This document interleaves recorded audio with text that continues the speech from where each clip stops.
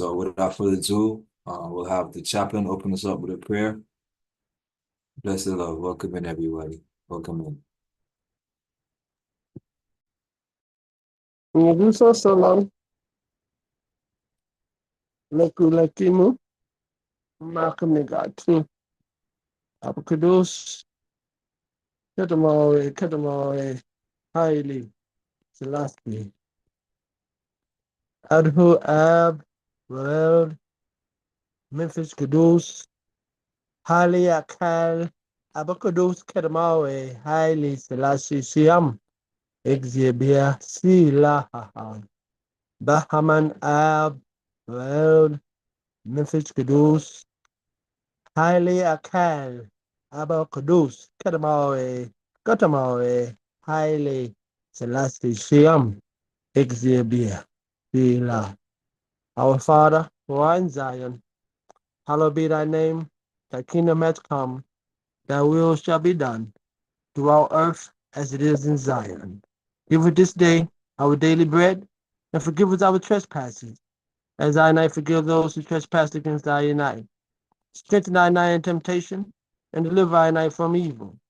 For thine is the kingdom, and the power, and the glory, forever, world without end. To the name and power of the King of kings, Lords of lords, conquering Lion of the tribe of Judah, defender of the faith and true light of this world, Father of African freedom and African unity, Abacadus Kenamawe, Adisalasi Sim Exibia. Matthew 24:35. Heaven and earth shall pass away, but my words shall not pass away. Matthew 24:36. But of that day and that hour no man knoweth, not even the angels of heaven, but my Father only. In this celebration time of the golden anniversary, of the golden victory, of good over evil, of the fascist state, on this day, of this May 5th, Monday, our Father, in 1941, conquered and gave his victory speech to the resurrected Ethiopian. In the speech, he made reference as the first person in history that I and I know made reference to this golden parable of Christ, that heaven and earth shall pass away, but my word shall stand, not pass away. And no angels are in heaven, nor the creations, no man know it, only the Father. In his victory speech, His Majesty speaks. Today is the day on which Ethiopia is stretching forth her hands to Exibia in joy and thankfulness, and revealing her happiness to her children, people of my country, especially my faithful soldiers. No human lips can express the thankfulness which I feel to the merciful Exibia, who has enabled me to stand in your midst on this day, of which the angels in heaven and the creation on earth could neither have thought of nor known. Before everything else, I want to tell you and to make you understand that this day is the day on which a fresh chapter of the history of the new Ethiopian begins. In this new era, a new work is commencing, which is the duty of all of us to perform. A new day. People of my country, Ethiopia, today is the day on which Ethiopia is stretching forth her hands to Exibia in joy and thankfulness and revealing her happiness to her children. This day on which the people of Ethiopia are freed from oppressive foreign yoke and eternal servitude, on which I am enabled to rejoin my people whom I love and have longed for, will be honored as a holy day to be commemorated annually as a great Ethiopian anniversary. On this day, We shall remember those heroic warriors who, determined not to surrender the great charge passed to them by their father, became sacrifices, shedding their blood and breaking their bones for the freedom of the land they love and for the honor of their emperor and their flag.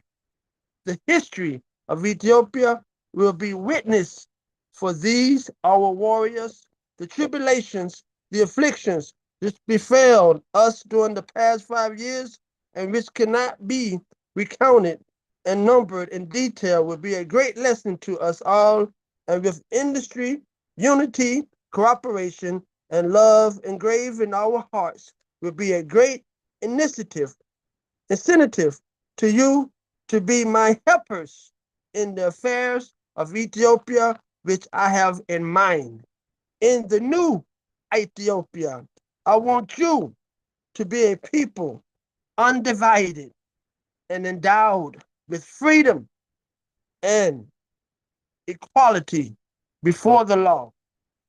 You will have to join me in my efforts for the prosperity of the country, for the richness of the people, for the development of agriculture, commerce, education, and learning, for the protection of the life and resources of our people, and for the perfection on modern lines of administration of the country. His Imperial Majesty, Abacadus Kidamawe, Adisalashisium Exibia. For we, the Black people of the world, in order to effect unity, solidarity, freedom, liberty, and self-determination, to secure justice and maintain the integrity of Ethiopia, which is our divine heritage, we do hereby gather and uphold and ordain this Constitution of the Ethiopian World Federation Incorporated unto His Imperial Majesty as Commander-in-Chief of the Mahel Tafari, Lord of Hosts of African Liberation Army. Give thanks, give thanks, give thanks. Sila, Sila. Hasana, Hasana. Sata Amasadana. Amlakana Halina Wasawana. Negusa Salam. Sila, Sila, Sila. Give thanks, Chair. Yes, yes, sir, Chaplain. Give thanks, give thanks. Still waiting for Minister Lazarus to come on in. Uh, Not getting him as of yet, but we do have a few things going on.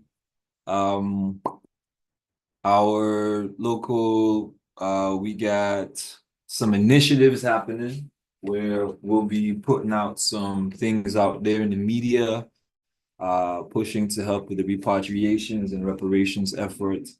Also pushing with some business incentives for the local members and other Black businesses that are doing business with us, and looking to increase our network and get our people moving better and better bit by bit. One of the places that we have been using and we've been billing on is onthewall.com. And onthewall.com is a social platform, and it has everything that you will find on Chair, you're breaking. social platform. And one of the greatest things about it, it is freedom of speech. Hold on, guard check. Do you have a copy? Secretary, could you take up for a minute and let us everybody know about the All right, so we have a new member joining us, Damien Norris, who's on the call, who's actually the creator and founder of On the Wall. Damien, would you like to speak more on the wall and just give us, the background on it? Is that something you'd like to do?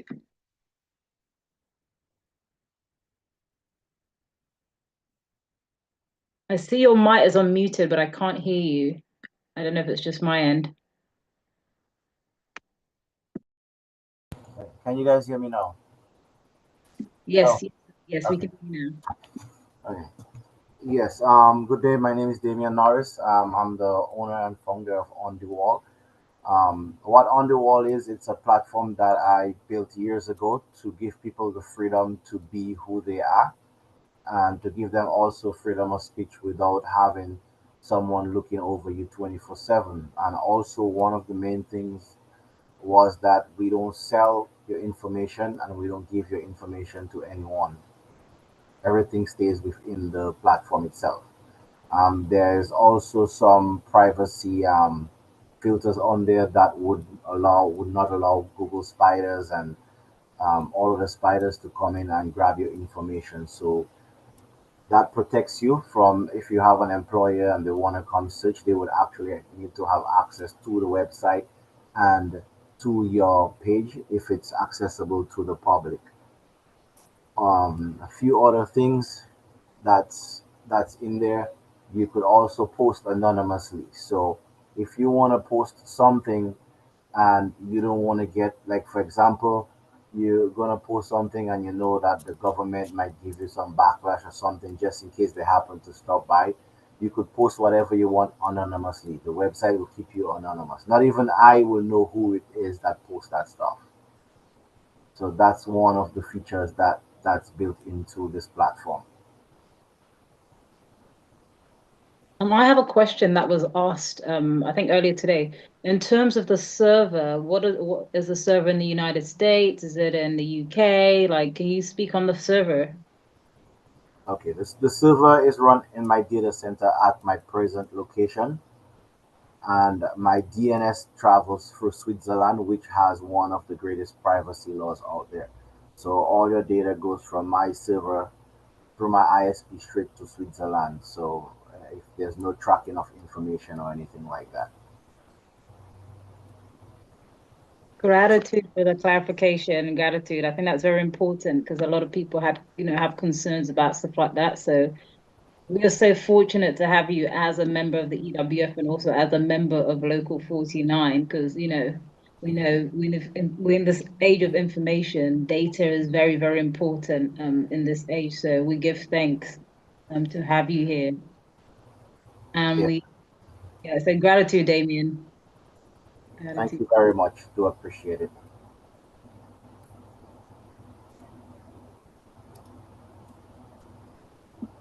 All right, so we have Minister Laz now. When you're ready, Minister Laz, we can start the program. Yes, sir.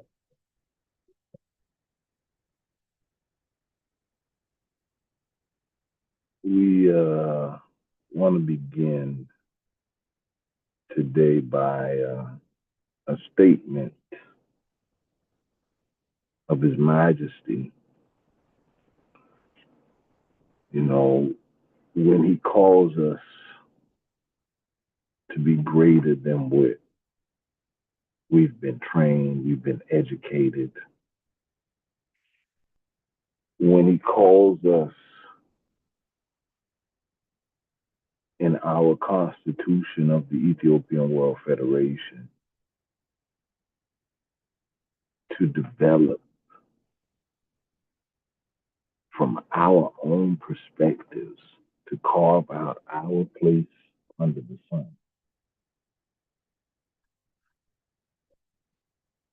In those aspects, what do we feel when we hear such things?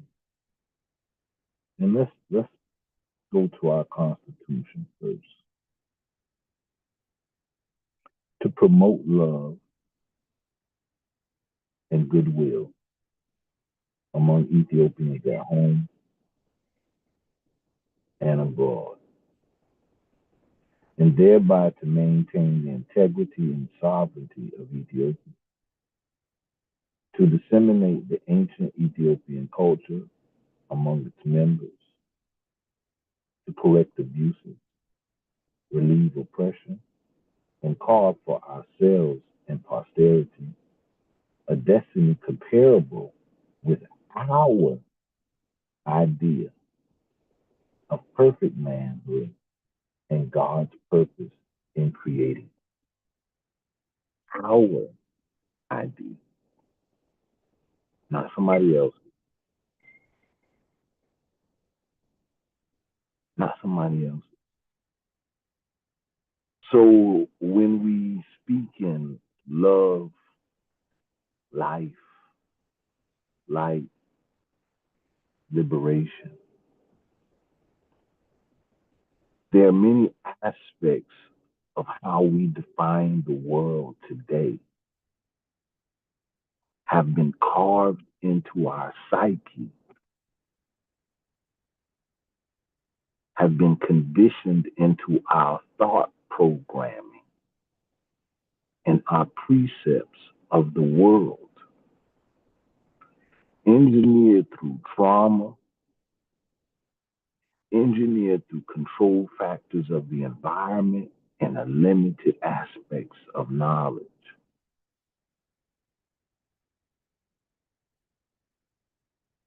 So today, we have mindsets, mindsets that are not really equivalent to what we would say an ancient Ethiopian culture.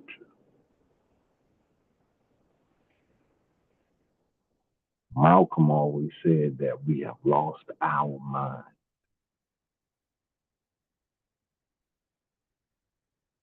They've hit us in the head, so we have lost the knowledge of self. They've hit us in our throat, so we are unable to speak our truth.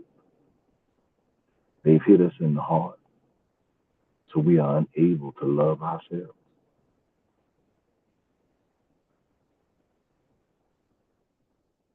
And then they buried our truth in a shallow grave. And in this, upon this shallow grave was a piece of acacia called a shittim wood. The acacia plant, native of Ethiopia.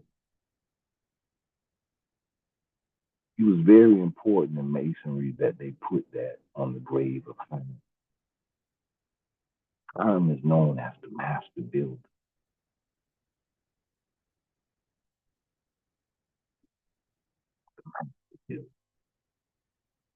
But the constructions in which Hiram was supposedly known was for the brass work. The brass work in the temple.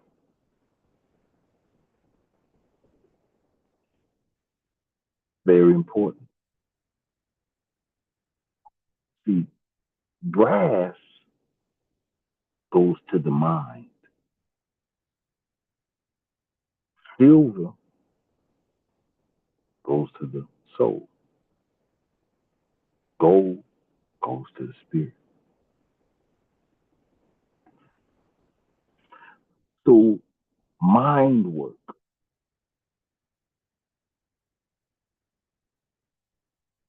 master builder, master craft,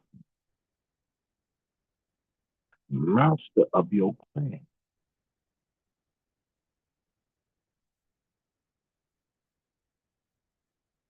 To the women, they tell the women to say, which craft? Our children now play Minecraft.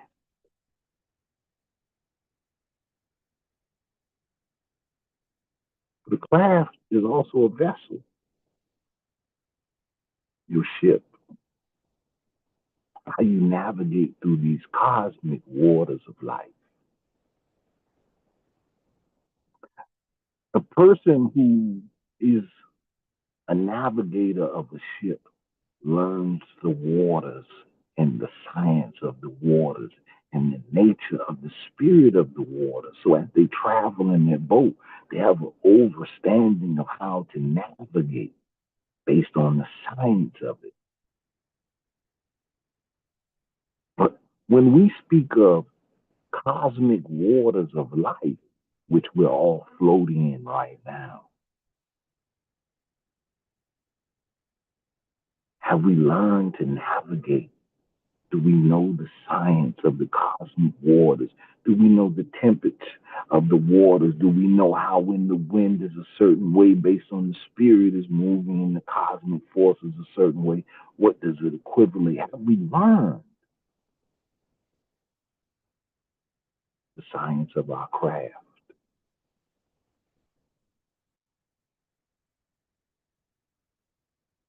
See, it's not a basis of a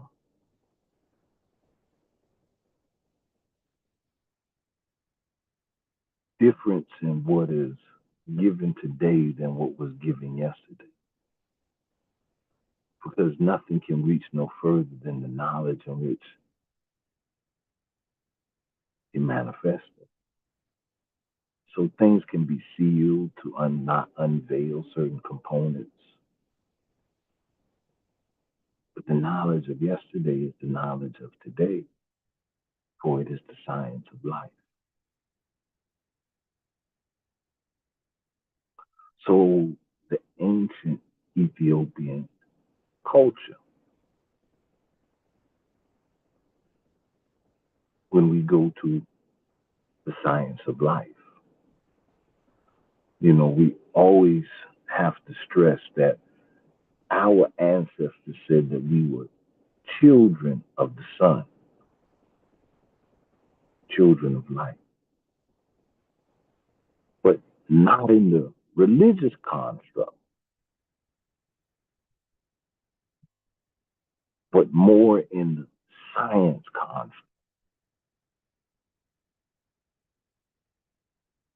And studying the ways and nature of man and knowing the science of our life. So we all carry that essence, that spark, that light.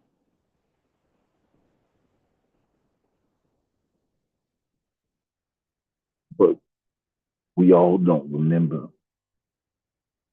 the navigations of our science in these cosmic waters.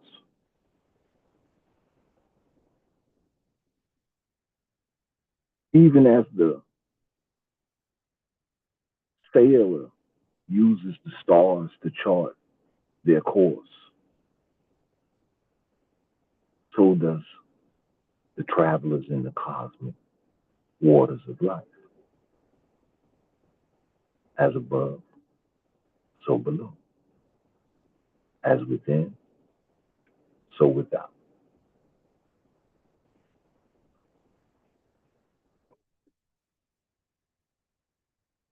We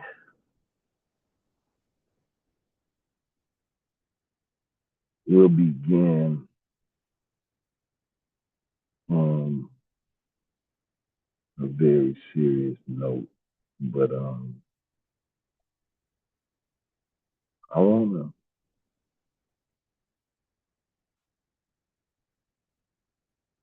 kind of bring it in on a certain frequency tonight. So we're going to do two things first.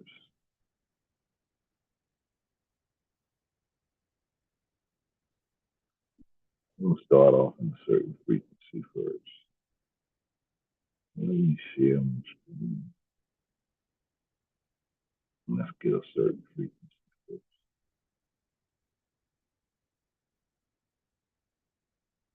We just passed Victory Day. And the science of Victory Day is important for us. So let's do this. Be still, all ye enemies of Jah, and know that the Lord God Jah the Almighty shall wound the head of his enemies. Jah, Rastafari, I listen last to the first. Oh, let God arise, let his enemies be scattered. Let the them also that hate him will flee before him. As smoke is driven away, so drive them away. As wax melted before the fire, so let the wicked perish at the presence of God. But let the righteous be glad.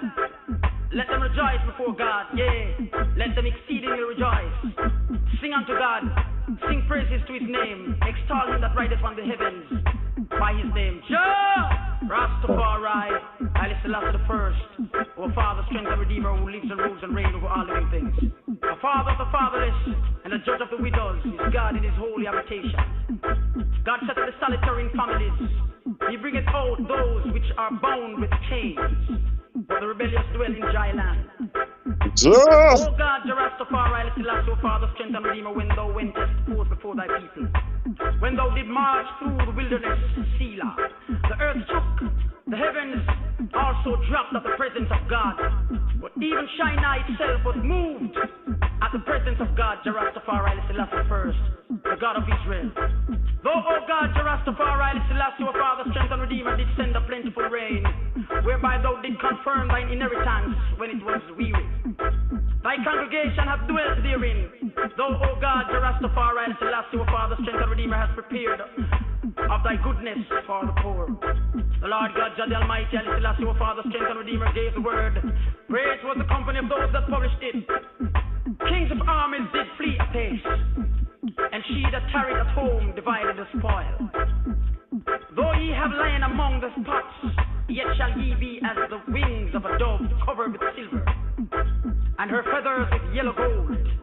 When the Almighty God, Rastafari, Haile Selassie, O Father, strength and Redeemer, scattered kings in it was white as snow in Salmon. The hill of God, Rastafari, Haile Selassie, O Father, strength and Redeemer, is as the hill of Bashan, and high hill as the hill of Bashan. Why leap ye high hills?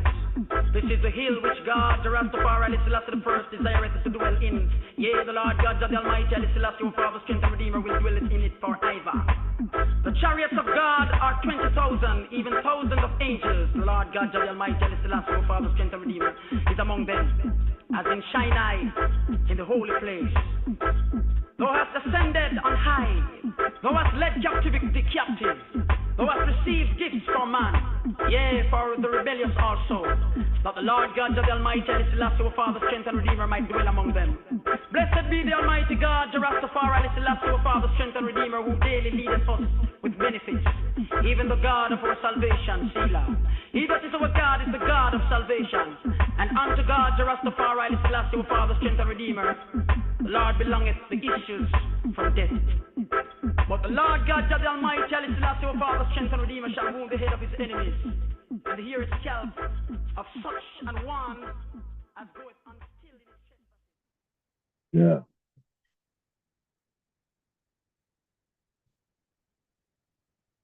Yeah. So with that, we will go to our main video to start our discussion today as we talk about the mind, our craft, the science. So let's look at some things and discuss mindset.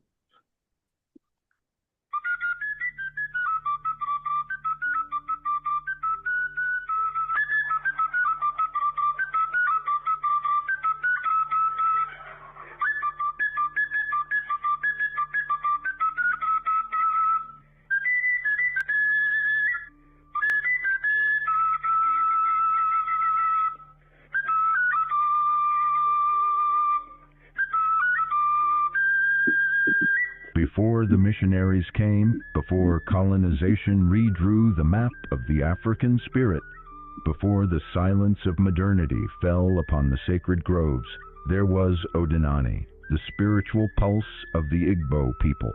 It was not a religion in the Western sense. It was a world view, a cosmology, a living contract between the human and the divine. Every river had a voice, every tree a witness, every birth and death a dialogue between worlds. And at the center of it all stood a belief system so intricate, so profound, that it mapped both the stars and the soul. But what exactly is Odinani? Who is Chukwu, the source of all being? whose name still echoes in Igbo prayers today. What is the Chi, that personal spark of divine intelligence? And how does it guide each person's destiny like a shadow made of light? Who is Allah, the goddess of the earth, who judges morality not with fire and brimstone, but with soil and silence? And why do thunderclaps still carry the memory of Amadioha, the god of justice, whose voice once roared across village skies? In a world increasingly disconnected from land, from ancestors, from meaning itself, the wisdom of Odinani feels not only ancient, but urgently relevant. It teaches that every person carries a divine spark, that truth is enforced by thunder, that justice is written into the very earth. It is a tradition born not of conquest, but of communion, with nature, with spirit, with self. Odinani is not just a set of beliefs. It is a map of the invisible world, a mirror through which the Igbo people understood who they were, where they stood, and what they owed to the universe. Today, many only know fragments, whispered names of gods, rituals half remembered, icons turned relics. But buried beneath centuries of colonial erasure lies a sacred science waiting to be remembered. This is not just a story about old gods or lost rituals. This is a rediscovery of spiritual architecture, of how a people built meaning, morality, and identity from earth, sky, and dream. This is Odinani, not forgotten, only waiting.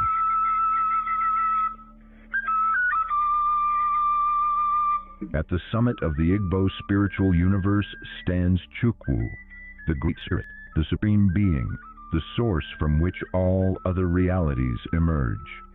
Chukwu, sometimes called Chi Ukwu or Chineke, is not just a god among gods. He is the cosmic essence, the silent architect of all creation, the breath that animates the seen and unseen. In Odinani, Chukwu is both transcendent and immanent. He is above all, yet present in all. Unlike many Western conceptions of God as a distant ruler enthroned in judgment, Chukwu is more like a flame in the heart of everything. Silent, omnipresent, immeasurable, Chukwu's name itself reveals his nature. Chi refers to spirit or life force, and Ukwu means great. He is the great child.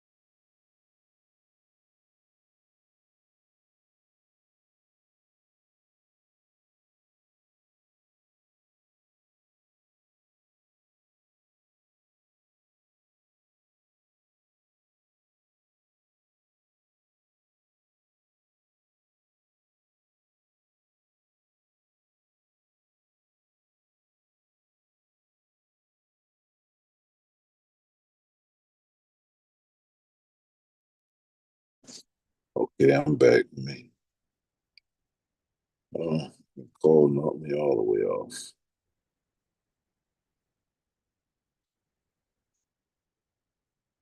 But that was a good spot there anyways. Play it back just a little bit. And I want us to have a discussion from there. It's going to be a good discussion here. Some blessings in this. Inscribed into nature, into conscience, into the pattern of life itself. He is the ultimate creative force, the one who fashioned the heavens, the earth, and the myriad spirits that inhabit them. Chukwu delegates not because he is distant, but because his essence fills all things. He created the pantheon, Ala, Amadioha, Ikenga, Edenmili, each with a purpose, a realm, a resonance, but all owe their existence to him. In this way, Chukwu is not only God, but origin. He is the rhythm beneath the drum, the flame behind the sun, the silence from which the word is born. Chukwu is not petitioned casually. While other deities might receive offerings and prayers for daily needs, rain, fertility, justice, Chukwu is invoked in moments of highest seriousness, births, deaths, oaths, and destinies. To swear by Chukwu is to bind oneself to truth that cannot be broken without consequence. To understand Chukwu is to glimpse the blueprint of creation, a universe where everything flows from one eternal source, and where divine order is not a rule book, but a living song. If Chukwu is the source of all, then Chi is the fragment of Chukwu that lives within each individual, a divine spark that is at once personal and cosmic. To the Igbo, your Chi is more than a guardian or inner guide. It is your personal God, your spiritual twin, your invisible destiny encoded in light. Before a soul is born into the human world, it meets with Chukwu and chooses its path. That path, that agreement, is carried into life by the Chai. It is both destiny and witness, a divine partner that accompanies you from your first cry to your final breath. The Chai is a paradox, both you and not you. It walks with you, speaks to you in moments of silence, and sometimes pushes you toward choices you cannot explain. When a person succeeds in life, it is said, his Chi is strong. When they falter, his Chi is sleeping. But Chi is not fate in a rigid sense. It does not control, it aligns, it invites. The choices remain yours, but Chi is your blueprint, your compass, your secret map back to Chukwu. In traditional Igbo society, understanding your Chi was a sacred task. Diviners, elders, and priests could help reveal your Chi's purpose, especially when life seemed lost or chaotic. A person in conflict with their Chi might face endless obstacles, not as punishment, but as a sign that they had strayed from their path. Aligning with one's Chi was the key to peace, progress, and spiritual power. This alignment wasn't achieved through rituals alone, but through introspection, discipline, humility, and listening to the voice within.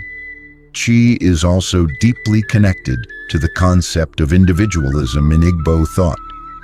Unlike many communal African philosophies, the Igbo worldview celebrates personal destiny. Everyone has a path, a mission, a Chi that is theirs alone.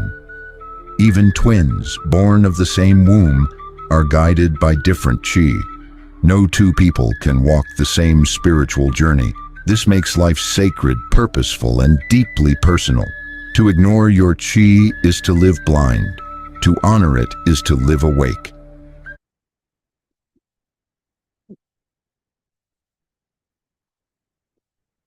That last one more time. Just listen. This makes life sacred, purposeful, and deeply personal. To ignore your Chi is to live blind. To honor it is to live awake. In a world that often pulls us away from ourselves, the Igbo tradition offers a profound truth, that within you walks a divine guide, not outside in the heavens, but right beside you, whispering the way home.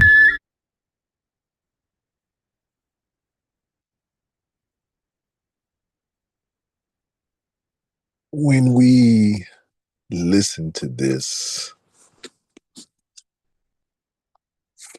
we have to, it has to make your spirit smile.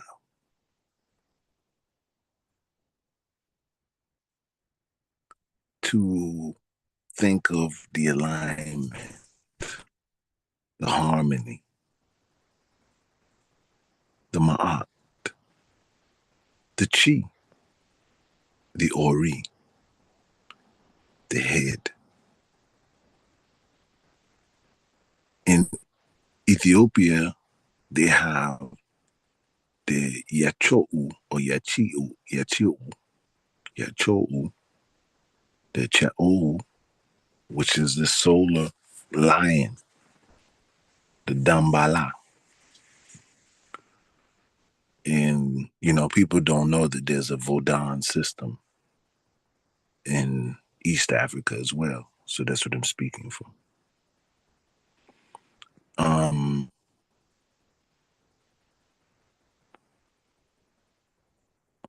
Ordinani. So we know the Europeans took a name, Odin,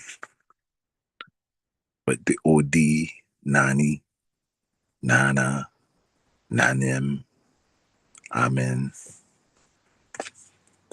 You're going to be able to see certain things in coalition if you don't look at it in division, in oneness. One of the keys on the picture here, you kept seeing the ram horns on the crowns. And that's a very deep topic that we're going to enter into. But I would like, based on what you've heard about the Igbo tradition and the science and so forth, to hear the inputs. I know our president, Ross Kimian, Local 49, has been following through this regularly. He posts the days of the weeks. So I know this is something he definitely wants to dig into. But we're talking about our mind, our ancient culture. How did we view life? Navigating through these cosmic waters. Do we understand the science and the lessons our ancestors left for us to make sure that we're always aware of how to navigate and deal in the elementals? So I open the floor. Anyone want to speak on what they've heard? How did the information make you feel? Do you agree with it? And what did it make you think of? Floor is open.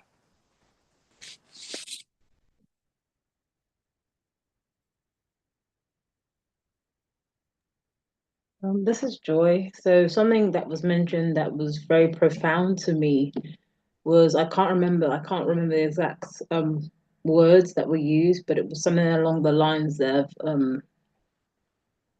you basically the God within versus the God in the sky. Those weren't the exact words, but that's your guide. It's with you. It's not up in the sky somewhere. And that's something that was very profound to me. Knowing each of us have that individual first self, higher self, God within or goddess within. And to me, that's so important because then, the responsibility is within you versus putting that responsibility with something outside of you. So that's very profound to me. Give thanks. Yes, I give thanks.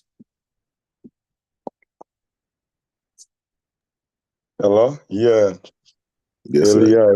This is Ja Black, with that music there, it sounds to me very, very soothing, and it sounds like it gave a lot of relief when I listen to it.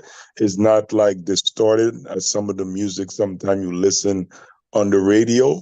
So it kind of brings me to like the different hertz that's being pushed out as like is in tune with the body. And I do think that the chi itself is like our life, I would say our lifeline.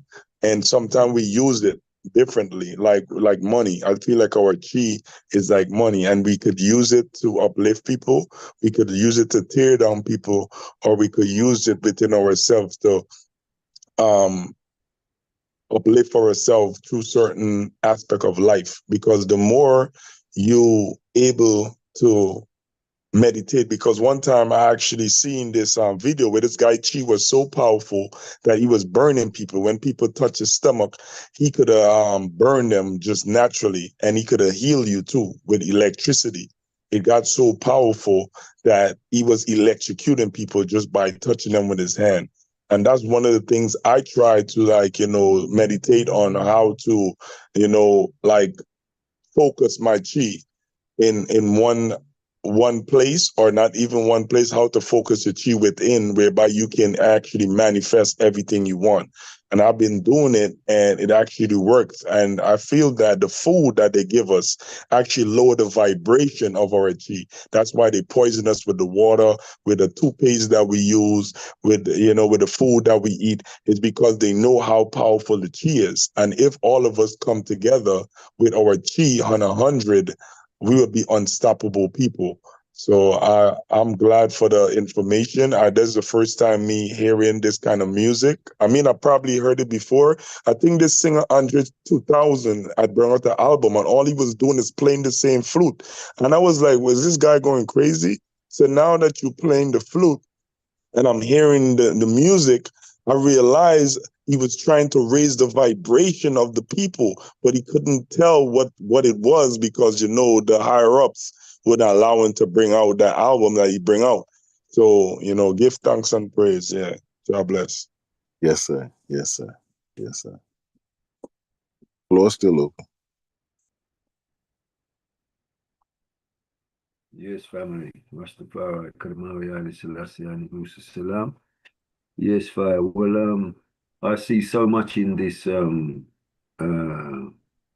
video, especially with the science, because one thing, the things that were going through my mind as I was listening first is that in the cosmology, or in the history of the continent, that the Igbo people are the foundational. Their cosmology is foundational in the whole of the continent, and they are allegedly, or by Igbo scholars, claim that they are the origin of man, and they can actually there are scholars of Igbo scholars who say that they are actually 500 to 350,000 years history that they can actually trace. So I find that very interesting. Also, as Raslas was picked up already on Odin and Odini of the Norse mythology, and what was very striking was the headdress of the Odinini, and the headdress of the Vikings in the European Vikings who followed the god Odin. So that was very striking. And also in his hand, in his staff, was the wheel. So the wheel is obviously the cosmology of the skies, of the heavens. And in that point, that we, as people, as human beings, we are, he said, we are stardust. We're made of stardust. We have a star body in the sky. In saying that we have a star body in the sky, what do I want to say? I lost my train of thought. In saying that we are a star body and we are stars. Oh, the connection to say that there is we're looking for a God outside of ourselves and not within ourselves. I think that is quite a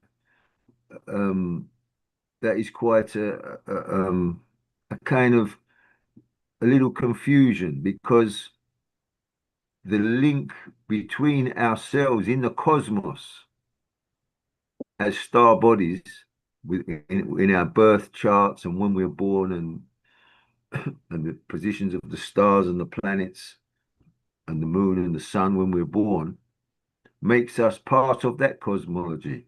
So even though we do look within, we still have to look into the heavens, because the link between the heavens and the earth, which they're calling Chi, which is in Ethiopia we're calling Manifest Kedus, which is the Holy Spirit. So it's the same, it's the same it's the same expression, but I think we shouldn't make the mistake of actually trying to separate ourselves, because I find this with a lot of our Rastafari brethren as well. Say, oh, this Bible and the heaven and all of this, there is no such thing. Well, there is.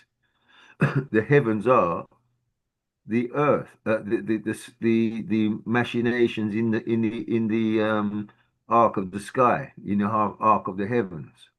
So I think that we need to be mindful that we don't try to separate ourselves from saying, well, there is no without and it is all within. There is a within and there is a without. And the connection between the within and the without is the manifest kedus, or the chi. Give thanks. Yes, sir. Yes, sir. Floor is open.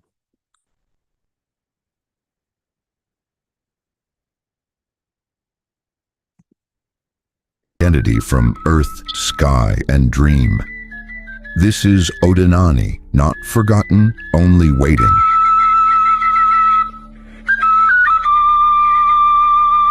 At the summit of the Igbo spiritual universe stands Chukwu, the Great Spirit, the Supreme Being, the source from which all other realities emerge. Chukwu, sometimes called Chi Ukwu or Chineke, is not just a god among gods. He is the cosmic essence, the silent architect of all creation, the breath that animates the seen and unseen. In Odinani, Chukwu is both transcendent and immanent. He is above all, yet present in all. Unlike many Western conceptions of God as a distant ruler enthroned in judgment, Chukwu is more like a flame in the heart of everything. Silent, omnipresent, immeasurable, Chukwu's name itself reveals his nature. Chi refers to spirit or life force, and Ukwu means great. He is the great Chai, the boundless origin of every individual Chai, every force, every vibration that moves through the worlds of humans, spirits, and deities. He is not worshipped through grand temples or graven images, but through reverence, humility, and alignment. For the Igbo, to live well is not just to obey, but to harmonize with the divine order that Chukwu has breathed into existence. His law is not written on stone tablets. It is inscribed into nature, into conscience, into the pattern of life itself. He is the ultimate creative force, the one who fashioned the heavens, the earth, and the myriad spirits that inhabit them. Chukwu delegates not because he is distant, but because his essence fills all things. He created the pantheon, Ala, Amadioha, Ikenga, Edenmili, each with a purpose, a realm, a resonance, but all owe their existence to him. In this way, Chukwu is not only God, but origin. He is the rhythm beneath the drum, the flame behind the sun, the silence from which the word is born. Chukwu is not petitioned casually. While other deities might receive offerings and prayers for daily needs, rain, fertility, justice, Chukwu is invoked in moments of highest seriousness, births, deaths, oaths, and destinies. To swear by Chukwu is to bind oneself to truth that cannot be broken without consequence. To understand Chukwu is to glimpse the blueprint of creation, a universe where everything flows from one eternal source, and where divine order is not a rule book, but a living song. If Chukwu is the source of all, then Chi is the fragment of Chukwu that lives within each individual, a divine spark that is at once personal and cosmic. To the Igbo, your chi is more than a guardian or inner guide. It is your personal God, your spiritual twin, your invisible destiny encoded in light. Before a soul is born into the human world, it meets with Chukwu and chooses its path. That path, that agreement, is carried into life by the Chai. It is both destiny and witness, a divine partner that accompanies you from your first cry to your final breath. The Chai is a paradox, both you and not you. Well, as you listen, it is the cosmic fluid. It is the as above, so below. But you're connected, for it is all one. And a component of that light, that spark is in you. But you come with a light encodement. See, the light encodements in Yoruba, when they do what is called Odu, they cast the Odu and do a reading on you, they deal with zeros and ones. That's a binary codes, an 8-bit process they deal with. Same thing as machine language. So you're dealing with light codes. So now you remember in the movie Matrix when Neo finally woke up to himself and he started seeing the codes. That's what we're talking about. But written within all of nature is the science and the laws of life. Judgment is there encoded in everything. Science is there encoded in everything. As you learn this, you learn to see. Amashe, what the Khoisan say. But in India, they say, Namaste. Amashe. Namaste. Amashe. Namaste. So the science in which we are echoing here that is coming out of the Igbo, holding a component of our original mindset. This is what we're talking about. Because now our mindsets is based on the religious construct of power and judgment against the wicked. That's where our construct is. And so it's not navigating through the cosmic forces, learning to be a navigator with the science. It's been contained to a ritual of discipline and so forth in hopes that the great judgment will save you. Still not a navigator, not a master of the craft. Of submission in a certain sense, but the scientist is gone. See, but that's not where we're at today. See, the new cosmic reality has come in. The generations that are coming forth to be masters of the science. No more to go back into the blindness of the matrix.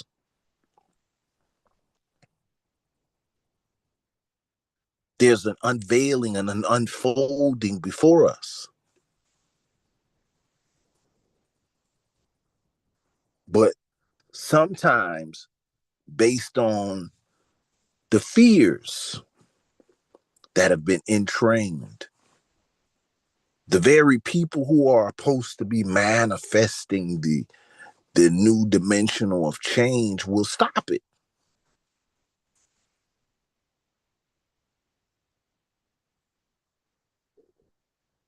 United Vision going past me, and this is where where's this I've put my dedication here, I've did all this, so how could the vision go past this? This is where it's supposed to be at. So you're trying to contain. You're not allowing the flow.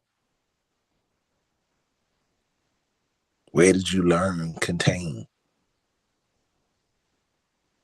and not flow?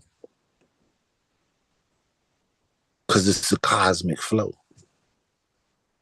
But you want to contain it. Is that the original mindset? Or is that through generations of trauma from the wars, from the times of the Punic Wars all the way to now, to where we define based on a religious construct and not navigators in the cosmic waters, understanding the science of life?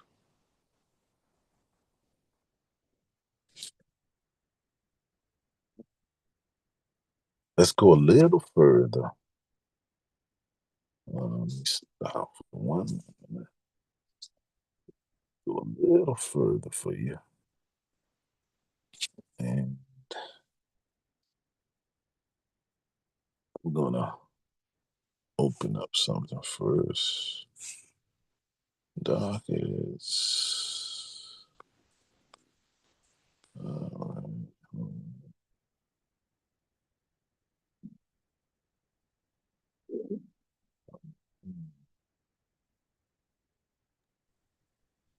While you're looking for that, Russ, can I say something?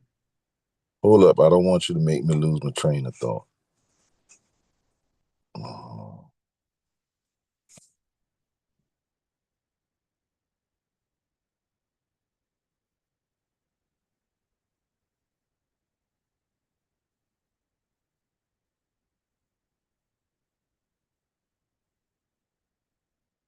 So, as we look, as His Majesty said, to become greater than what they taught us or trained us to be. That's so important. And I mean, it's beyond important now. It's a necessity. Ibrahim Traore was trained certain necessities of war military training by the United States.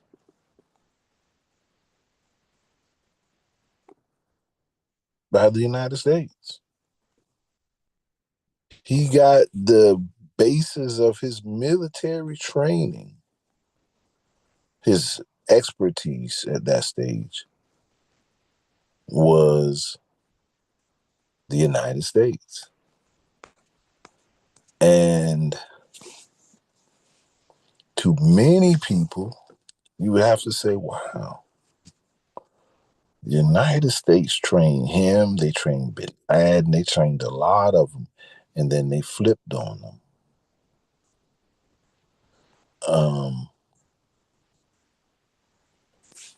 And he had to become greater than what they trained him for.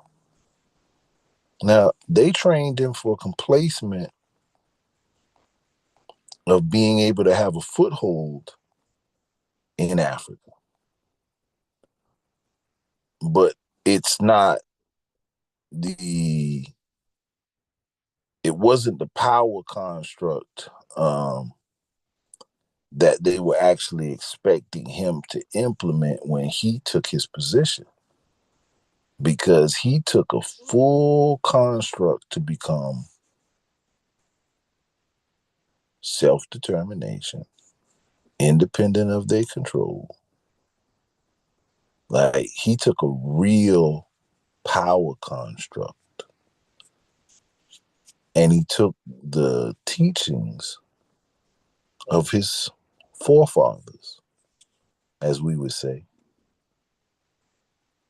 as Sankar, their teachings, and he applied it, and he took the training of the United States and he took it to the next level. And so when we say this, there are things that we've left in the world to train us. And these are seeds. So we just looked at Odanani, we just looked at the Igbo, and we seen certain things. We seen chi, we seen all of these things, and these words matter. So let's look at one more thing. Just a little something.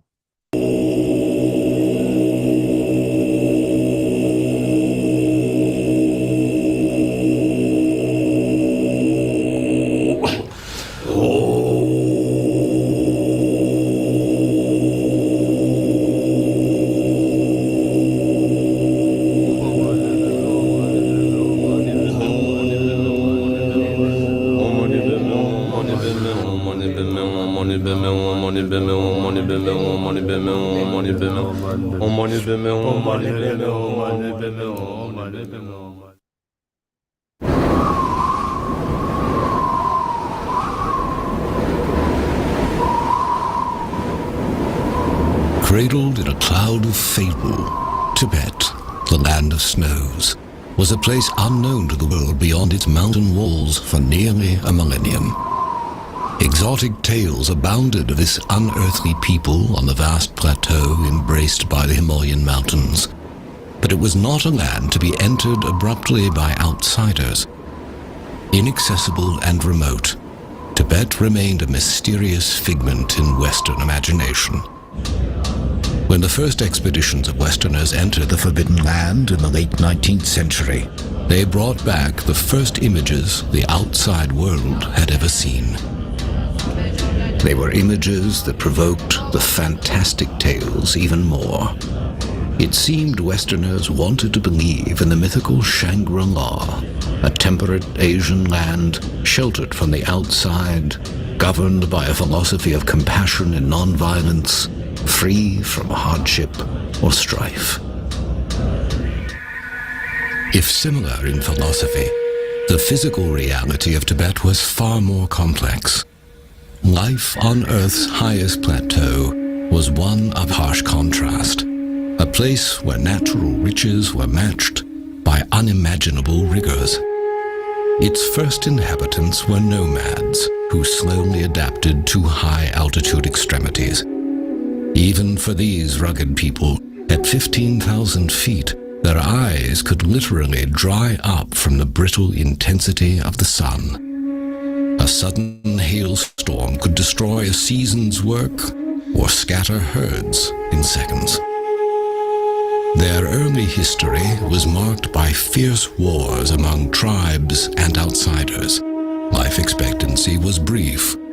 They were a people with an acute sense of life's impermanence and suffering. It is not hard to understand why the Tibetans, whose outward conditions were so severe and changeable, came to look inward for a sense of permanence and peace. The king who had finally united them as a people wished to unite them in faith as well. He invited a charismatic leader from India, Padmasambhava, to bring Buddhism to his land. Tibetans had believed in a host of deities, both benevolent and wrathful. Overcoming sabotage from the leaders of this religion, known as Bon, was the challenge. Padmasambhava succeeded by blending these beliefs with the teachings of the Dharma, or Buddhist scriptures. Instead of casting the deities out, he creatively recast them as guardians and symbols of the Buddha's teaching. The result was a unique Himalayan hybrid of Buddhism. The lavish rituals and imagery of their former faith remained on the exterior, but the teachings of Buddhism slowly claimed the minds of the Tibetans. They came to embrace the Buddhist view of life as a continual stream of death and reincarnation, a cycle in which human birth represents a precious opportunity to make the moral choices that will determine one's destiny in the next life. Reincarnation in a lower realm of existence, into another human life, or ultimately into nirvana, a state of freedom from the suffering of physical existence.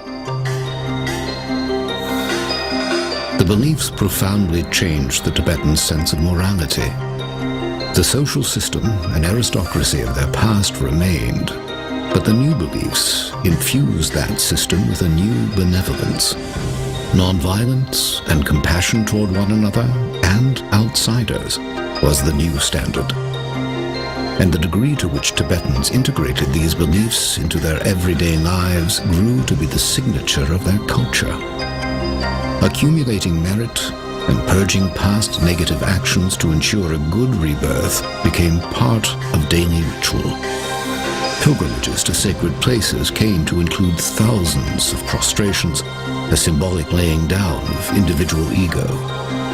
Prayers were inscribed on flags and strung in long lines to flutter over homes and temples, their message of hope for the liberation of all earthly beings to be carried on the wind across the world. Reciting prayers was accompanied by the constant spinning of prayer wheels, a symbol of goodwill and loving kindness spinning outward toward all beings. Life, literally, revolved around their beliefs.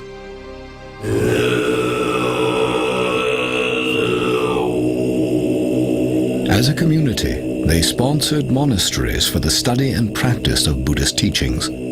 These vast structures were homes for tens of thousands of monks and nuns, publishing centers for all Tibetan society, and libraries for ancient texts. Unlike the more ascetic forms of Buddhism, the Tibetan version embraced the arts and sciences as tools toward understanding the infinite. Drama, music, art, astronomy, philosophy, and medicine were all taught at the monasteries. At the height of Tibetan civilization, the monasteries numbered over 6,000, with 1 in every 6 Tibetans becoming part of monastic life. Study began in the earliest years. Earning the equivalent of a doctoral degree could demand 20 years or more. The monks became the keepers of knowledge for all Tibetan society, and the thread linking all generations was a tradition of discipleship. One elder teacher or lama passing the teachings on to monks who, in turn, themselves became lamas.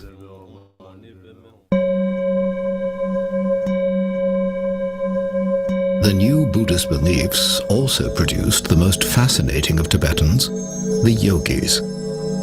Unlike the Hindu yogi, performing contortions for the public, the achievements of the Tibetan yogi were achievements of the mind, unseen by others. The Tibetan yogi was a monk or layperson who, having studied the teachings of the Buddha as a scholar, wanted to actually experience their promise within his own mind, a state of existence called enlightenment. For the aspiring yogi, attaining enlightenment meant gaining an earthly preview of the bliss of nirvana through intensive mental and physical exercises in remote caves or huts. Their goal was to rise above the suffering of samsara or physical life and discover the purest nature of consciousness. In their quest, meditation retreats could last for years. For centuries, Tibetans revered these yogis as the most mystical people in their society. They supported their pursuit of enlightenment by providing the monasteries with food, clothing, and currency. The yogis inspired Tibetans with the hope that freedom from the suffering of physical life might indeed be attainable.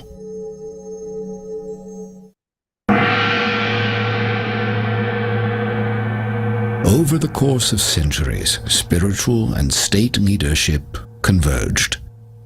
Tibetans began a tradition of identifying those among them believed to be reincarnations of the Buddha of compassion. Among them, one would be named Dalai Lama, literally ocean teacher, implying depth and breadth of wisdom. Eventually, the one identified as the reincarnation of His Holiness the Dalai Lama would take his place as temporal leader of Tibet. The symbolic seat of this mystical government became the Potala, a majestic monastery looming over the legendary capital city of Lhasa. Well into the 20th century, Tibetans remained virtually untouched by the modern world. The threatening thunder of a human storm grew louder in Tibet as the 20th century progressed. The Communist Revolution swept China, and with it came a surge of interest in controlling the land of Tibet. Invoking past diplomatic ties between Tibet and Imperial China's various monarchies, Mao Zedong used these as a thin pretext for claiming Tibet's strategic location, rich geologic resources, and the headwaters of key Asian rivers. In 1949, he announced that Tibet would be returned to the motherland, vowing to fill the region with 60 million Chinese within 10 years. Under the guise of liberating the Tibetans from an archaic way of life, the Army of the People's Republic began invading villages and monasteries. The tensions of their initial occupation and opposition to religion grew into an increasingly brutal campaign to replace Tibetan practices and people with their own. The world had not yet absorbed the shock of Hitler's Holocaust, when a new one had ignited in Tibet.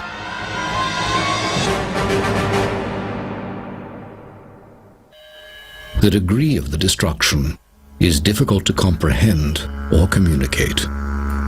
As the invasion swept across their country, Tibetans who proclaimed allegiance to the Dalai Lama were imprisoned, tortured, or killed, often in exceedingly gruesome ways.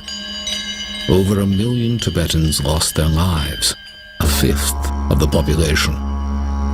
All but a few of the 6,000 monasteries were destroyed, bonfires made of their libraries, mockery made of their artwork and icons. The Dalai Lama, through all this, was Tenzin Gyatso, identified as a boy on a Tibetan farm.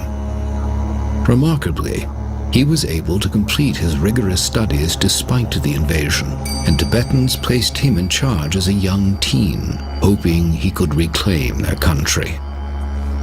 After his many attempts to negotiate with the Chinese, Tibetans feared their beloved leader would soon be kidnapped and killed.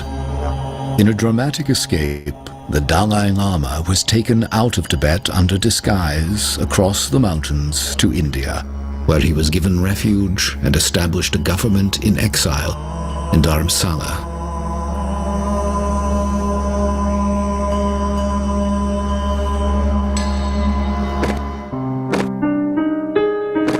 Chinese cruelty escalated in the years following the escape of the Dalai Lama, prompting a flood of Tibetans following His Holiness to India for refuge. Among them were a number of their revered yogis. After decades, the memory of that dark passage remains vivid.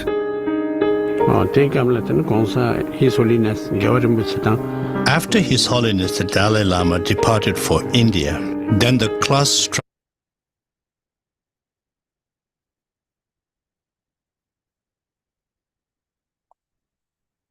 who enters into the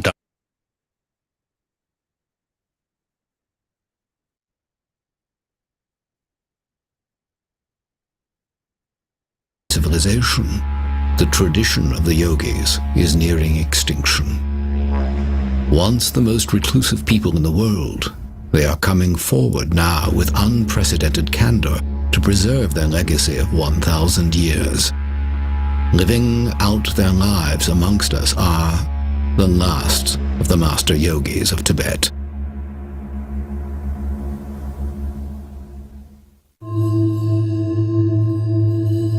To grasp the loss at stake with the loss of the master yogis, it is vital to understand what they have contributed to human development during their unique history.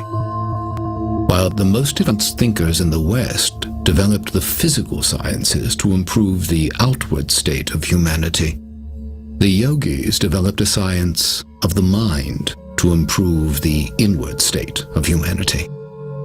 Improving the emotional and moral response of the mind was their lofty goal, to transform patterns of thinking and alter patterns of acting by conquering anger, aggression, greed, pride, jealousy, even subdue states of physical discomfort. The techniques they developed to achieve these results are only now being recognized and affirmed by Western study of the brain and body. Central to the tradition of the yogis is the passing down of extensive teachings and highly guarded practices for training both body and mind. Within each order of monks, the detailed lineages of yogis, their students, and their techniques are recorded with great care. Each lineage bears a unique name and approach. With roots stretching back to Tibet's first master yogi, Naropa, the Drikung Kagyu lineage has long been renowned for producing highly advanced yogis.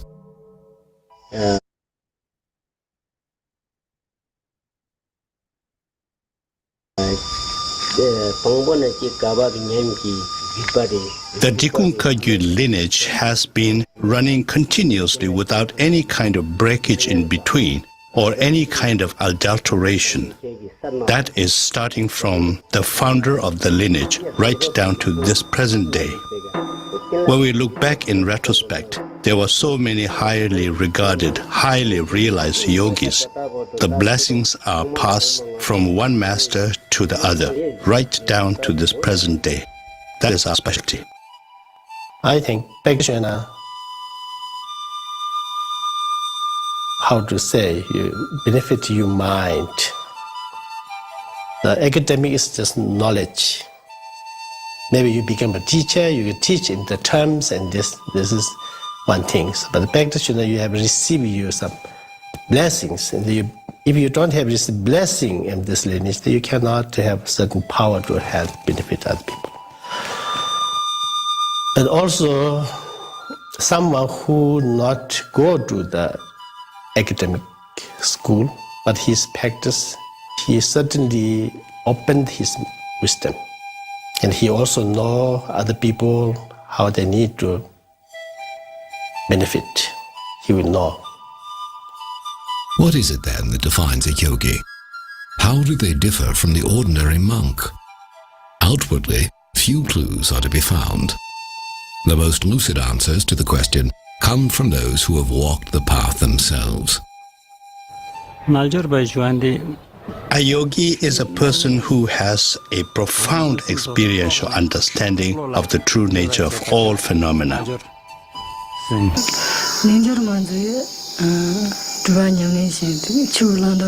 yogini is a practitioner who does extensive retreats and one who has gained experiential understanding of the teachings. So it would have to be someone who has not only received ordination, but someone who has done extensive retreats. A yogi means one who enters into the Dharma or Buddhist teachings, and after that one who does the practice, which is about the mind, training the mind to be always at ease, always at peace. That is the definition of a yogi. The Dharma lives within the yogi. Yogi follow the Dharma. If you really live on the Dharma, nothing can harm you. Even though they can be taken this life, but they cannot take next life. What a yogi or yogini strives to do is to put an end to the suffering that exists in cyclic existence. In order to do that, a yogi or yogini has to train his or her mind. Simply stated, a yogi or yogini will strive to counter all the negative emotions and try to generate positive energy. Experienced, qualified retreat person, even he remain in a street, a lot of noises, a lot of people, a lot of cars there, but his mind can remain fully concentrate. If someone who have not that qualified, like I think myself, even remain in a remote area, try to meditate, my mind go everywhere. Keeping the mind from going everywhere is precisely the challenge in meditation. And for centuries, aspiring yogis have retreated to remote places to avoid distraction while training their minds. Imagining life removed from society for years at a time can be difficult for Westerners accustomed to a world of virtually non-stop interaction. The question of where is another challenge. For Tibetans in exile, such places still exist in the Indian Himalayas beyond the reach of the Chinese. One of the 24 sacred places in Tibetan Buddhism is Lapchi, a meditation place, a Milarepa, one of Tibet's first yogis revered for abandoning a criminal lifestyle and attaining enlightenment within a single lifetime. A monk hiked for 6 days with a heavy camera into the mountains to bring back a glimpse of this primitive retreat. Even now, the images he recorded were permitted with reluctance.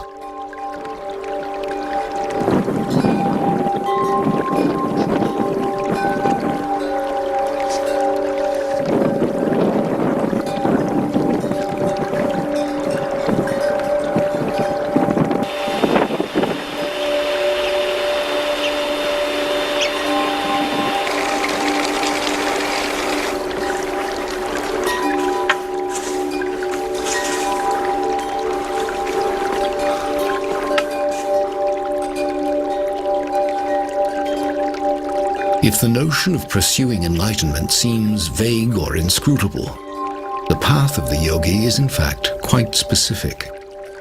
The techniques and practices developed over a millennium are revealed to them in a rigorous order and only by an accomplished practitioner.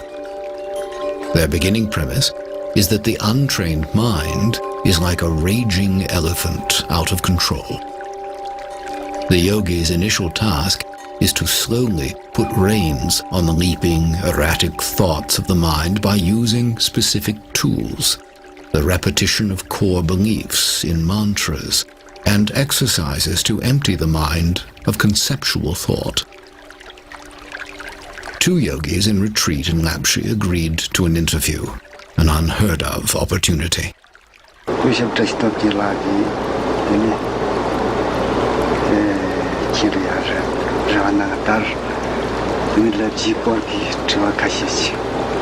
You have come to Lapchi when I have taken a few days break in my retreat.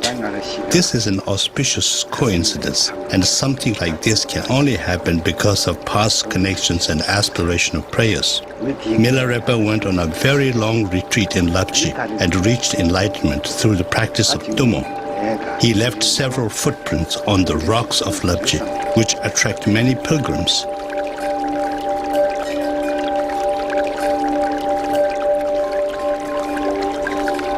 The disciples of many important masters have meditated at caves in Lapchi and the surrounding places.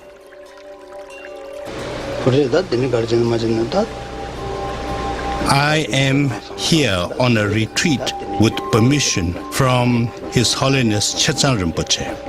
After many years' retreat, I came to the conclusion that a human being's physical constitution in particular was a big impediment for serious practitioners.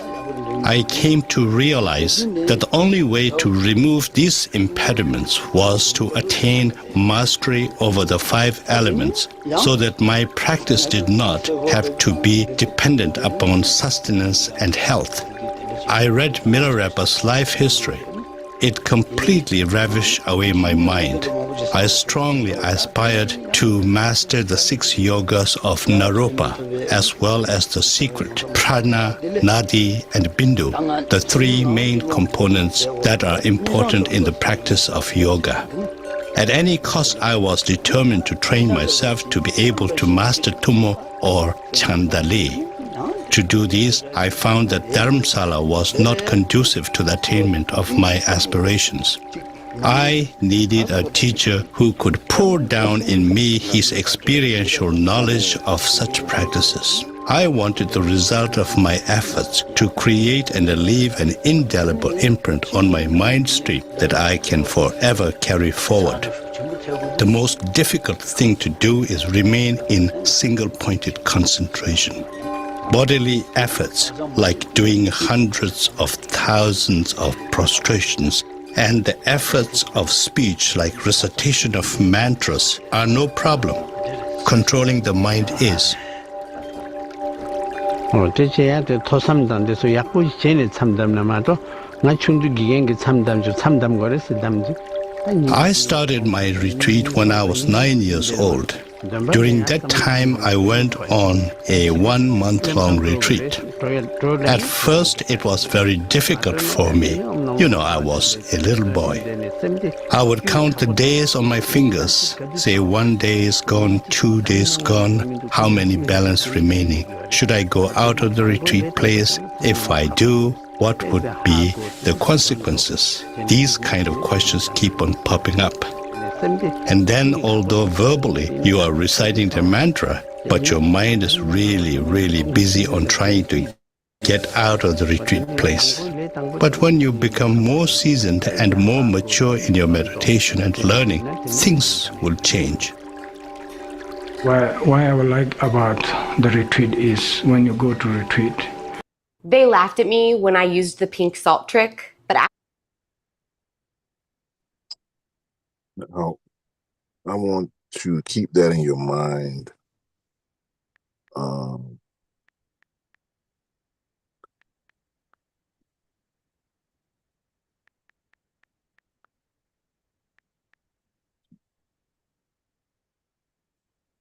Because the same thing you see happening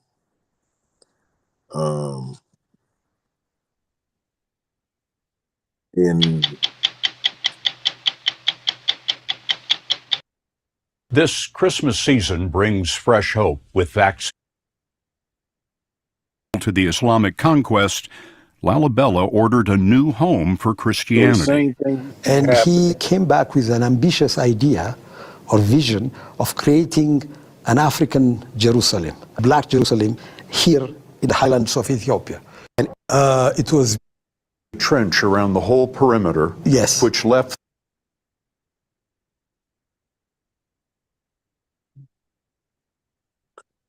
absolutely.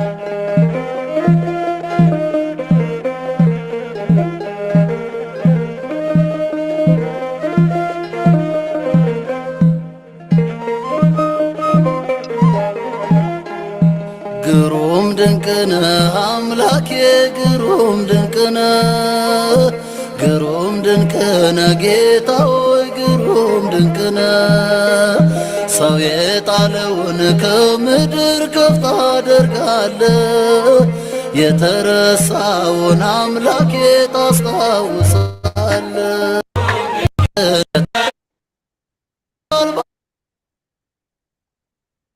ቤተ ክርስቲያን አለ የለውም ዝም ብሎ እና ደብሮ የተባሉት አይደለም እንደውሽ ደብሮች ፋይሉታል ዋሻ አለው ወይ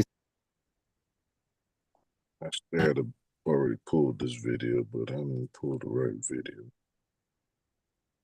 What I'm trying is that I don't know why it's not coming.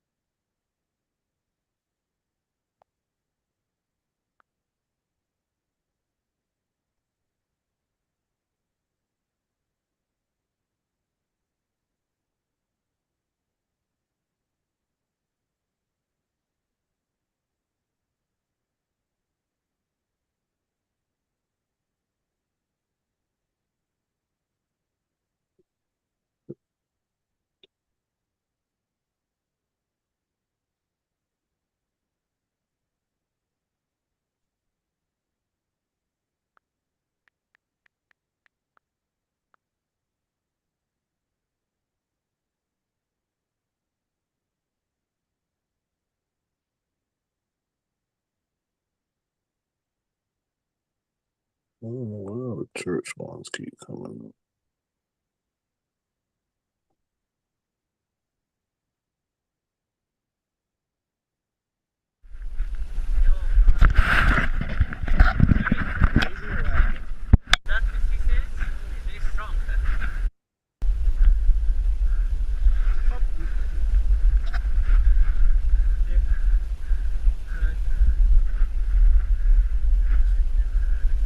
Okay.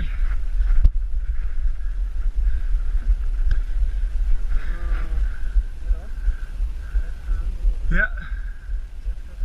Yeah.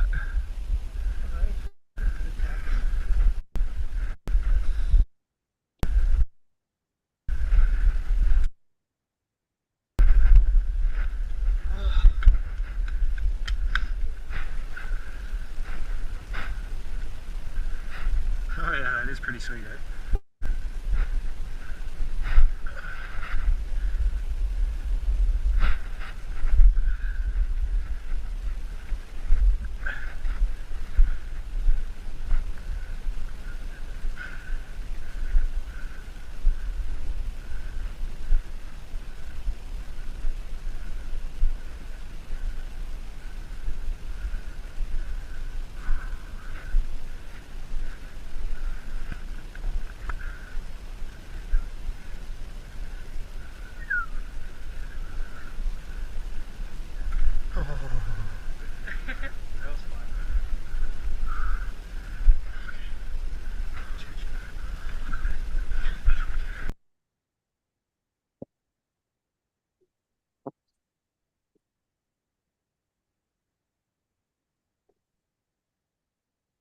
So as you see what happens in Tibet, and they go through this to develop a science to bring back the mind.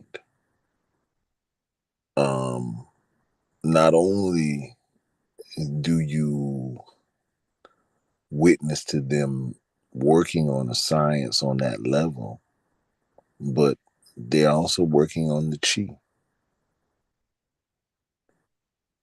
And when we look to Ethiopia, we see that the Batawi monks are doing the exact same thing. And they're working on enlightenment. They're working on ascension. So when we start talking about our state of mind, right? Our original state of mind. You know, right now we're working on paying bills, figuring out how to be able to have it easy so the bills could be paid and we could live a certain life and, you know, to do the things we want to do, or we think we want to do, go here, travel here, drink this, go to this restaurant, go to this club, all of these things that we think, take this vacation. But was that our original state of mind? Or are now we trying to determine that that is living? As people would say, man, live your life. Well, what's living your life? Today, could you say, based on what you're seeing in the world, that people have been living their life? Or have they been consuming their life? Have they been running their life against the rocks, damaging their craft, their ship, rather than navigating in harmony and in peace? What is living our life? What is our right? Do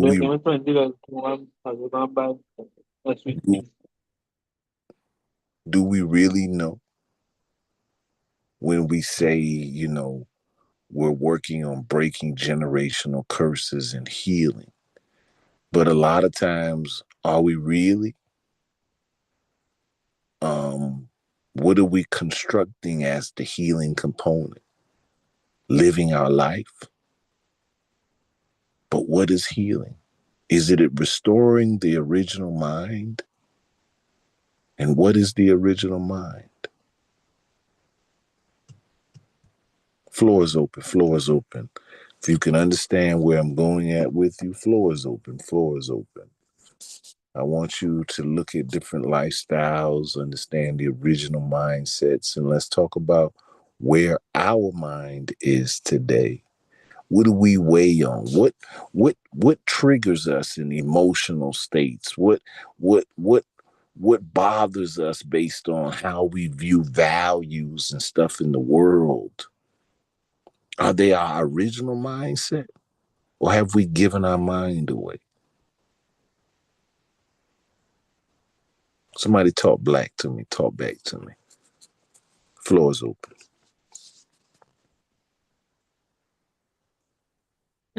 This is Joy. I'd like to talk about control. Yes. Sometimes, as a defense mechanism, to get in control of our environment, we try to control everything around us as a defense mechanism, versus letting things flow. It could be a trauma response, you know what I mean? So if I can control this, then I'm good, you know what I mean? And control can come in various forms. If your outside life is in chaos, sometimes you might, do something internal that you can control, right? But it's not necessarily a good thing. Example, the eating disorder bulimia is associated with control. When your life is going chaotic, that's something you can control. I'm talking from personal experience. Some of you know I'm an ex-ballerina, so it's kind of a touchy subject. So there was a situation where I was injured, and I couldn't dance anymore. So my way of taking control, because it was my body, I couldn't do anything, is like, okay, I'm gonna focus on controlling that aspect. It wasn't a negative, it wasn't a positive thing, but that was how I could gain control of my body, even though, you know what I mean, what I wanted to do was dance, but I couldn't physically dance. So a way of controlling my body was to, do what I did. So I'll say control. Give thanks. Yes, sir. Yes, sir. Yes, sir. Anyone else?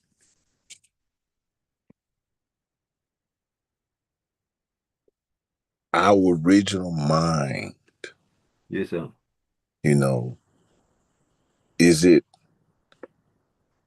Is our original mind just to pay bills? Is it the fight or flight? Is it to live our life? Take what has become, where is that original mind? If you were 10,000 years back, what was your focus? If you were 800 years back, what was your mindset for? If you were 1,000 years back, what was your original mindset? What was the focus of your life? How did you navigate here? What does humility mean in this day? Yes, sir. Floor is open. Yes, sir. Give thanks. What I was thinking is that the idea or the thought in your mindset of lack, of lacking material wealth, lacking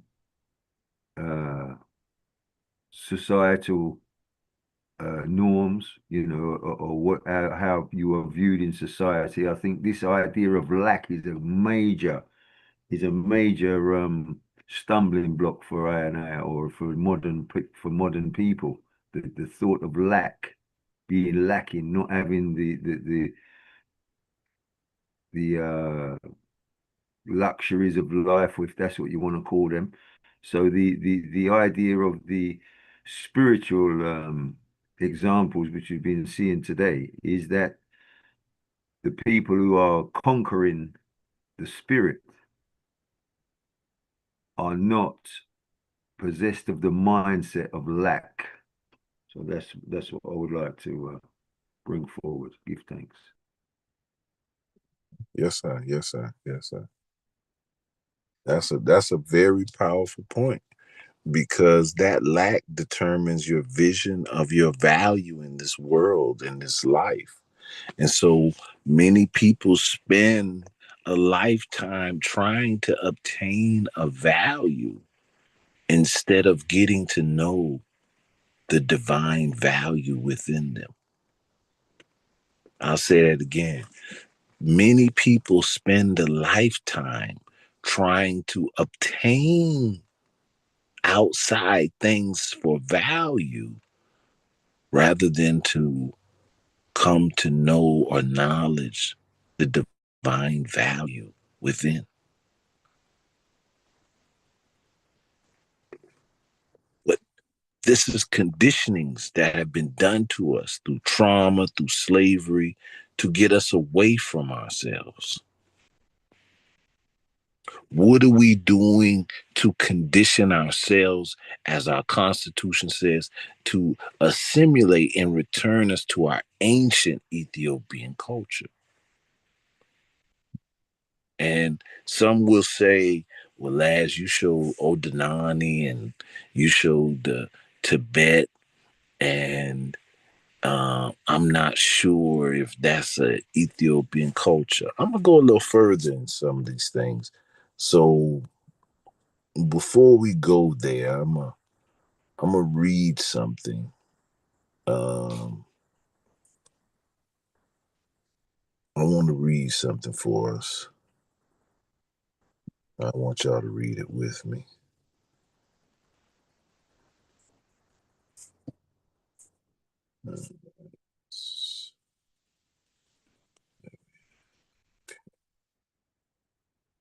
All right. Let's go up here first. When you hear the terminology pyramids, the word pyra means fire, fire in the mid, fire in the middle. And that's a science. And we're talking about mindsets and certain things. So many of you have rolled with us where we've showed the doorway with the tree of life, showing it's a hieroglyphic symbol for the science of your being. It's the doorway to Solomon's temple, the kingly pillar, the priestly pillar. It is the order of Melchizedek. It is star science. It is chakra science. You know, it is the cosmic astrological forces that are written in us as light encodements. And so as we went through that picture, you know, we have shown it as the doorway, but it's a doorway into yourself.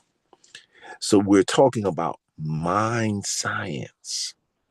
That's what we've been dealing with. When we talk about temple building, we're talking about mind science. Remember, I said earlier, Hiram works in brass.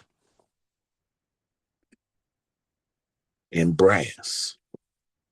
Brass is a symbol for the mind. The two pillars are erected, the Boaz and the Joshin. The tools of the temple. So we're talking about a mind science. Restoring. What would be the exercises for us to regain our ancient mind? That Imhotep, that master builder. You call it the day YNs, but the word Nagar, which some people would like to say Nigar or Nigar, but it was Nagar. Nagar is what they called you. But that was a master craftsman. That was a master builder. So you Nagars, you Nagas, you Negus. Master craftsmen, temple building. So throughout this text, the tree of life has been shown as a doorway, but an in-depth explanation of the tree was never truly given. It was not the intent. It was not the intent. It was not the intent, supposed to say, of this writer to not give this, but to guide you to seek the understanding of this symbol fully. So we recommend the writings of Ra Unefa Amen be used as a guide to understand the tree of life for you that have read the Metanetas by Ra Unefa.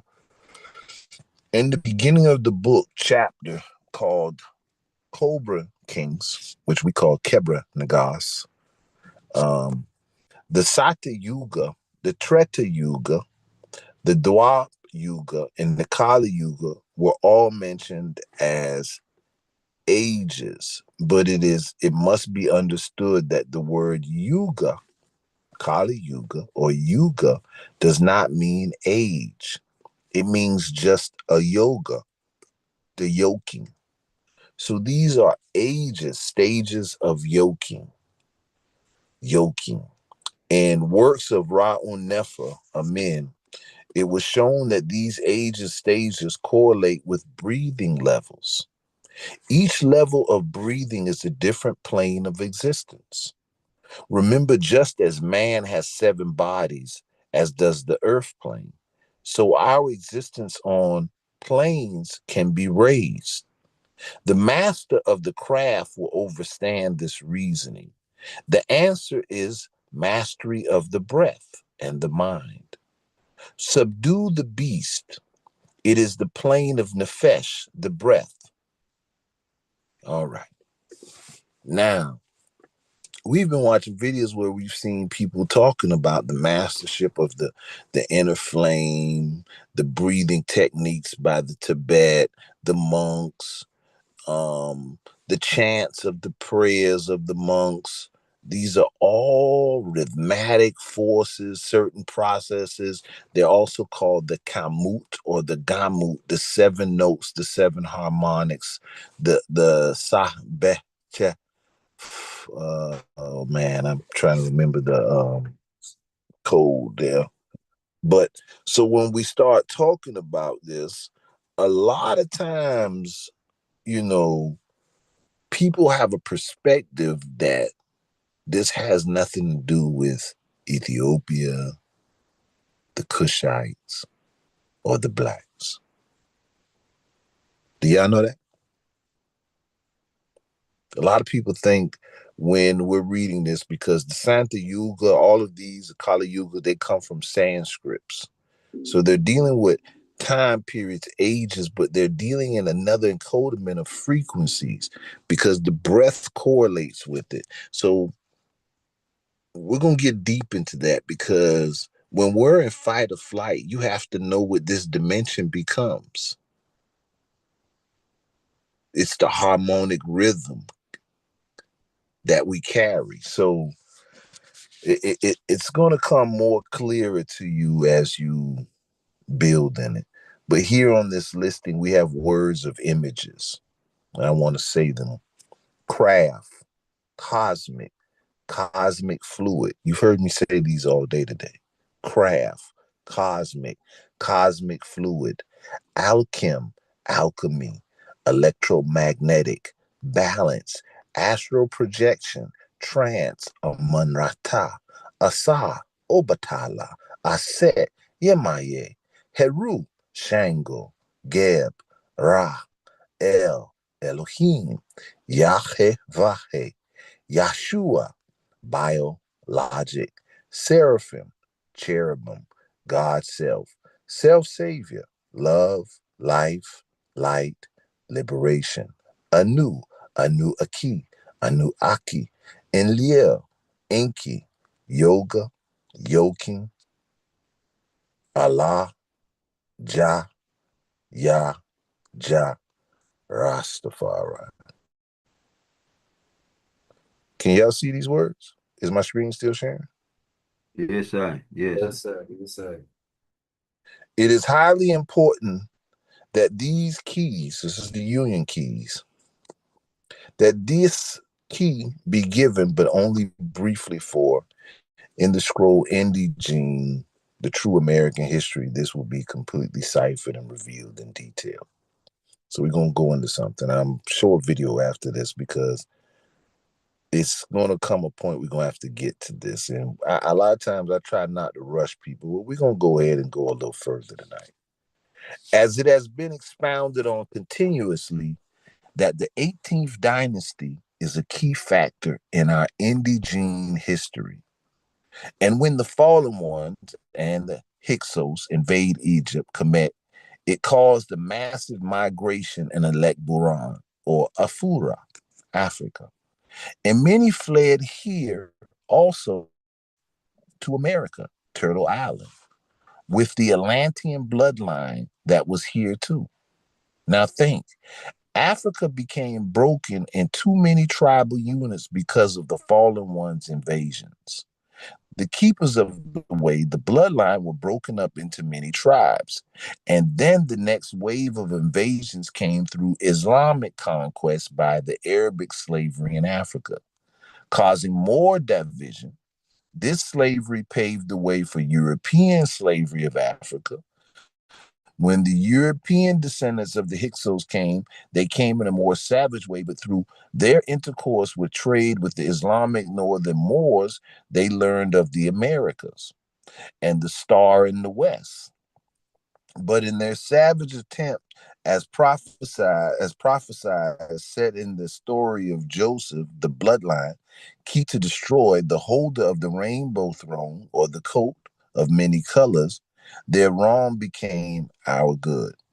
For after all of the invasions, the bloodline had been divided in many of the sacred orders, but through the act of European slavery, the bloodline was brought back together and united with the star in the west. And the ancient bloodline that fled in the time of the Hyksos, so the physical union was returned, and now the divine forces in nature would begin the next union. For as within, so without, and as above, so below. So now the spiritual union is about to take place. The key of the 2012 prophecy is now given. Now, what we're doing is setting a time place in your mind to get something. Yes, we went through a devastation of tragedies through many multiple histories and separations and divisions and breaks up. But we've been brought together. But brought together for what? Return back in union for what? To give birth to what? Oh yeah, all that stuff used to be a conspiracy, but now everybody know it ain't no conspiracy no more. So now, boy, yeah, boy, everybody say they own it now, boy. We know it ain't no conspiracy. But to know it ain't no conspiracy for what? To do what? To complain about it and be able to say, "Nah, I told you, it's true." So, but what's the goal? Is it just to say I'm awakened and they sleep? What's the goal? What you doing with this? You just want to church people? You want to beat them across the head with the Bible and tell them they wrong and you the holy one and they should have been, is that what we want to do?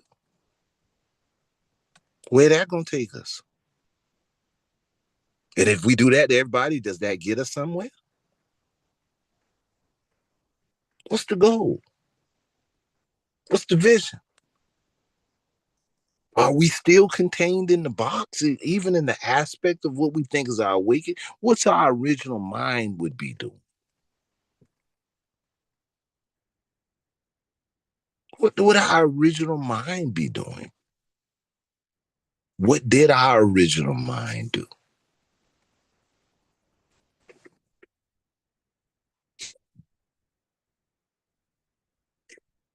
So I'll read a little bit more. We're going to get a little bit further into it.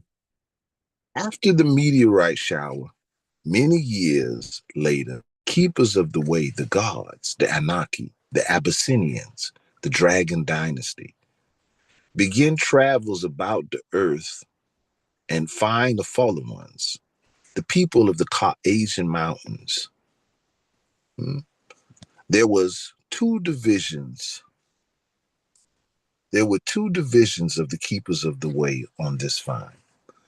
One group wanted to destroy the fallen ones, and the other wanted to save them.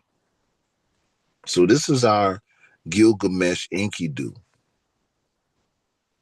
So we always go through this, that we were told to keep our balance in this cosmic earth.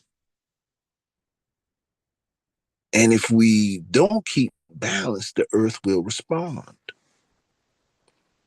And we didn't keep balance, and a meteorite shower hit the earth.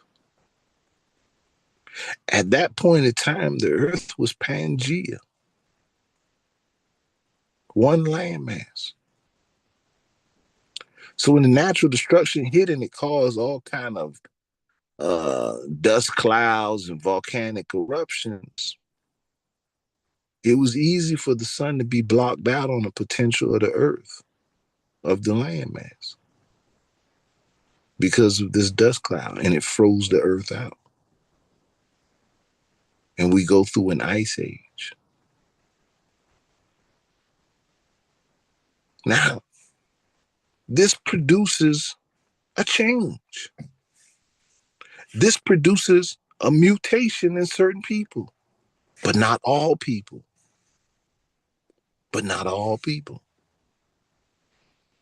So one group gets caught in some conditions that subject them to not being able to maintain the science of their natural harmony.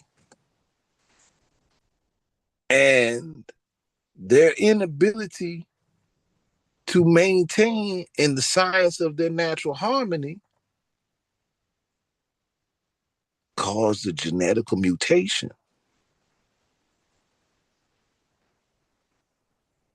A genetic mutation. A fallen being on the planet. Now, the perpetualness of this fallen being continues in a birthing process. And there's those who did not go through that mutated stage. And when they run into these fallen ones as they were traveling the earth after the great destruction, they have to decide if they're going to try to kill them or destroy them. So you have one group that said kill them and one group that said no.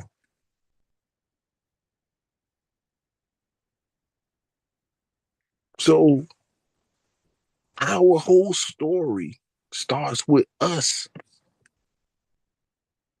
not keeping balance. The Ma'at. And we produce the reality. See, we the gods of this reality. And what did we produce?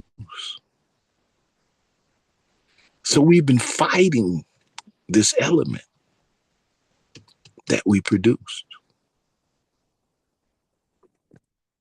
Let's go a little further in the document, and we're going to get to this. Why would you want to create that which only brings bloodshed to the earth? The Ancient of Days says, I know what you know not. These divisions later played a role in the bloodline wars in the division of the sacred knowledge. This key is versed in the Quran and in the NOI, Nation of Islam's, Yaqub lessons of the people being taken into the interior of Africa to be made strong. In the Ancients of Days sacred council knowledge that the laws of nature must be upheld and the fallen ones presented a component of self and must be conquered spiritually or alchemically transformed. Those that would regenerate will be, or those that won't will be removed. But the inevitable was here. The lower nature must fight the higher nature. That was the set in Heru.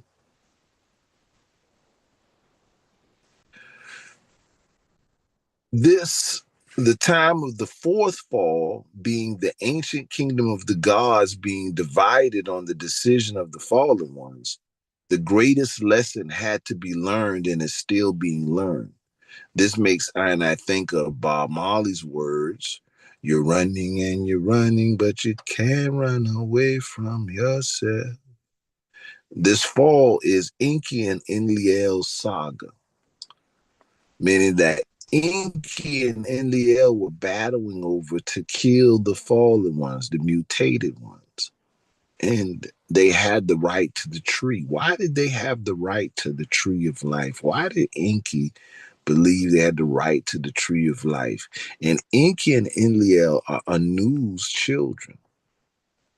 Now, anyone who started studying in depth, they've learned that the Gilgamesh epics is really the first part of Genesis. Huh? Oh, yeah. Plenty scholars have already shown that the Gilgamesh epics are a part of the Genesis outline. So I'm just going through these statements because I'm trying to get to a point. The regenerative process begins at first, the keepers of the way had the sons of gods, the men, deposit into the fallen ones. So again, let's go with this time chart explaining to you. So after the meteorite shower, we come out of the underground cities of the earth. We start to rebuild. There's no white people on the planet. It was only black people on the planet. Natural destruction hit the planet, meaning that, remember, everything that you do, every thought, every word that you say, everything that you do releases an ion into the atmosphere. And if you release positive way down ions, you disrupt the ionosphere, you disrupt the atmosphere. And this disrupts the magnetic field of this planet rock. And it can turn it into a big magnet that will pull a bunch of stones out of the sky, which we call meteorites, asteroids, and that will cause destructive forces to hit the earth. So our thoughts, our beings affect the planet very real way. The science of our beings determine what goes on this planet. So we cause a natural destruction. And after that, after we caused it and it went away, and time, this is not no little bit of time, we're talking about a 1,000-year period, and we come and we rise up out of our hidden underground fortresses that protected us, and we come back to the earth and start moving around. We run into those who had gone through the mutation. Now, these are our brothers and sisters who got caught in the meteorite shower, got caught in the ice age, got caught in this, and were forced to live in lower conditions in the caves of the earth. And so when we found them, the first of the story is the sons of gods went down into the daughters of men. Well, the first thing that we did was let the men deposit seed into the fallen women, thinking that that would start a rebirthing process, but it didn't, because the man does not carry the mitochondria DNA. So the master building force that was able to rebuild the genetical structure was carried by the black woman. That's why the black woman became the mother goddess in the earth religions for all of Europe. Remember, their genetics had been conditioned by being in descent into the caves. They could not take the sunlight. They had to be bred through the Nubian goddess to obtain the chromosome essence to produce melanin so that they could survive on the earth. So when the men deposited the seed, it did not change them. It just made them an upright Neanderthal barbarian. And we said we couldn't breed them no more. So the next stage, we did the breeding process by using the black woman and depositing their seed into the black sister to produce a genetic structure to restore them.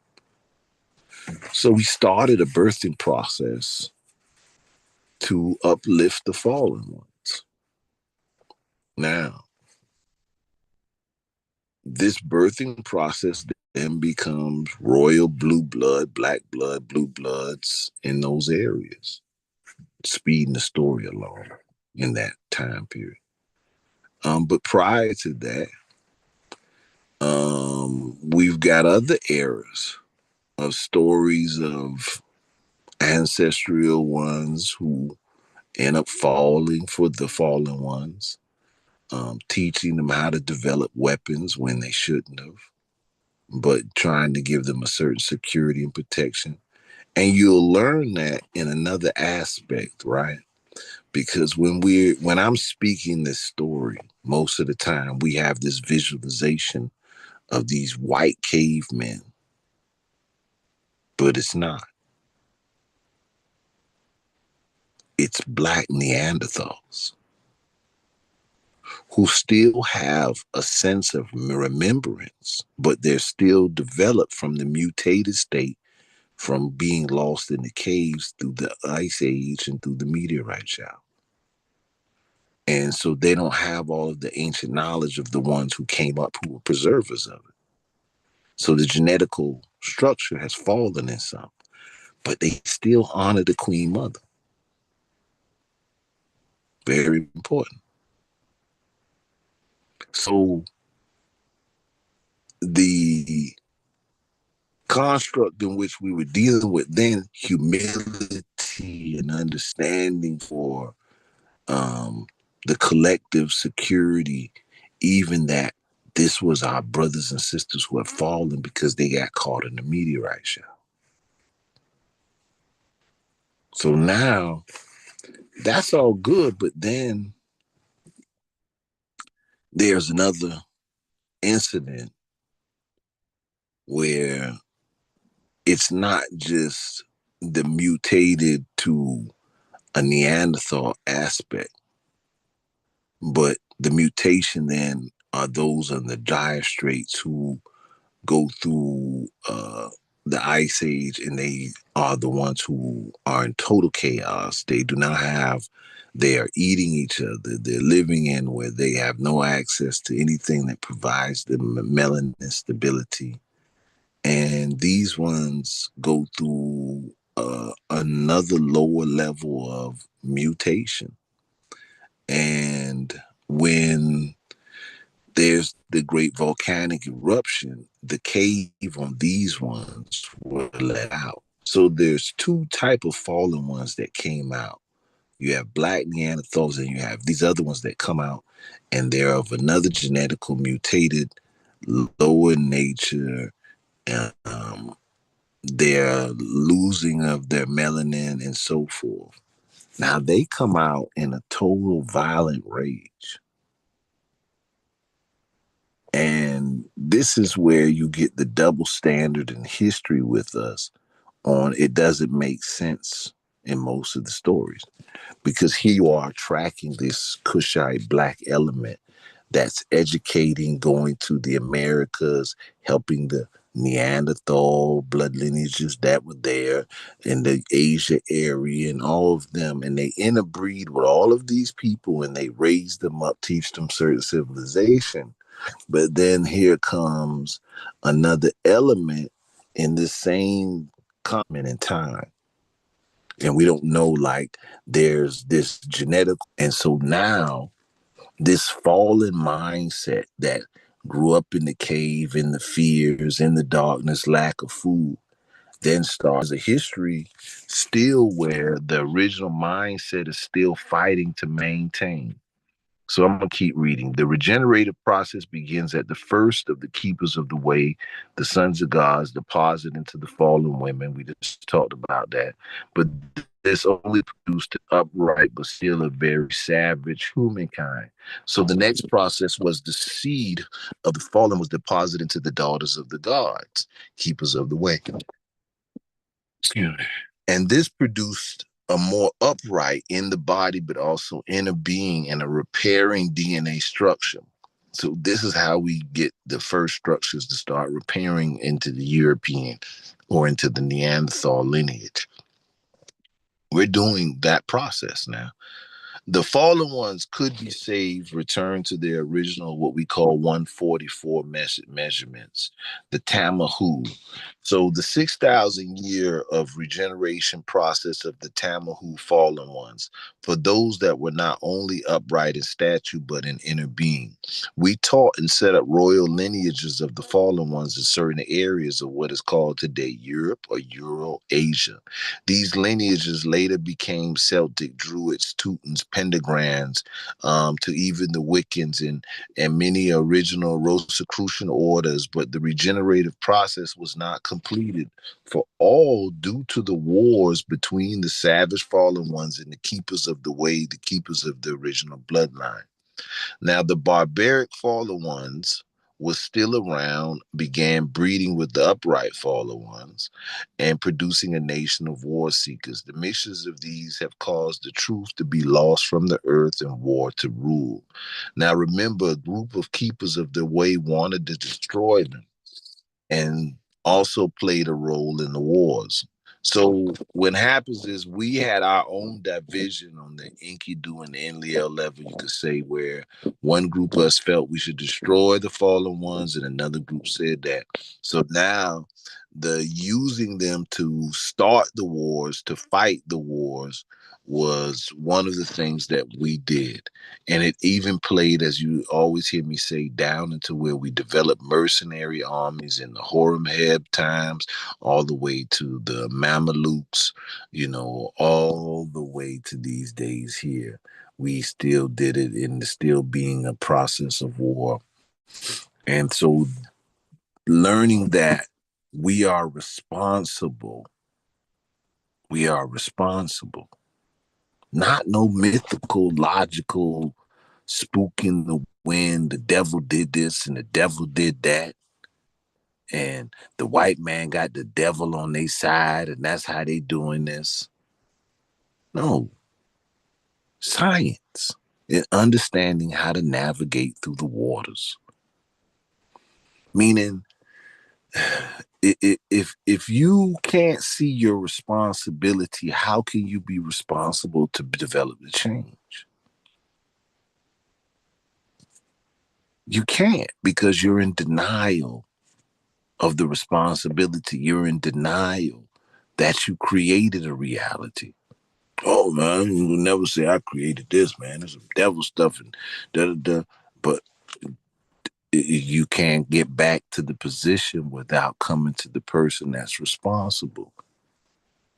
Because the person that's responsible will take responsibility and transform it. Because if you created it one way, you can create it another way.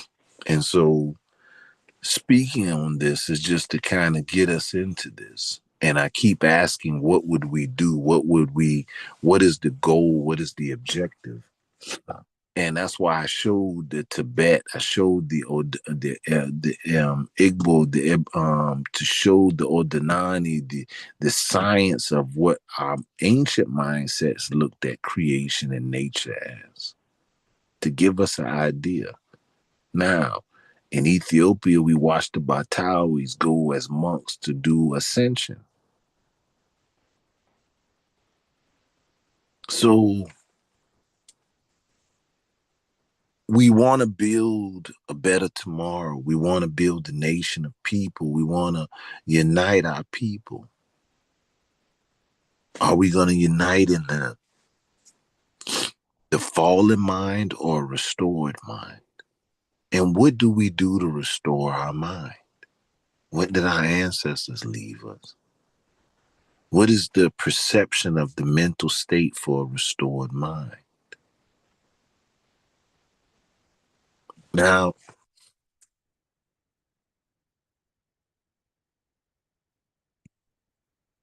I wasn't going to read this part here, but I am, just to get us to, so I can do this last closeout part. This makes perfect sense. So in Islam, they have a terminology that they use called the hereafter.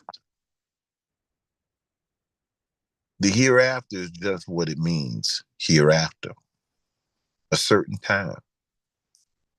After is a term used to illustrate time. Thus, this key is for Quranic ciphering of hereafter. And the promised paradise. The Quran is a book that represents the truth of all religions. If anyone studies Islam, they know that this is how it's taught. It's supposed to represent the truth of all religions prior to the time of Prophet Muhammad. One of the biggest religions that what Islam comes out of is Zoroastrianism. So some of you will have to go into that in very in-depth studies. Prior to the time of Prophet Muhammad, peace and blessings be upon him. So would not the Kemetic divine truths be included in this? Yes.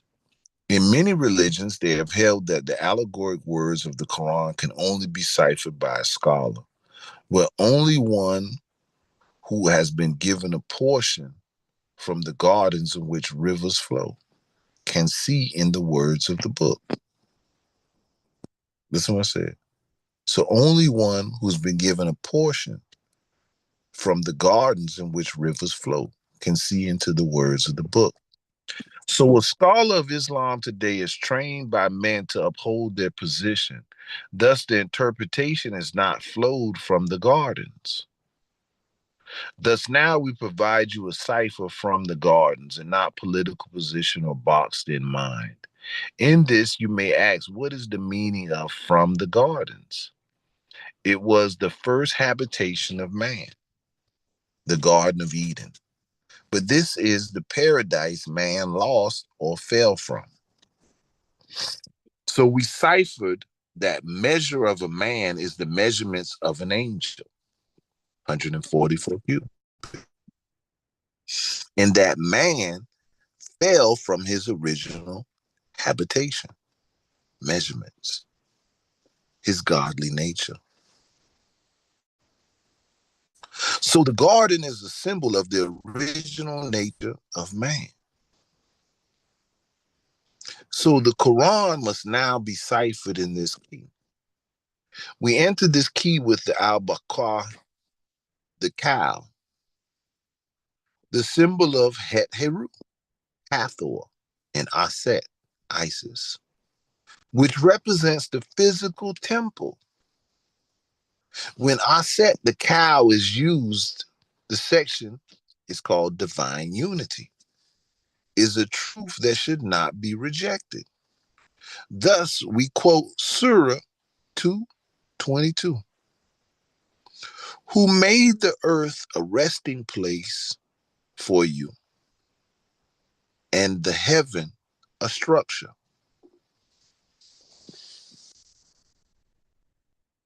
Who made the earth a resting place for you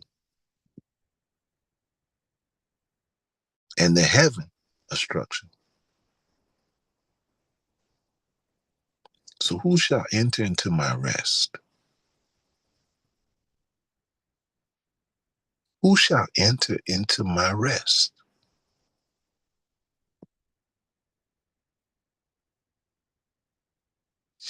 Made the earth a resting place for you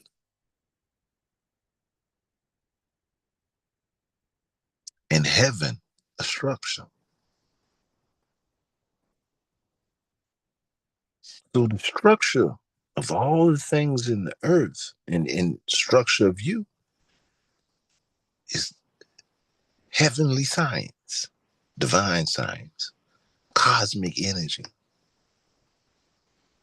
And the physical plane, which you call the earth, is your resting place, your place of peace, harmony, balance, your Islam, because Islam means peace. And Islam, according to the Quran, is your nature.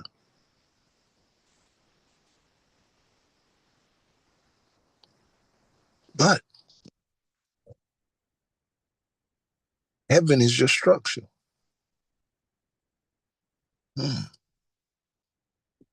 So here we have a key that heaven is our structure and earth our resting. Or in other words, heaven came to earth. Anunnaki.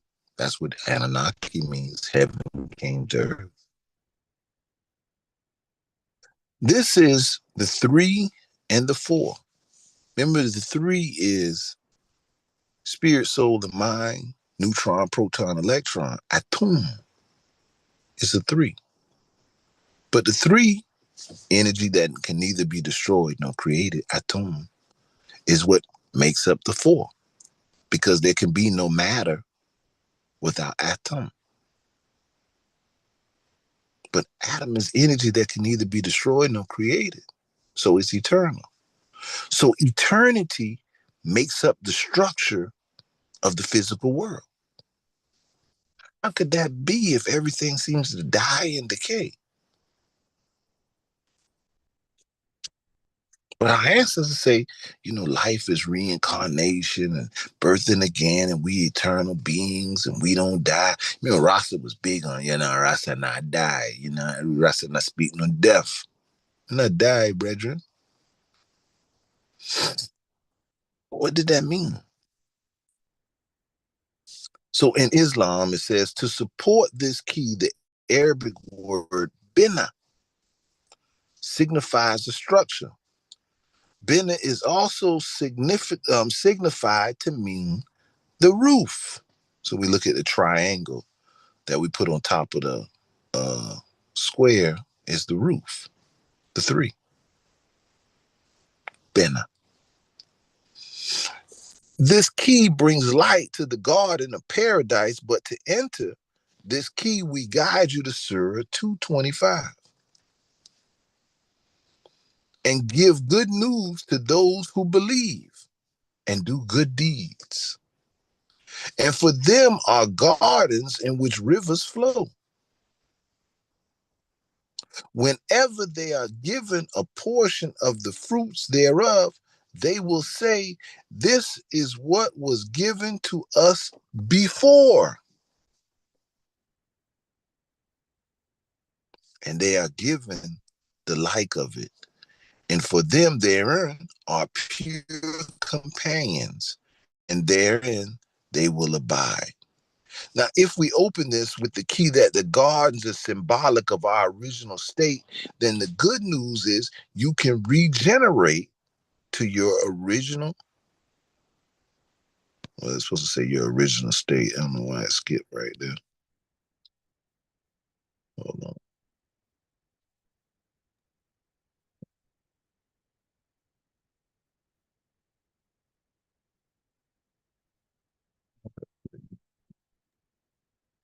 So you could regenerate to your original state.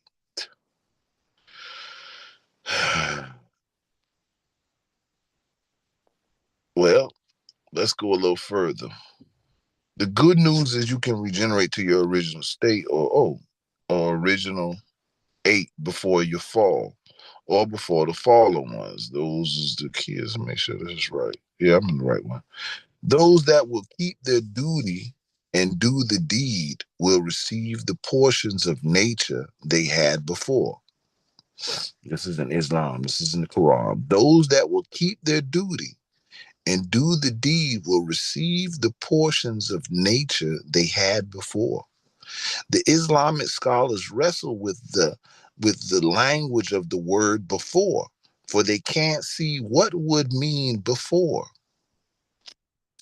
In dealing with the 3 and the 4, the earth and heaven in Surah 229, he it is who created for you all that is in the earth, and he directed himself to the heavens. So he made them complete 7 heavens, and he is the knower of all things.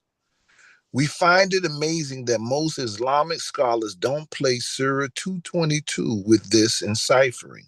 For heaven is 3. Allah directs himself to the two, and the structure is 7. 7 heavens, 7 bodies of man, of earth. But we read the Quran says in Surah 229, he made them complete 7 heavens. It has only been our intent to provide a key of Pyra, the fire within, to allow you to ascend to Mount Hira. So where the prophet ascended, he went to Mount Hira, which is the mountain of light, the 7th heaven. So any of you heard in Islam, they say the prophet Muhammad ascended to the 7th heaven. Well, why did they say he ascended to the 7th heaven? Where the 1st heaven, the 6th heaven, and the 4th heaven? What are they talking about? So, just to bring that science there, and we still talking about the goal and the mental original mindset. But some of us are still, most of us are still, we're all trapped in our fight or flight. We're trapped in the boxes that we have been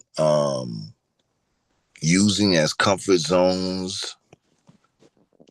So let's talk the last stage in this. The breath of the Pyra, the rising sun. We're solar people. We have a lunar formula, but we're solar people. In entering this chart, I first note to you that the solar system reflects our inner movement. The North Pole of the Earth circles backwards through the zodiac in a period of 25,920 years. It moves at a rate of 1 degree with 72 years. As there is 30 degrees in a zodiac sign, then 72 times 30 is 2,160 years of age. So 12 zodiac signs means that 12 ages times 2,160 equals 25,920 years, the great age. Now, it is the mathematics given by Ra-Un Nefer Min-Ra that reveals using the great age, the 25,920, and dividing it by 12 in the number 12 factors, which is 6, 4, 3, 2, 1, reveals that the yoga stages or the yoking stages, see below, 25,920 divided by 12, 2,160 divided by 6, 4,320, which is the 432,000, which is the Kali Yuga year. But yoga, remember yoga, yoking. And 4 is 6,480. 3 is 8,640, which is the 8,640 Dwapara Yuga. And 2 is 12,960, which is the 1,296, which is the Treta or Tetra Yuga, and the 1, which is 25,920. Now, Ra-Um Nefer Men-Ra held that the missing year of the Santa Yuga is 4,320 times 100, equaling 1,728,000, which I will deal with. But first, the cipher must be completed here. Now, in the measuring of the yugas as key to the ratio in the human breathing cycle, for 18 breaths per minute yields 25,920 a day. 9 breaths per minute equals 12,960 a day, thus revealing vibrational levels of man correlating with breathing control. To change something, you must change the vibration. To change the vibration, change the mind. To subdue the beastly mind, control the breath. For the 18th breath, the minute is held to be 6 plus 6 plus 6. So man is now operating a beast vibration. So I seek to raise the sun, the Pyra, in the mid, experience the cosmic being through meditation. Then the science of self must include this knowledge. Now, the Sankta Yuga is the 3 breaths per minute. To obtain the proper training, it must take place with the teacher knowledgeable in the abdomen, the diaphragmic breathing, for it is raising the state of trance that will allow the entering into the doorway. Aina is Rasta practicing the chanting and the herbal science in the Nyabingi, causing the trance, but the reality of the science is not being taught. Master the instruments of justice, the weapons of Nyabingi of Melchizedek. So we're talking about we're being trapped in a mindset and we're being trapped in a fight or flight. So our breathing correlation is high science. So you looked at the video with the yogis and you thought, oh, that's just the yogi, that's some Buddhist stuff, ain't got nothing to do with me. I'm doing this, I do this, I pray, that ain't got nothing to do with me. I pray to the Most High gonna take care of me, but you won't breathe. Your first connection to the Most High is the breath of life. All that other stuff that you could say you believe, but the one thing you do know is your breath is connected to the Most High. And the breath is connected to the pineal, and the pineal is a window, doorway to the spiritual window.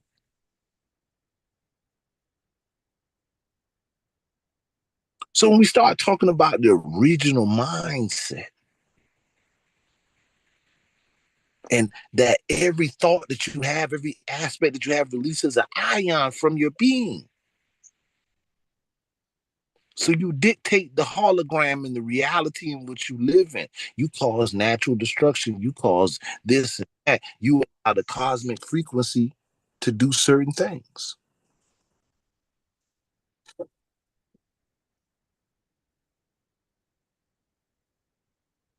But they laughed at me when I used. When we looked at this, get past this commercial. They laughed at me when I used the pink salt trick, but after I dropped 6 pant sizes using just. And many weeks or many months being alone is very different. Western medicine. Possibly the most revered yogi alive today. Here, for the first time, he grants a filmed interview, a rare glimpse into the mind of a meditation master.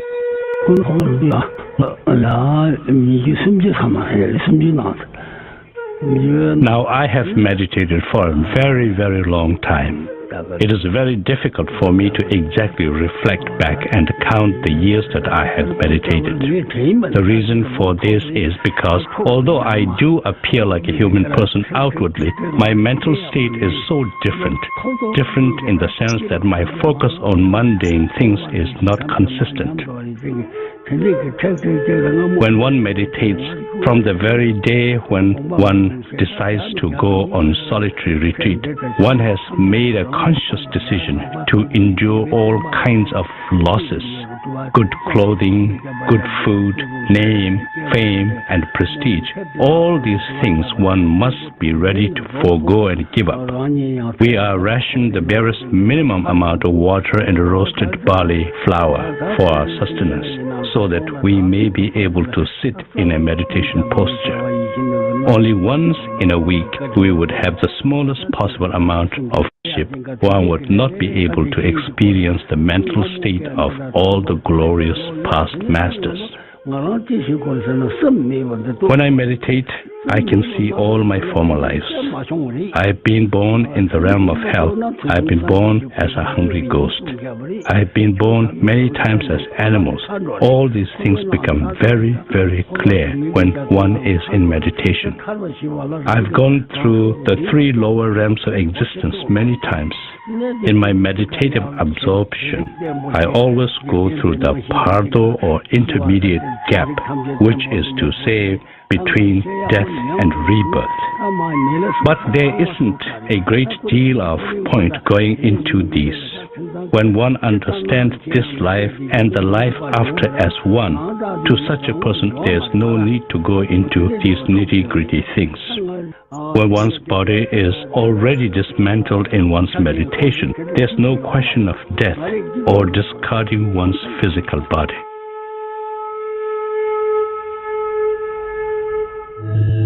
The disciplined mind, then, becomes a powerful tool in its own right, enabling the practitioner to become aware of the subtle energies of the body, then master them through the breathing and physical postures known as yogas.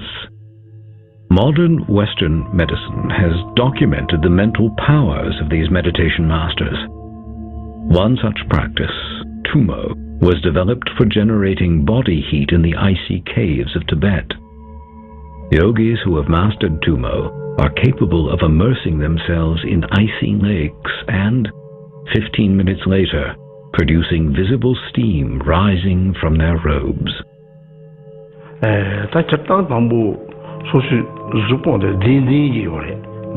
Tumo is a teaching that is strict and not one that is freely dispensed to whoever wishes to receive it. However, our environment and the time are very different now. So, backed by loving kindness and compassion, I am now showing it. And to me, it's not a violation of our yogic vows. Tumo is a practice that will bring about bliss and happiness, psychological as well as physical. The visualization is a lot simpler. When you visualize yourself as a fully blown up balloon that is hollow, then you visualize a little object inside you glowing and generating heat. It is a very useful tool to help oneself and heal oneself.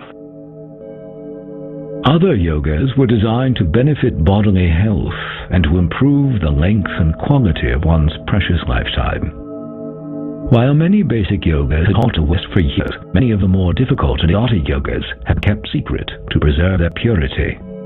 One such practice, Trul Kor, was developed for opening the wind channels of the body, the pathways of energy associated with breathing.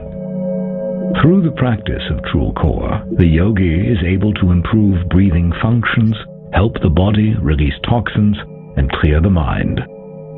The filming of this demanding practice was permitted with great reluctance. In order to learn this thoroughly, it takes at least 2 years. But then you cannot leave it at that. You must do the practice all the time. Unless I'm traveling, I do the exercise 2 hours every day. And now I have one request. This is a very secret practice, so I must ask you to advise the viewer to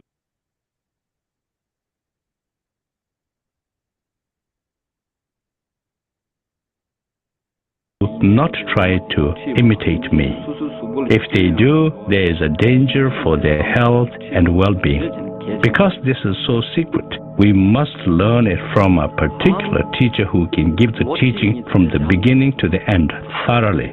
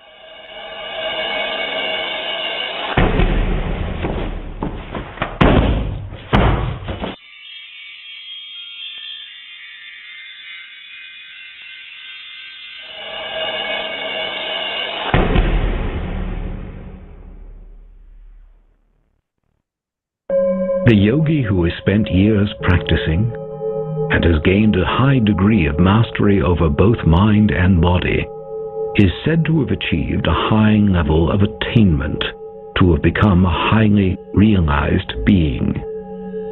Their powers are sometimes said to extend into the realm of the paranormal. Such supernatural stories have swirled around the Tibetan yogis throughout their history, thickening the cloud of mystery surrounding them. Tales of telepathic communication and mind-controlling matter are reported among advanced practitioners to this day.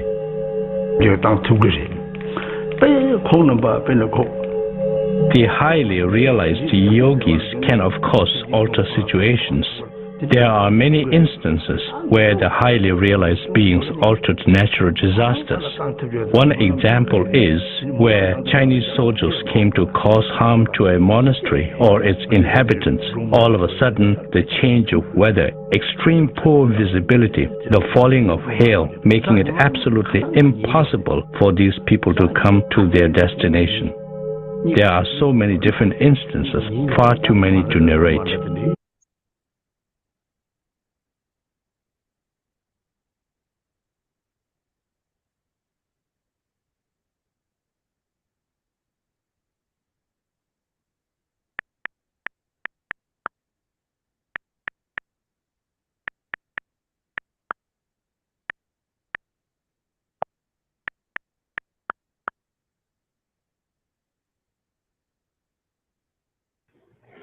Hotel community, welcome back to First Frequency of Oneness, Shock Metaphysics. I am your illustrious host, the Metaphysical Morpheus, aka from the community, Shock. In the South, they go fill in Ethiopia in Merodic Kush and Sofala in Mozambique produce considerable amounts of gold. You know, this was 4,000 years ago. 4,000 years ago, people have been taking gold out of Africa. And do you know where most gold is still found? Africa. Africa. That's why the Chinese are there. That's why the writing system is very important. Sanskrit is called Nagari. Wow. Nagari. Second frequency don't tell you that. They always say Sanskrit. Sanskrit, Nagari. It was the Naga who. Some of the earliest rulers of India were Ethiopians. These Ethiopians were called Nagas in Indian literature. It was the Naga who gave the Aryans the Nagari writing system. Very important. Sanskrit is called Nagari. Wow. Nagari. Second frequency don't tell you that. They always say Sanskrit. Sanskrit. Sanskrit. It's Nagari. Wow. It's very important to understand that when you want to find out about these ancient Ethiopians, these Nagas, you look for this figure. You look for a man with tails. With that serpent tail. The Naga were not the Mongoloid people who presently live in India. These northeastern Indian people were referred to as Naka in Burmese, not Naga. They try to tell you that the Naga are these Mongoloid people. Their name isn't Naga, it's Naka. But the white man tells you a lie because he wants to do what? He wants you not to know your history. In Burmese language, Naka means people with pierced ears. Wow. In other words, anybody with a pierced ear with an earring in it was called a Naka. But the Naga were Ethiopians. The British referred to the Naga, to white out Africans from Indian history. What did I say? They want to white you out. My, there it is. They want to white us out of history. These Europeans knew that the Naga, Sanskrit, and Dravidian traditions lived in Central and South India, not Burma. Wow. But second frequency is I'm second frequency, and I say so. And that's what they made history. That's why we need you. We need you to go and search the records. We need you to go and look at the ancient traditions. We need you to go and find that knowledge and bring it forward, discover it, dig it out, and teach us. You can do this. Absolutely. Thank you for that, Doc. This is what is written in the Kebra Nagas. The Kebra Nagas is the history book of the people of Ethiopia. I'm going to read this passage. From the middle of Jerusalem and from the north thereof to the southeast is the portion of the emperor of Rome. And from the middle of Jerusalem, from the north thereof to the south and to western India is the portion of emperor of Ethiopia. I'll repeat it. From the middle of Jerusalem, from the north thereof to the south and to western India is the portion of the emperor of Ethiopia. Yes! In the Kebra Nagas! They knew their history. Second frequency teaches a lie. I want to continue. For both of them are the seed of Shem, the son of Noah, the seed of Abraham, the seed of David, the children of Solomon. For God gave the seed of Shem glory because of the blessings of their father Noah. The emperor Ram is the son of Solomon, and the emperor of Ethiopia is the firstborn and eldest son of Solomon. You know, in the Kebra Nagas, we also read this. Ends of the earth, he maketh allusion to the delicacy of the constitution of women, and the long distance of the journey, and the burning heat of the sun, and the hunger on the way, and the thirst for water. And this queen of the south was very beautiful in face, and her stature was superb, and her understanding and intelligence, which God had given her, were of such high character that she went to Jerusalem to hear the wisdom of Solomon. Now this was done by the command of God, and it was his good pleasure, and moreover she was exceedingly rich, for God had given her glory and riches, and gold and silver, and splendid apparel, and camels and slaves, and trading men or merchants, and they carried on her business, and trafficked for her by sea and by land in India, and in Aswan. Yes! Yes! This is in the Kebra Nagas. This is in a book written by the ancient Ethiopians. Wow. See? The white man, second frequency, he teaches you that this is nothing but mythology. When they talk about they ruled India, they were just making stuff up. It wasn't made up. We're going to go into that, and you're going to see that they knew what they were talking about. And that Makeda, she must have was a sexy, big, fine, red bow. That was, ow! Woo! Leave me alone! Leave me alone! Stop it, Dr. Withers. Stop it. Let it go. Let it go. Walk away. Let it go. Let it go. What was?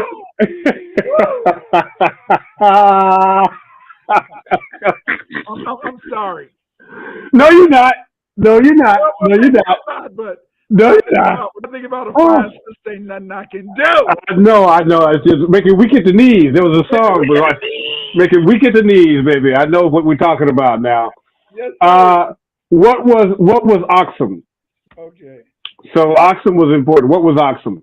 After our way, the major Ethiopian empire was founded at Aksum by the Habashat around 500 BC. The people of this kingdom were very rich. They traded with Meroe, Egypt, and India. By around 200 BC, Giz settlers began to arrive in Ethiopia. But this time, Habasha is usually considered Tigrina, but Giz is more associated with the empire of Aksum. And as you can see on this map, Aksum was not just in Africa. They don't teach you that. All they teach you about is a church built out of stone and the obelisks. But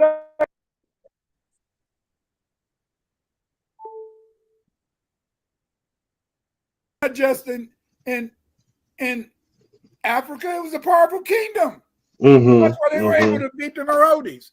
By 100 BC, the Giz became the politically dominant group at Aksum. This latter period of Aksum is the Giz-Aksum period. The Habashat-Aksum period was a continuation of the Habashat period began during the Awe Empire. Due to Exxon's power, they controlled all the key harbors on both sides of the Red Sea. I'll repeat. Here you can see a map. You see the Roman Empire. You see the Persian Empire. But you see all of the African side of the Red Sea and also the Arabian side. These were ports under the control of the Ethiopians. They don't teach you that. All they teach you is that Axum was in Africa. Axum built obelisks. And they built. Wow. These people were out. We've been talking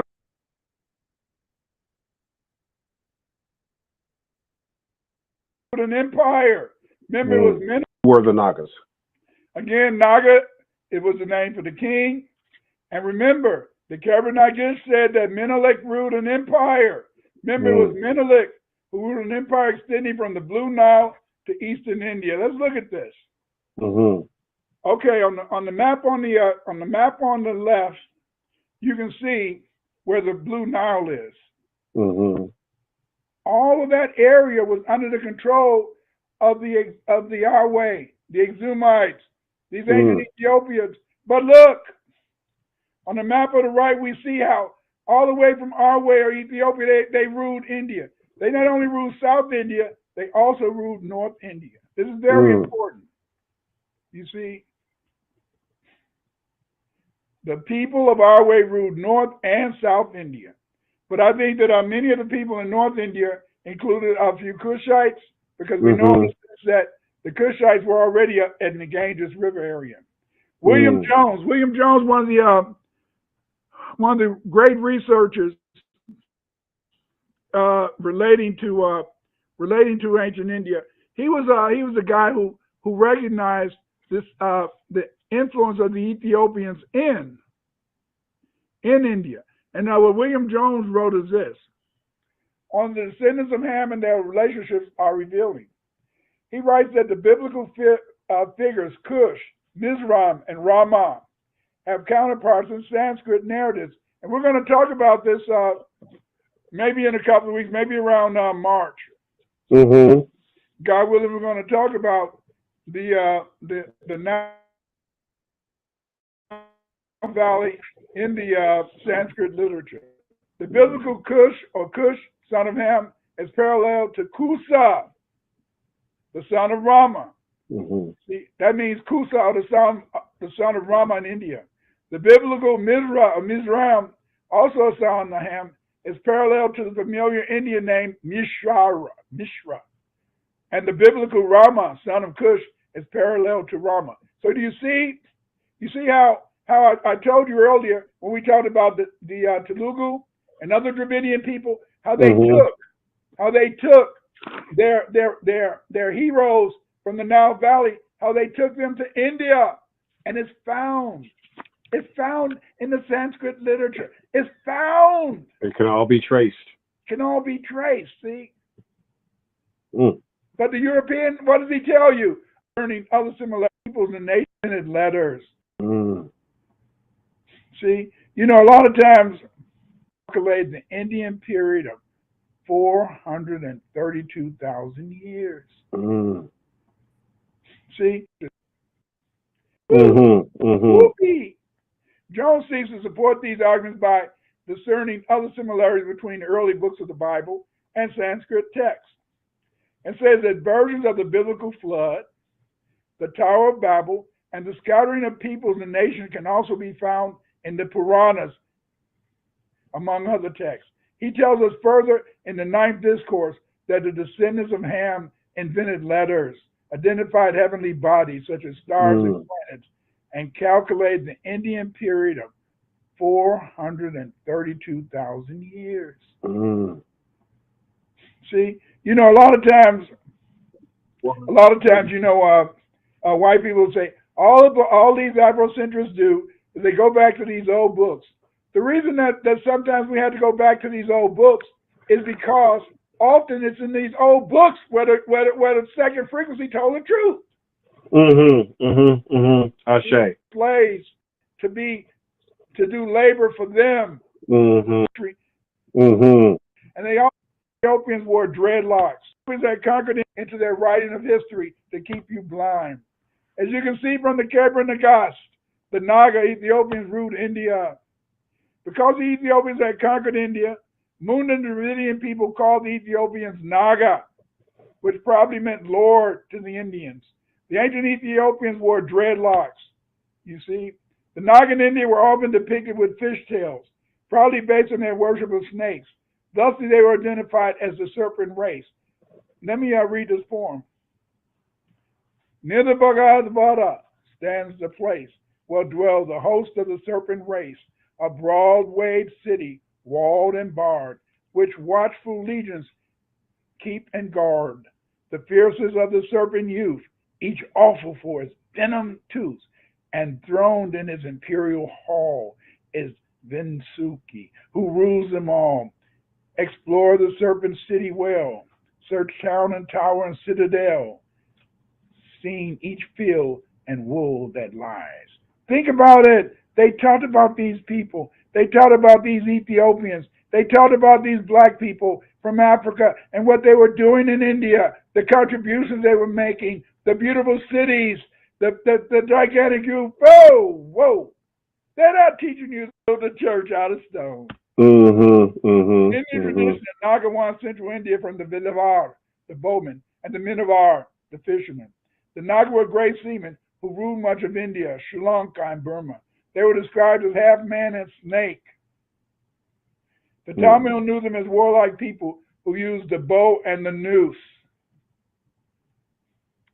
Wow. The bow and the great god. Notice, look at this.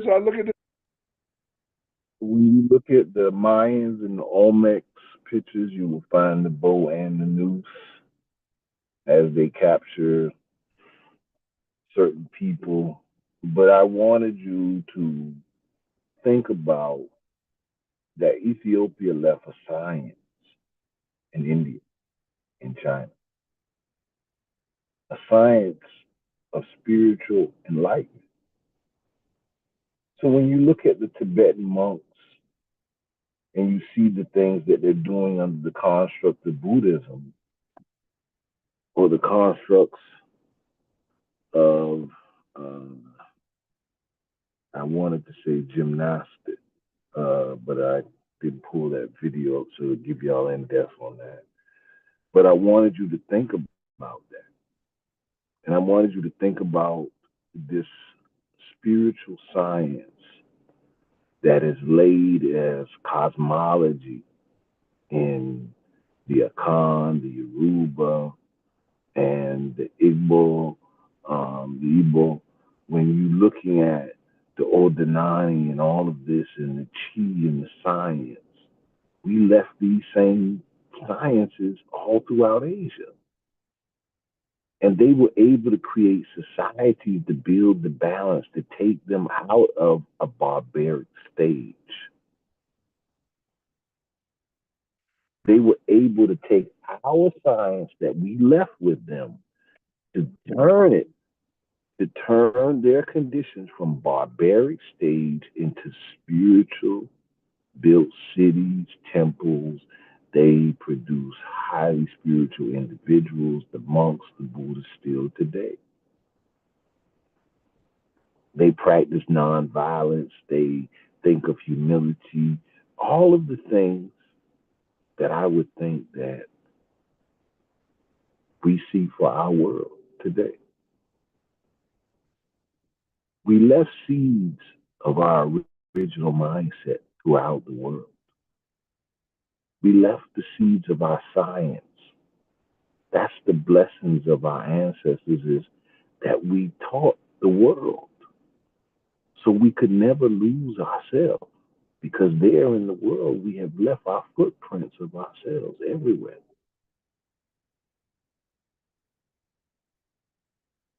So when we talk about regaining our original mind,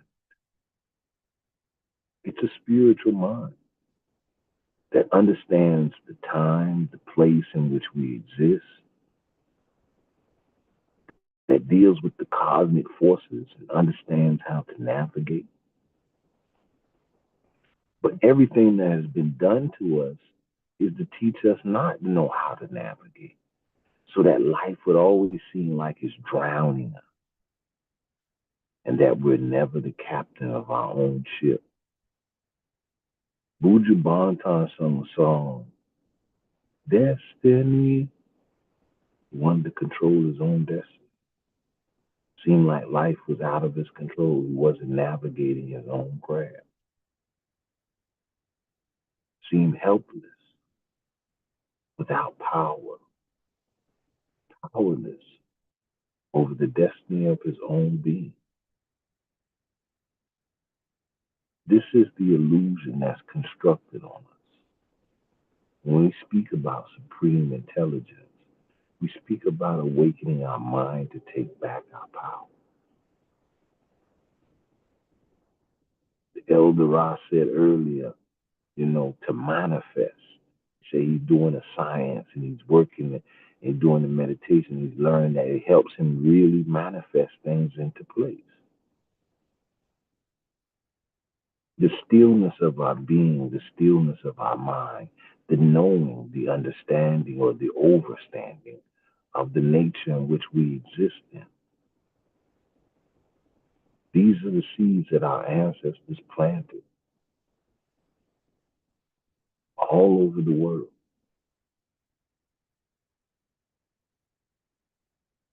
So I hope tonight just gave you somewhere or some information to make you look further in other information to learn the footprints of the science that you left to teach yourself. So with that,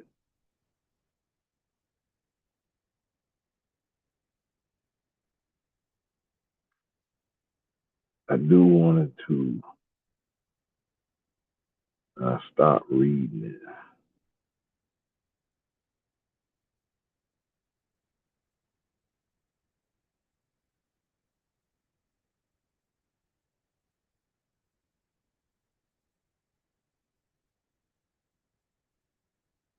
Yeah, I'm going to read this last part here, and then we'll close out right here, because it is us awakening to ourselves without fear and seeing how great our story is, what we've really given to the world, things that the Europeans have hidden from us, but they're right before us. Ross Cipher, he showed, he's seen it too, that Odin, the Norse traditions, the Vikings, then they used to wear the same horns on their hats to represent the Viking life, but that was Odinani. I mean, and we can show the history of the Kushite people being the first Vikings. We can show that Thor is really an African. We can go in all of those depths, yeah, we can prove those, not hope that, we can show those. We can show that the Dananu or the Danahu or the Anu, the Danu is in Scotland, Ireland, but they're an African tribe. And this is before Israel, so they're not the tribe of Dan. But they are also tied into Phoenicians, Axumites, so they're great seafarers. Like, our story has been riddled so bad that we miss so much because of their deceptions. But where's your mind? Where's your mind going? What do you want with this information? What do you want to produce? Last reading here. And tonight's just been really challenging the mind science. So I'll go right.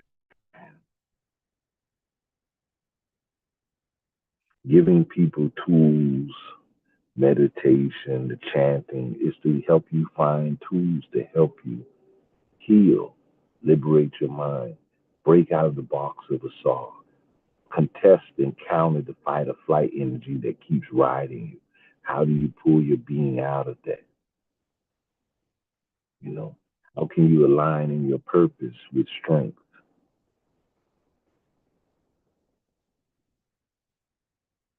So this is Temple Building, Book 3.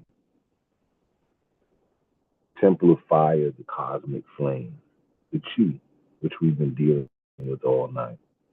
In Buddhism, the Chi. Greetings, transcenders, into the eternal realm of self. O great Asa, O great Set. The cosmic travelers of creation and the uncreated. We welcome you for your aspirations and constant striving to knowledge temple building. For it has established you as a pillar of Amun. You have left the Western dead mental state of deceptive, so-called luxury, and returned to Luxor, Thebes. The union is taking place. You have conquered the enslaved mind. The temple is recognizing its divinity. Now, O cosmic traveler, you are prepared to listen. A word of 6 letters. Yes. We now address you as cosmic propagator, cosmic war. But now you are not in lesson, you are in what is called heightened awareness. Everybody tonight is going to heightened awareness.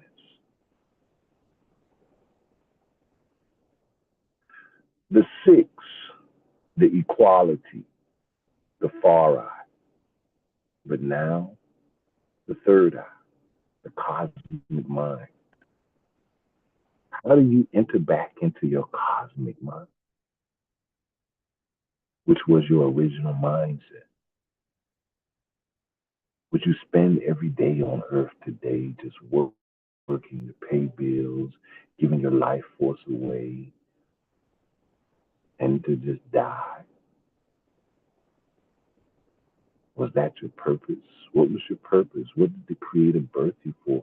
What was the start of it? Was it just to come here and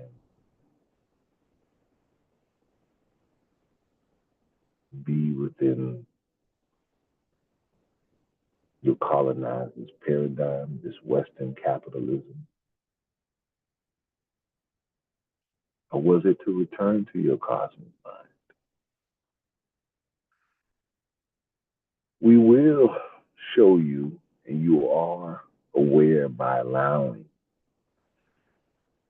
No, we mean by guiding you to reflect and meditating in this heightened awareness.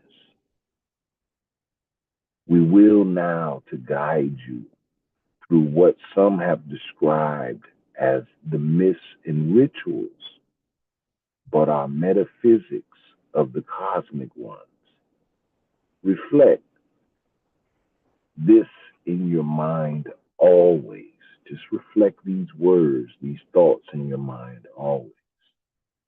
Most scriptures are written historically, prophetically, and metaphysically, but only until the cosmic ones awaken to the metaphysical truth of themselves can it be held that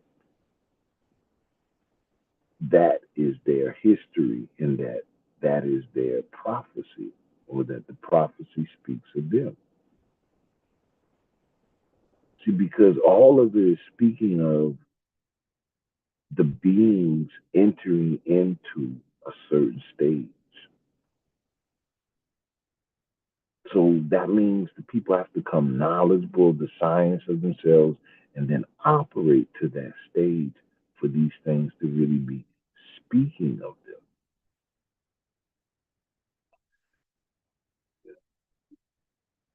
But when they learn the metaphysics, meaning self, and they generate, operate divineness, God, the God self. We can then call them cosmic travelers, for they have transcended time and space. They have traveled the in-between, the duat. They are not only the resurrected divine conscious, they are the reincarnated ancient ones, the ancient of days. We will to guide upon this later in our travels, but now we must guide in listening. For that, we must begin the metaphysical travels. We begin this with generate, operate, divineness. That is God. In your reflection, you should have asked, so where is the divine generator? How does it operate? We first give the definition: generate, to cause to be, to produce divineness and operate in it with it. We look at the word of God, and it is G, which equals 7, O, which is 15, D, which is 4, so it equals 26. 26 in supreme mathematics is wisdom equality. Wisdom of equality is exactly our reflection here. For equality, the number 6 is the number of the cosmic mind, the third eye. Let us travel further to reflect now on the 26, the number of Yahweh, Vahe. But we cannot stop here. We must keep traveling. The middle pillar, the path of the Messiah between the cherubims, is a 26. The path of the Messiah, a hero, a savior, a Heru, a Horus, the child of Aset and Asa. So what we now travel upon is the middle pillar, the Amen Ra, the hidden sun, the cosmic sun, a cosmic flame. To travel further in the guidance is sent from the Caduceus, or Memphis Caduce. And here you see between the cherubims is the mercy seat on the Ark of the Covenant. We must reflect deeper. Listen, Yahweh Vahe equals 26, the middle pillar. But I come in my Father's name, and he and I. I come in my Father and he and I, or I come in my Father's name. So Yeshua, or Isis, Jesus, Yahshua in Hebrew is Yahweh Shin Vahe. So the Yahweh Shin Vahe is a science. It reflects within that Yahweh Vahe is the middle pillar, in that the Shin, the eye, the Shin, the flame, the Yachu, or the Chi, comes in the Father's name, travels in the middle pillar. That's the flame within you. The Shin is the cosmic flame. So this is what we've been talking about. Some have called it the mercurial, or the mercury, or the mercurial flame, which is, this is the Buddha. This goes to Buddha, for those that did those studies and understand that. The flame of the messenger in the tarot cards, it is the last judgment. The coming of God, as some call judgment. But we are called to travel in the metaphysics of this, for that we return to the Caduceus. For just as Moses, the mind, remember Moses represents the science of the mind. He is the Hebrew letter He. And so just as Moses, the mind, raised the serpent upon the brass rod in the wilderness, so must the sun, the Shin of man, be raised up. Your mind has rose to look upon the divine truth. So many of us have looked upon divine truth. We've been reading it. We've been studying it. So your mind has rose to look upon divine truth. But now you must generate operate divineness, be God.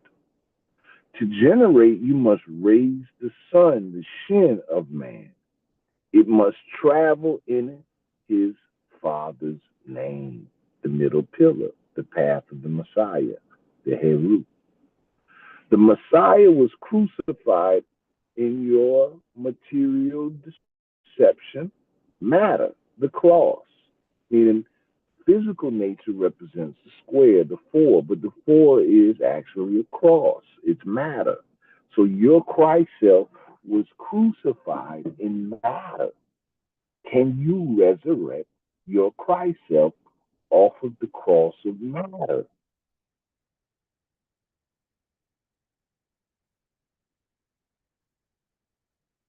And has laid in the tomb for too long, will you not raise the Messiah? Reflect. Moses, the mind, was told to first remove his shoes before he could walk on this ground.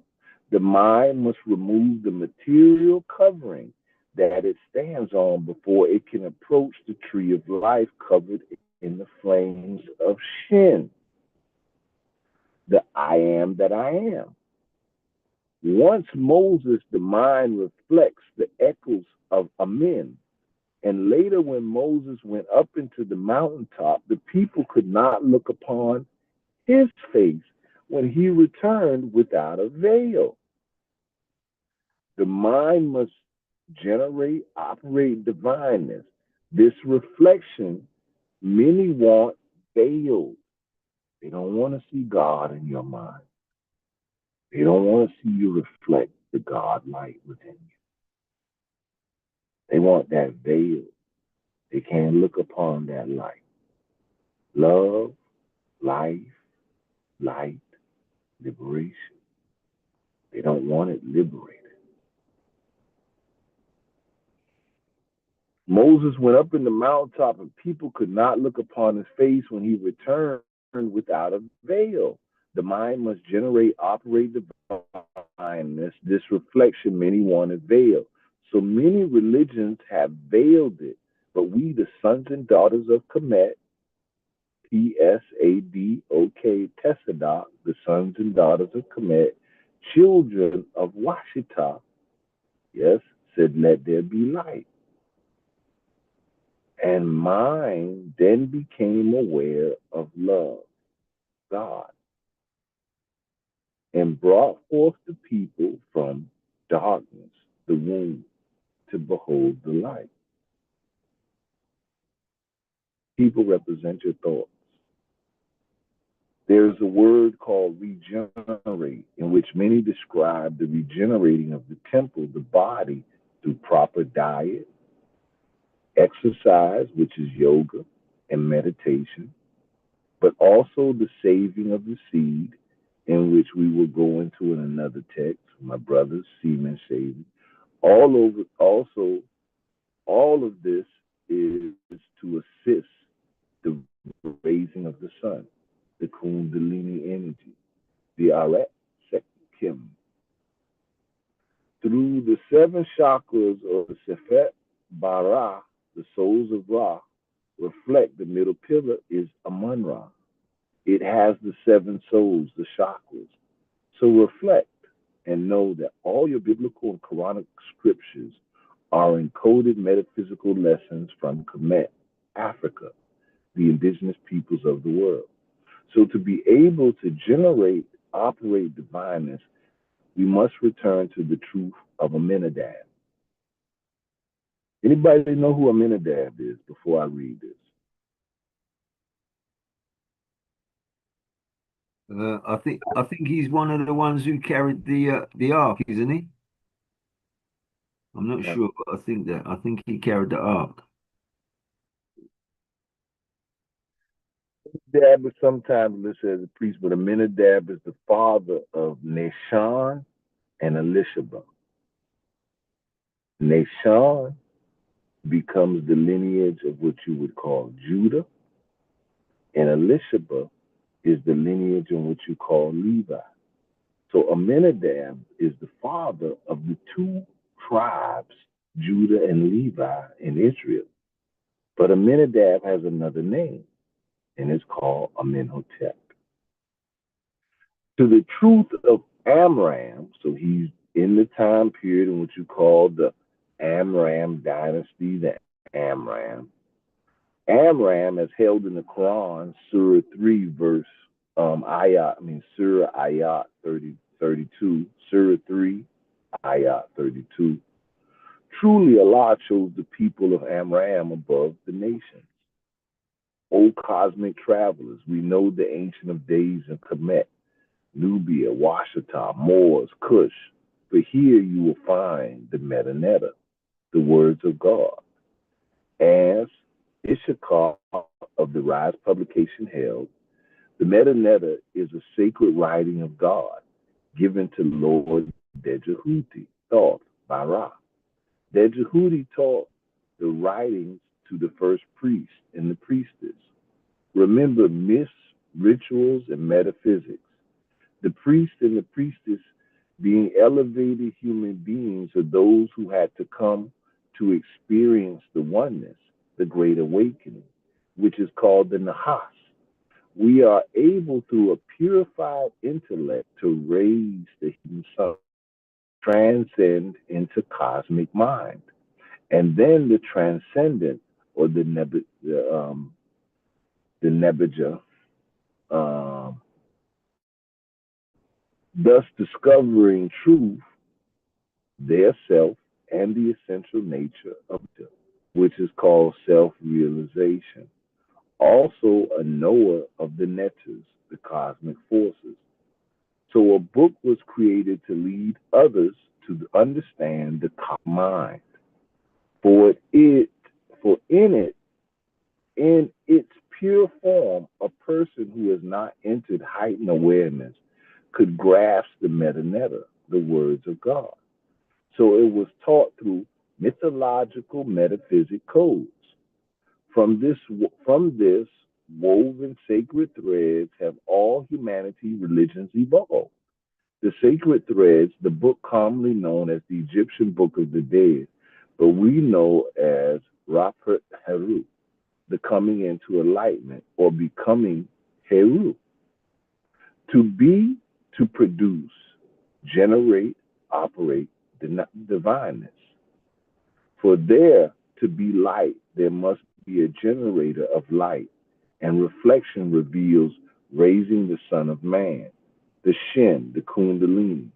Then to travel in a cosmic mind, you must know the cosmic forces, the netter, the operations. Then you can operate cosmic divineness or your divine self. So if one were to educate the unconscious mind with the metanetta, it would open the doors of transcendental existence, said Asar Ishakar of the Rise publication. So the book of the dead are incantation words of power. Power. We reflect to you that the book of the dead contains several texts. One we guide to reflect, its name is the Book of Gates. We reflect to you that the Book of Gates, to quote Psalms 24. Lift up your heads, O you gates. O ye gates, be ye lifted up, you everlasting doors, and the King of glory shall come in. Now that's the great question. Who is this King of glory? We find this point as a perfect time to manifest this fact. We, the Ancient of Days, the sons and daughters of Kemet, Tessadoc, Zadok, being masters of cosmic knowledge, knew through proper initiation we could prepare a seed, a generation to come that already was, to be tried in a fire, oppression, depression, slavery, spiritually and physically, that would awaken in due season, revealing the true God, a remnant to assist humanity in entering in the next cosmic age.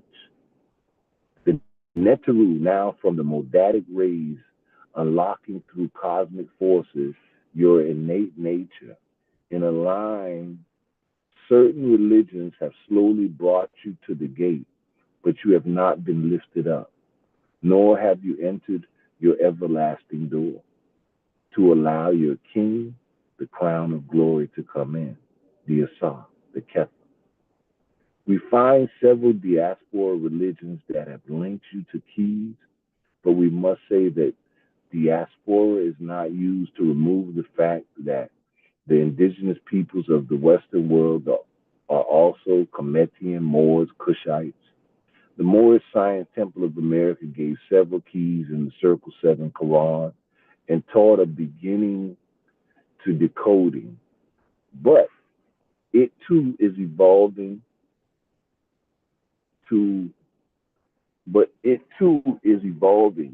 freeing the mind from the Western mentalism that was imposed. The Nation of Islam returned the call to discipline and expanding, but is evolving to allow the Kemetic African link to link you to the cosmic mind. This we must say, those we have spoken of and will and are needed as new lodges, universities to prepare the Heru. So no, we only speak in positive acceptance. The nations of gods and earth, the 5% nations. We see this reflection highly effective in preparing intellect to think divinely.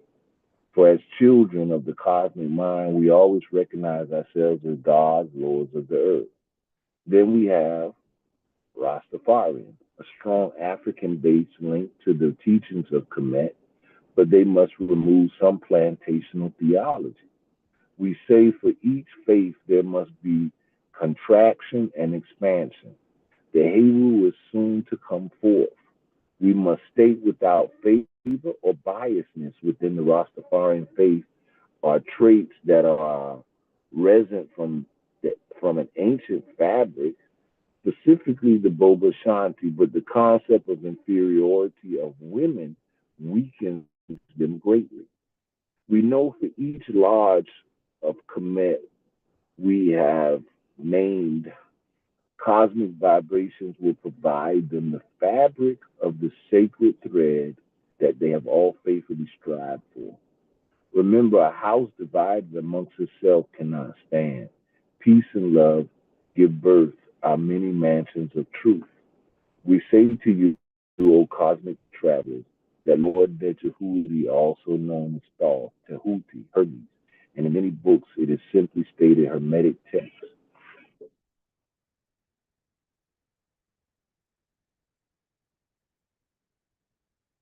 It is simply stated Hermetic texts. One of the Neterus known to be God of knowledge, wisdom, divine intellect taught the 7 principal laws of nature, the laws of vibration, mentalism, correspondence, polarity, rhythm, gender, cause and effect.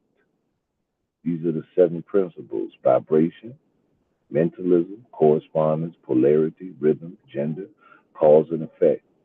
When you travel day by time and space, reflect and see these laws in operation.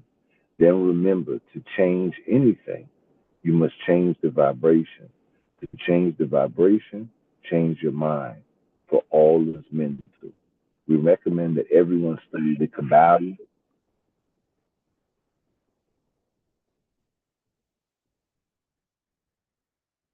We recommend that everyone studies the Kabbalah.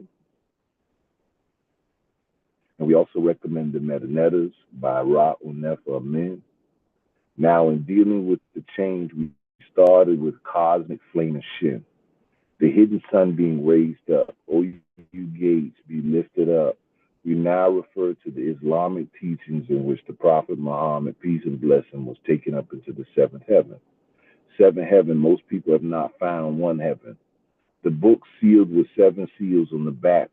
Within the 7 seals, the chakras, the Sefek, Bahra, the middle pillar, the ink, the myrrh, the Sekem, the Kepler, the Ab, the Tek, the Sefek. These are the 7 seals on the back of the book thereof. These are the seven bodies of man. These are our science, our cosmic knowledge. But each of these chakras are activated through self alchemy, alchem, the transfer of the dead state to life, the lead turned to gold. The Egyptian Book of the Dead gives guidance, traveling the heights of awareness of the middle pillar, as the Quran held the path between two mountains and is first entered in meditation. And here is where you generate by listening and reflecting on the cosmic mind. So long you have been amazed, worshiping or worship those who were enlightened or Christ, Buddha, Krishna, but you have never realized for there to be light, there must be a generator. We willed unto you, O cosmic travelers, to be generated, to be a generator, an operator of divineness, a God. We guided you to reflect the generating of the cosmic flame, the Shin, the Chi, to travel the middle path, the middle pillar. We have found that the book of Egyptian yoga by Dr. Muta Ashby is all of his books are exceptional. To give the most pure spiritual food for this travel, we also reflect that Tai Chi is a good spiritual food for this travel. It is a must to eat spiritually. Thus, you will be called to remove all flesh, vegetarian, vegan. This we will discuss in a later text. We hail thee, O great Asa, O great Aset, in love, life, liberation. For to be is to generate, meaning you must work to produce the hero, the Messiah in your life. Self-savior enters the veil, O ye everlasting door, be ye lifted up.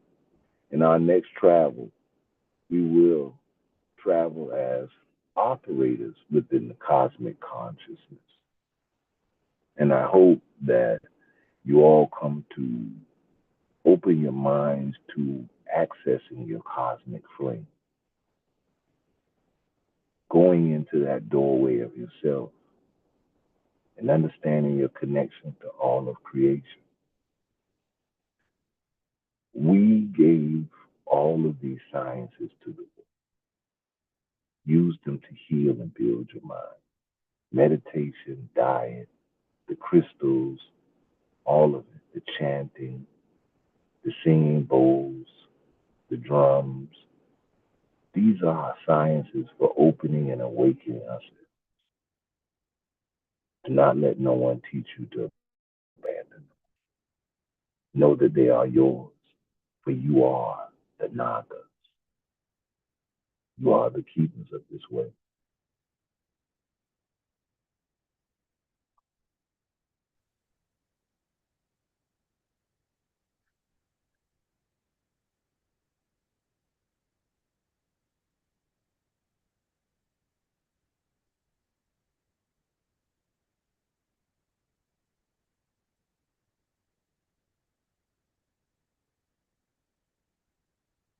The floor is open. The floor is open.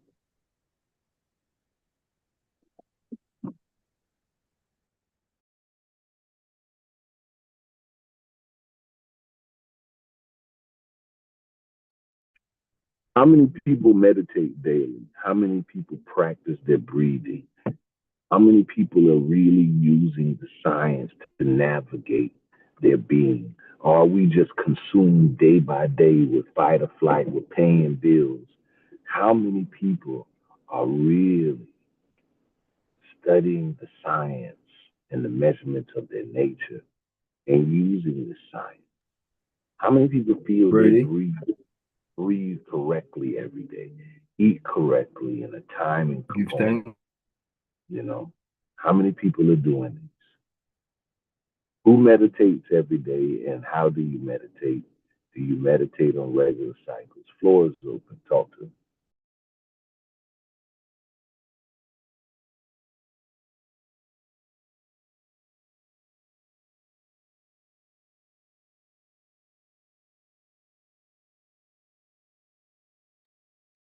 Yes, sir. Give thanks.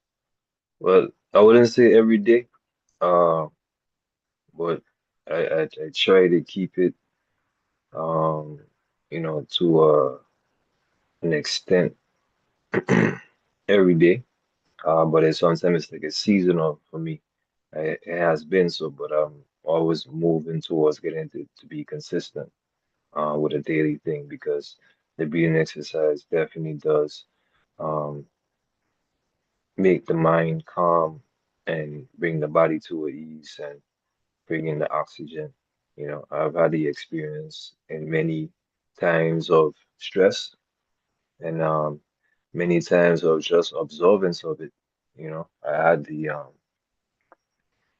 some good moments of like 3 months doing some work on the mind and the body, and it was experience, just nothing else, no influence of any outside plants or nothing, no material, nothing like that, just the mind and breathing, meditation and the sun, and just reading the word and you know knowledge, and it was experience that is a reality that I would not explain for everyone. You just have to get there yourself. It's the process. So respect to the process. Yes, sir. Yes, sir. Yes, sir. We have to counter. We have to counter the training of our nature that they have placed on us. So it requires us to retrain. So what His Majesty said, we have to become greater. How do we do that?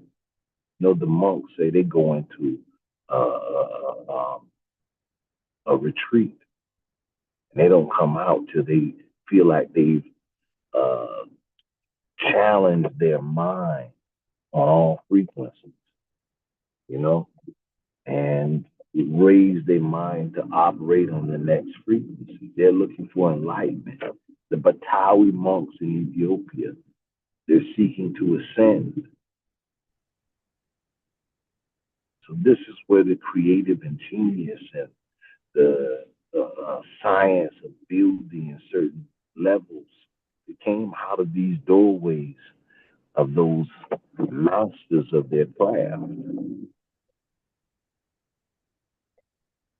We're still working on those levels and that mindset. Talk back, floors open. Yes, sir.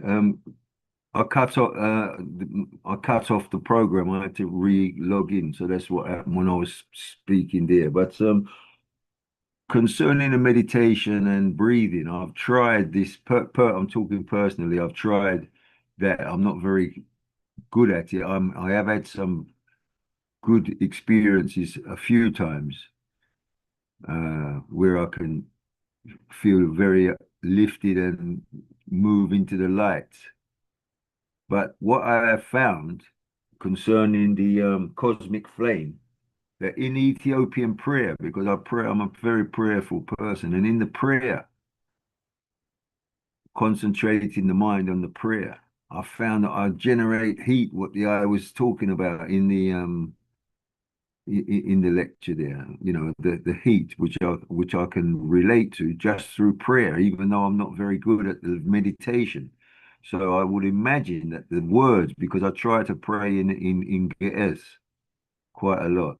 I've learned quite a lot of the Ge'ez prayers, and I find that using the Ge'ez prayers, and when you're making the sounds, they seem to be if you elongate the word, they seem to be meditational sounds, which I've noticed, Um, that's one thing I've noticed in the Getter's prayers. Yeah, the sounds of the prayers, especially a certain prayer is called the Rogaine prayer.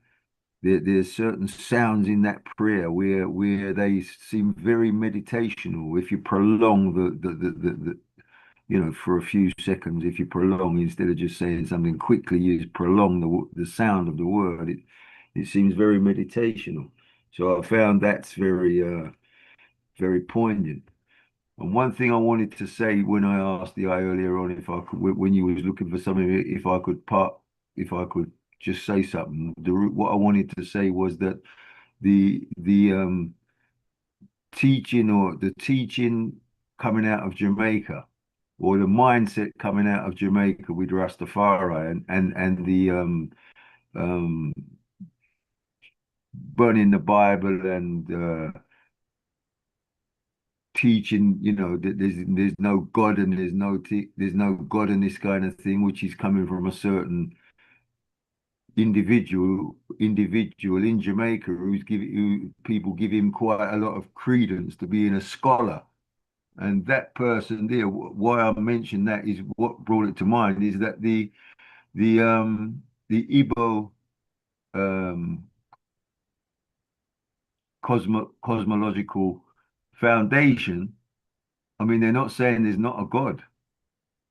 They're just saying there's not the Western interpretation of it. But it's not doing away with the fact there is a God. So as I, as the Mahel Seferi, and ones who are coming through the Ethiopian route, as opposed to like being Boba Shanti or whatever these people call themselves who are burning the Bible. I don't know who they are. I'll call it Mutabarukaism actually. But I find that through this route of the Ethiopian route, I as Rastafari and ones who are on this program need to promote this teaching of what Ras Lazarus is bringing forth, and because it is so much greater and so much broader in intelligence than this narrow-minded wanting to burn the Bible and not understanding the root and the African root within it. So that's what I wanted to say. That's when you earlier on, Russ. I just wanted to bring that point. But some other great things I would like to mention is that the Naga, being the Ethiopian kings, is that with the Naga being the Ethiopian kings in Angkor Wat, which is in Cambodia, which is in right down on the east coast of Asia, to the southern region, the Naga, there in the great temples of Angkor Wat, you'll find that they have the same names for the goddess she's called Sesha, Sesha.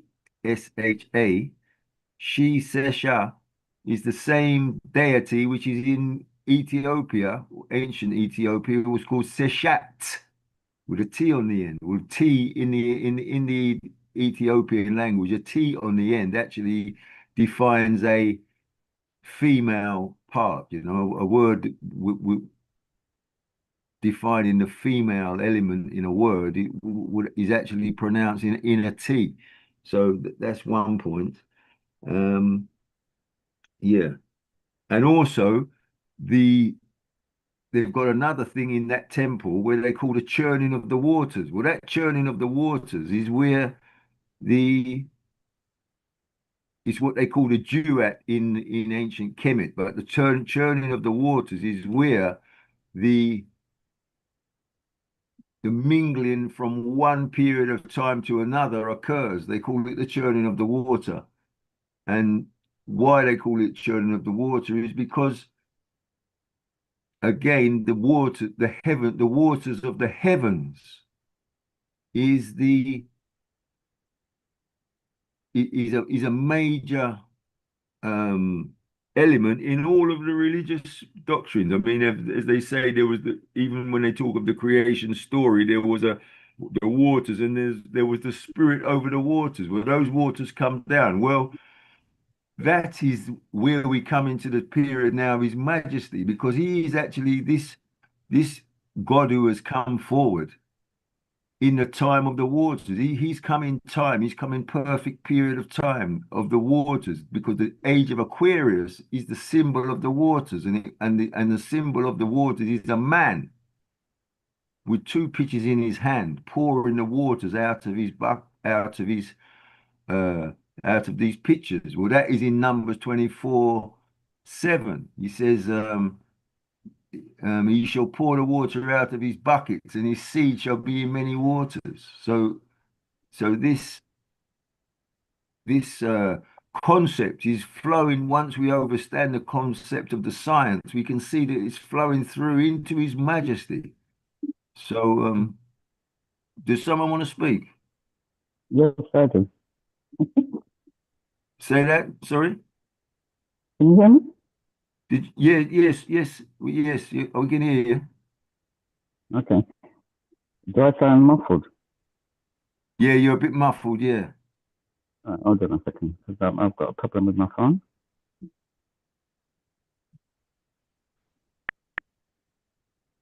Is that any better? Well, we can hear you still. It's a little bit muffled, but we can hear you. It's clear. It's clear enough.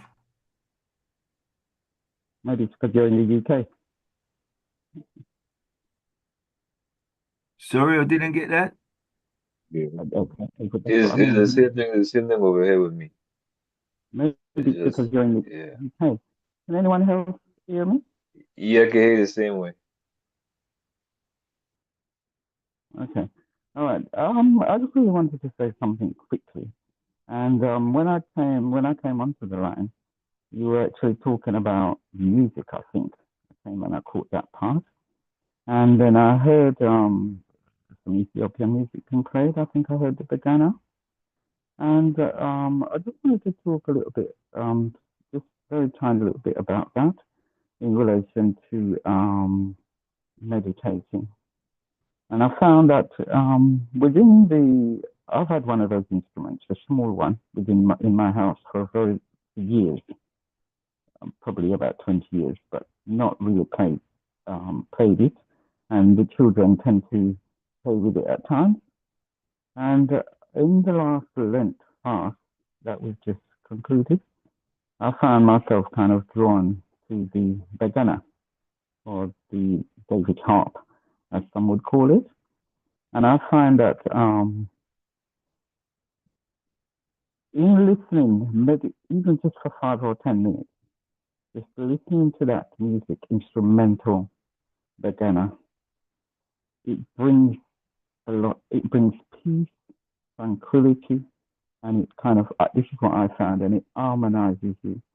And what I found was the following morning, I would fall asleep because I just had the spirit that I should just meditate on that last thing at night until I fall asleep.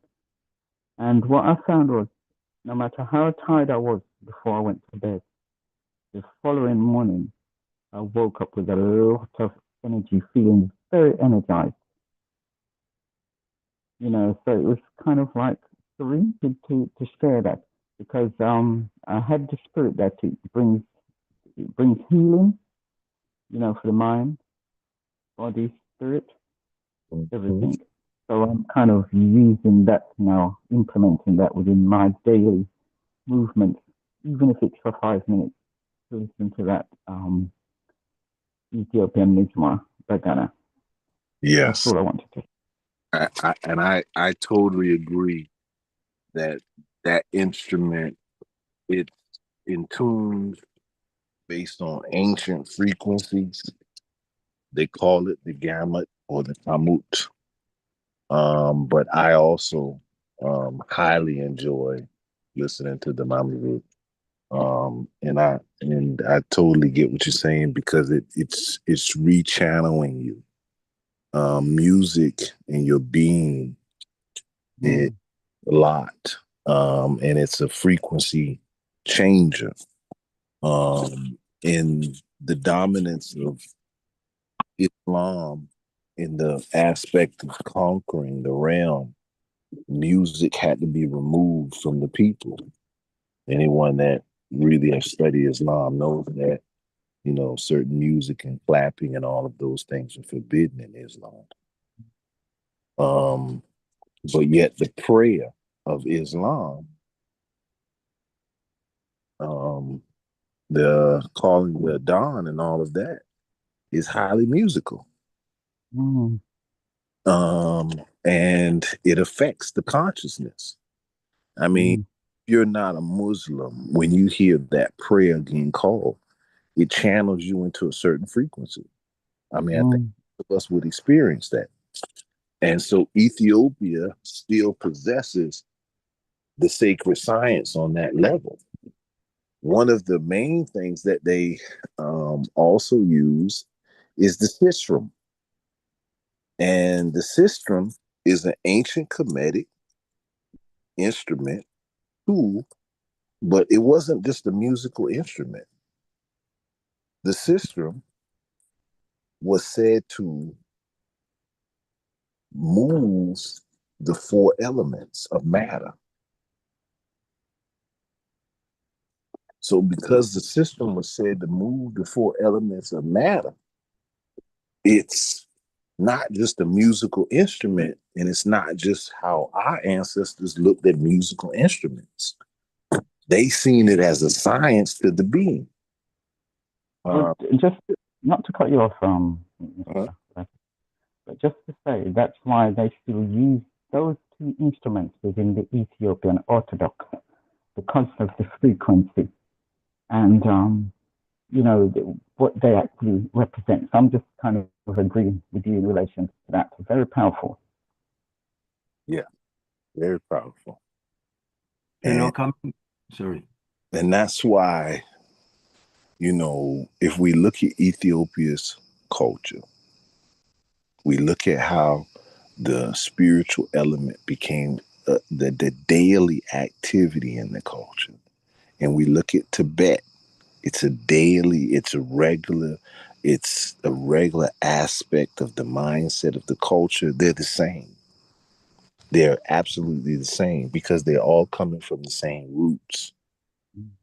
And so when we look at that and we say, okay, where are we at today in Western society? We're outside of our own systems of spiritual culture.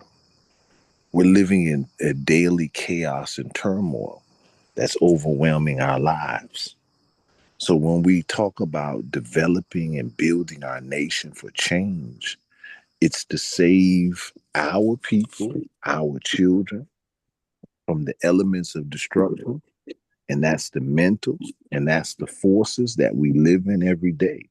So when we learn to implement meditation, the idle, the clean eating, we're using counter forces to regain our ancient Ethiopian culture, our ancient mindset, which has been taken away from us. Again, I'll say this. Western philosophy, Western mindset deals with religion. Ethiopia is not dealing with religion. Well, some components of religion Ethiopia has fallen to some components where it's just religion. But when we look at Ethiopia, we're talking about a living reality. Religion didn't come to Ethiopia as a living reality. People read the Bible and they talk about the children of Israel, and you look at their lives and you put it as the stories for the Bible. And you talk about Israel, Israel, Israel. But Ethiopia is the same story now. But it's the living reality. It is the living reality of it's not just religion as other people. It's the completing of the story and so forth. It's the completing of the story and so forth. So it's a living reality. And we have to enter into the living reality. That's the reclaiming of the shin, of the flame, of the chi. Because we're not breathing because we're in fight or flight. We're not eating right because they're controlling our environments in the air and so forth. It's a spiritual attack. Can I just say something quickly? Because you mentioned the system. When they say spiritual attack is just what we said earlier. Atom is energy that can neither be destroyed nor created. But it takes an atom. It takes the three. It takes the three to make the matter. Heaven is your structure. Remember Bina, the roof. We're talking about the structure. Your structure is heavenly. So the physical structure in which we look at is a spiritual structure. So things that we think are regular as spiritual, that's Western mentality. Our whole life is spiritual. Everything that we have is spiritual. So it's a spiritual science. So when we talk about someone has attacked our food, that's a spiritual attack. When we talk about somebody tried to give us vaccinations to destroy our genetics, that's a spiritual attack. That's a spiritual attack. It's a spiritual war. So now, in the essence of that, what is the highest weapon in the spiritual war? Do you work in the spiritual warfare? Do you work in the spiritual science? Because it's a spiritual war. So when we talk about the meditations and the articulating of the chants and the rhythms, you're talking about fighting back in the spiritual war. If you allow them to dictate your mindset all day, you in fight or flight, you in frustration, you in stress, and then you go to sleep. Who won the spiritual war for the day? Who won the spiritual war? Who set up the energy for the day? Who set the seeds that's gonna stimulate your tomorrow? So when we talk about fighting back and counter forces, you meditating, you centering yourself is all a part of that. That's what makes all of that.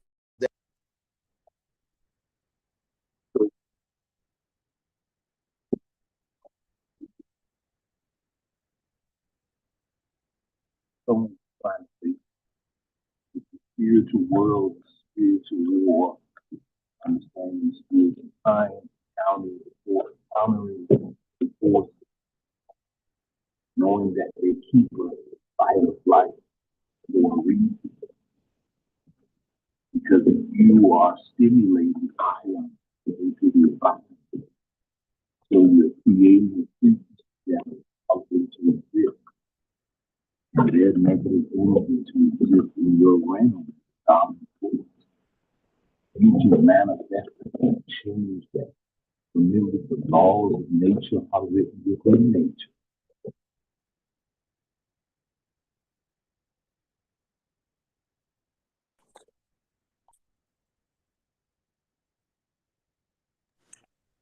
Go ahead. Floor is open.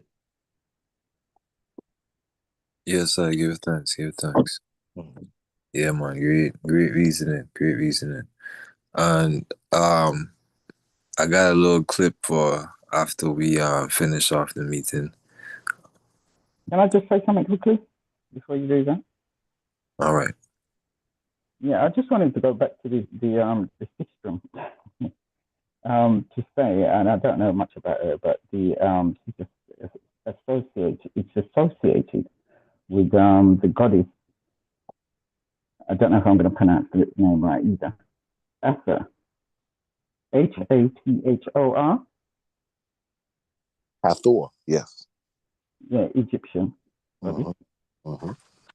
Yeah, so I just wanted to say how powerful these symbols, because Ethiopia doesn't use many instruments. I think there's four that they use quite prominently, and they all carry very spiritual values and used for a specific purpose. And when you talk about the chanting, and I think that's why we find that the liturgy, when we do the holy service, it's chanted, it's not spoken. And what I find is because we have been taken away from our natural habitat and we've lost our language, trying to get back into that anciency, like you say, can be very difficult and feel very alienated for some, and you need to have the spirit for it, I think, and be not drawn, because not everyone will be drawn. I've seen that within my walks of life, in trying to encourage individuals, even my own family, to learn the language, get involved in understanding your culture.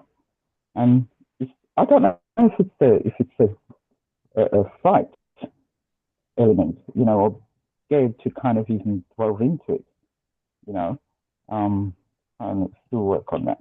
But just thanks for those few words. I think Ross Cipher had said some words earlier that kind of went with exactly what you're saying on when we talk about, our people valuing spiritual science and knowing like what's their goal and destiny. It's a real hardship.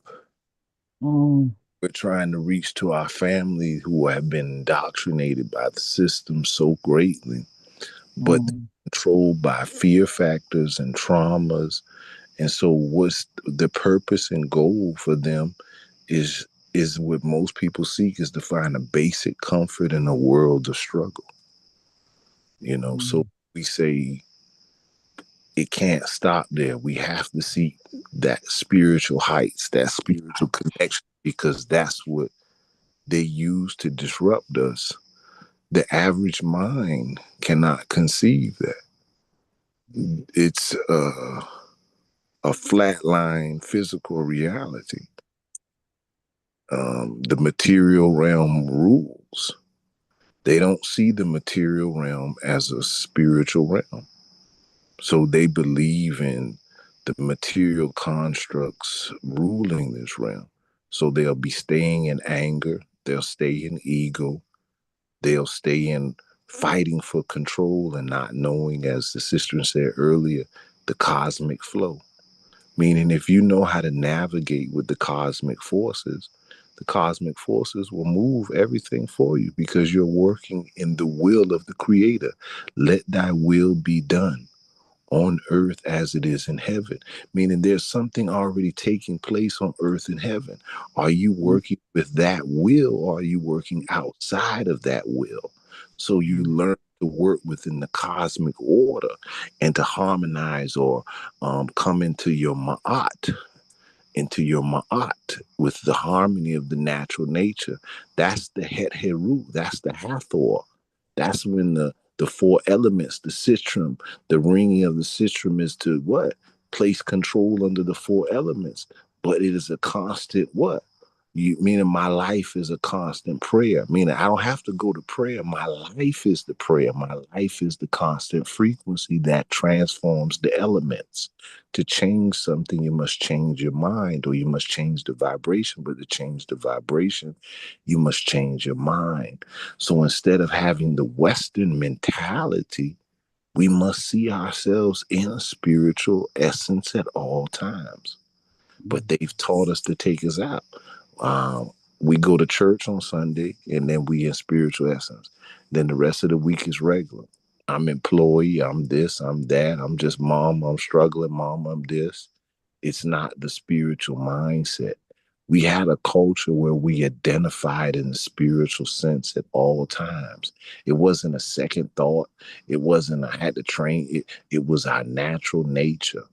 So when we talk about getting back to that mindset, there are tools and science that our ancestors left. Meditation, chanting, the food, the retreats, like our Batawi monks, they go into seclusion so that they can still their mind, still their being, to allow the ascension within.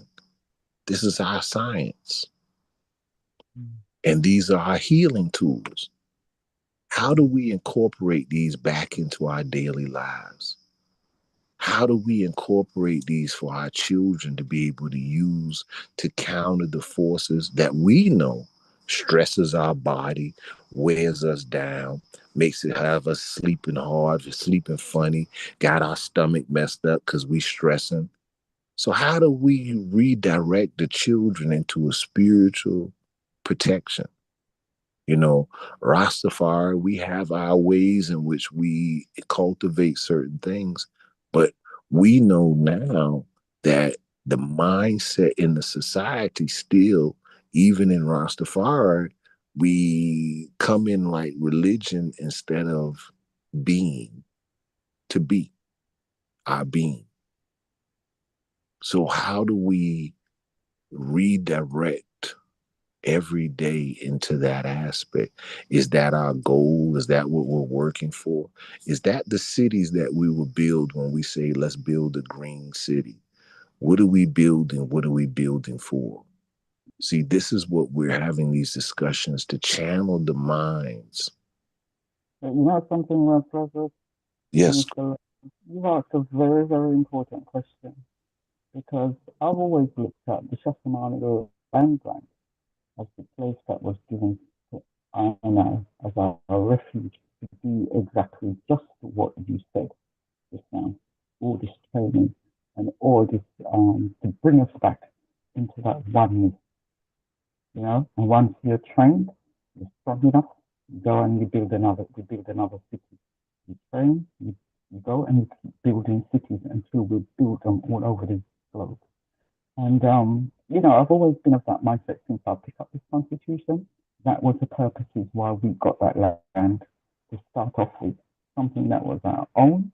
No one could come and interfere with us for us to realign ourselves, basically, you know, and then go out there and you know, just live and teach others. Because in this society, I know here in this in the village, Yes, and we see it. Mm-hmm. We are called to do that, to build the schools that harness the spiritual balance, to set the standard of food or dietary practices that align with the spiritual needs of our being. We're here to set these things in place. This is why it's said to us to carve out what we see necessary, because we've seen where the man has fallen to, and we know where man go to from out of this fallen state. So yes, that's the and this is where now it becomes very anyway, you asked a very important question. I'm not going to go over it anymore. I just agree with you, and I just think we've got a mammoth task, very, very big task, mammoth task. And until we actually have our nurseries, because we've had them before.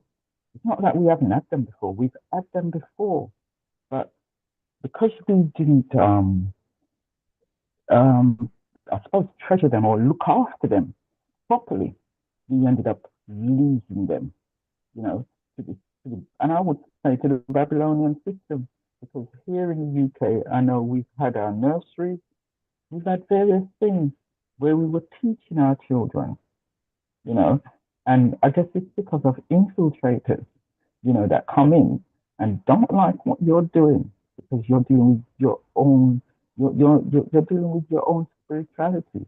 You know, you're in your natural habitat. You're teaching your children. You know, they're learning, they're growing, and some people don't like that, so they come in and they try to bring in something else other than what it is that you're actually meant to be doing. And you see this all the time, you know, because, and I'm going to go back to that land grant, you know, go back to that land grant, because when we got that land grant, it was empty. There was nothing there. It was empty. And we were able to, it was fertile, you know, you're getting things like photo, right? Things like okra, right? Gungo peas, all sorrel, all those things growing on the land all year round. Moringa, you name it, and we have it, right? But our food, that meat for our food, and I quite often wonder how did we get to where we are now after being given that great blessing, you know, for us. And we're still talking about it. We still want to build that model city. And I'll tell you something, one of your, no, it's not your member, one of the members, I think he's from local, maybe 14, has come up and he's got a great plan, you know, And I'm just pray, maybe not in my physical time, but I just pray that it can be manifested, for our future generation, because we have the skills, we have the geniuses who can do this, And you said the right thing, in terms of working. When we're working, who are we working for? Are we working for self, or are we working, for I say the Most High? Because if we focus on working for the Most High, quite often we won't go wrong. And I rest my case. Yes, that's the blessing. And for those who were on last week and we spoke about the divine movement with the House of Seba in Jamaica, and how that is part of what we're saying today, that the government systems of the world, they called us to say our sacrament was recreation. And many people run to the system to get a license for recreation. Why are we allowing them to define our sacrament into a lower frequency? It's not a game. It's not a soccer game. It's not a kickball game. It's not recreation. You talking, when you say recreation, you're talking about going and play on the playground. You talking about going to play on the play. So now the sacred thing that we do, our sacrament, is recreation. See, they define our reality to lower frequencies. And then if we accept it, we're following their culture, not our culture. That's not our culture. It's not recreation. We already told the world it's the healing of the nations. We're talking about healing. We're talking about science. So we're talking about spiritual centers. We're not talking about dispensaries. We don't want dispensaries. We will have herb that dispensaries might want to buy to put in their dispensaries, but we will have healing centers. Healing centers. That's why we give shout out to House of Seba, Ras Jabali in Jamaica. Anybody traveling to Jamaica, go to Trelawney, go to the house. Go I've been it. He's got a great. He's got in the meditation. Go take part in it. We just started Liquor Ethiopia herbal shop. Go there, get you some herbal teas, get you some healing teas. Take part in the traditions. Go in the bush, ground date. Take your shoes off. Go find your spiritual self. That's what. Yes, that's what we're supposed to be creating. The new reality, not allowing these people to pull us in exotic drug culture. Because we as Rastafari, we don't take part in exotic drug culture. Exotic drug culture is killing our youth today. They're popping pills, and the pills are filled with fentanyl, and they're dying in every city at rapid numbers. But because it's young black kids, nobody's reporting it as an epidemic. It's happening throughout the world, not just in America, but in South America, in Africa, in Europe. They've tricked our youth into this, and they're trying to tap into something because they're looking to tap into something, but there's no spiritual guide. There's only this new exotic drug, hip hop, rap culture. So people say, give us the rapper's weed. We don't have no rapper's weed. We got Jaws weed. We got Zion's weed. So it's to get a spiritual elevation, as we said, heightened awareness. So people are looking for their heightened awareness, but they're being brought down into a lower awareness, to low frequencies.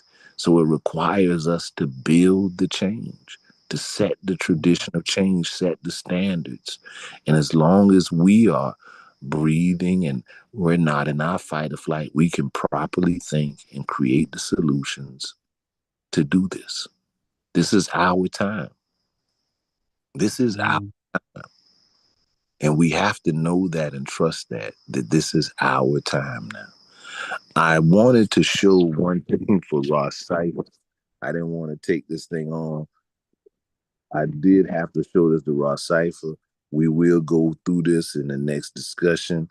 A lot of you, this will give you heads up for next discussion for next week. Please look this up. We will come back and go into this in depth.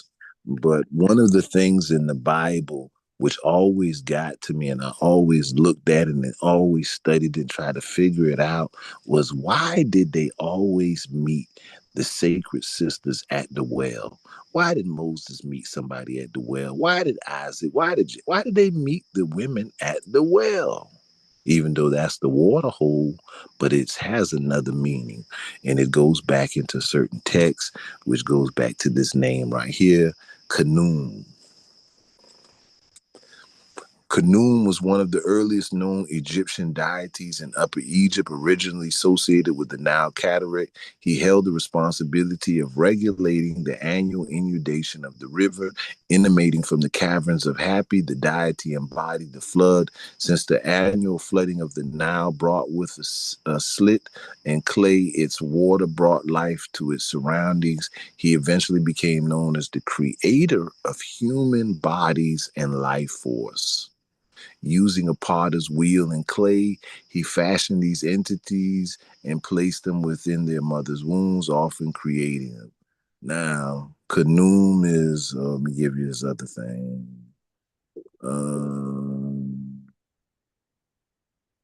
Khnum is primarily the function of the inception of human beings. It was typically portrayed with the horns of a ram. We just seen this in all of the things with Odani, one of the sacred animals worshipped in ancient Egypt, representing the aspects such as fertility, rebirth, regeneration, and resurrection. Remember those three words, rebirth, regeneration. What's regeneration? Well, we talked about it. When you operate your pineal and pituitary, you regenerate that higher consciousness in your being and return to your heightened awareness. So you have regeneration, resurrection. He was originally illustrated with the horizontal spiral horns based on the ancient corkscrew horn sheep and extinct subspecies of the barber sheep.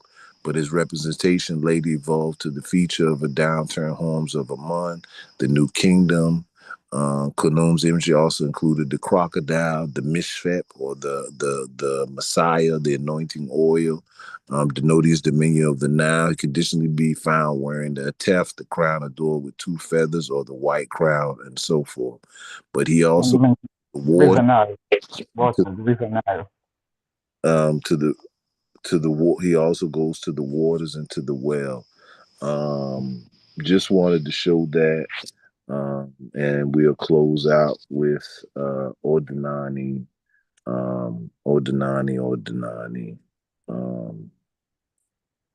with Odinani and Denan. Meets with Chukwu and chooses its path.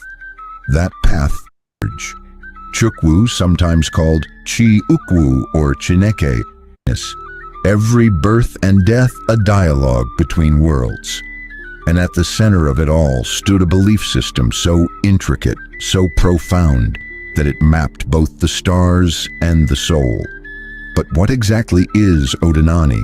Who is Chukwu, the source of all being, whose name still echoes in Igbo prayers today? What is the Chi, that personal spark of divine intelligence?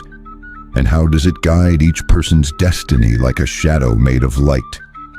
Who is Allah, the goddess of the earth, who judges morality not with fire and brimstone, but with soil and silence? And why do thunderclaps still carry the memory of Amadioha, the god of justice, whose voice once roared across village skies? In a world increasingly disconnected from land, from ancestors, from meaning itself, the wisdom of Odinani feels not only ancient, but urgently relevant. It teaches that every person carries a divine spark, that truth is enforced by thunder, that justice is written into the very earth. It is a tradition born not of conquest, but of communion, with nature, with spirit, with self. Odinani is not just a set of beliefs. It is a map of the invisible world, a mirror through which the Igbo people understood who they were, where they stood, and what they owed to the universe. Today, many only know fragments, whispered names of gods, rituals half remembered, icons turned relics. But buried beneath centuries of colonial erasure lies a sacred science waiting to be remembered. This is not just a story about old gods or lost rituals. This is a rediscovery of spiritual architecture, of how a people built meaning, morality, and identity from earth, sky, and dream. This is Odinani, not forgotten, only waiting.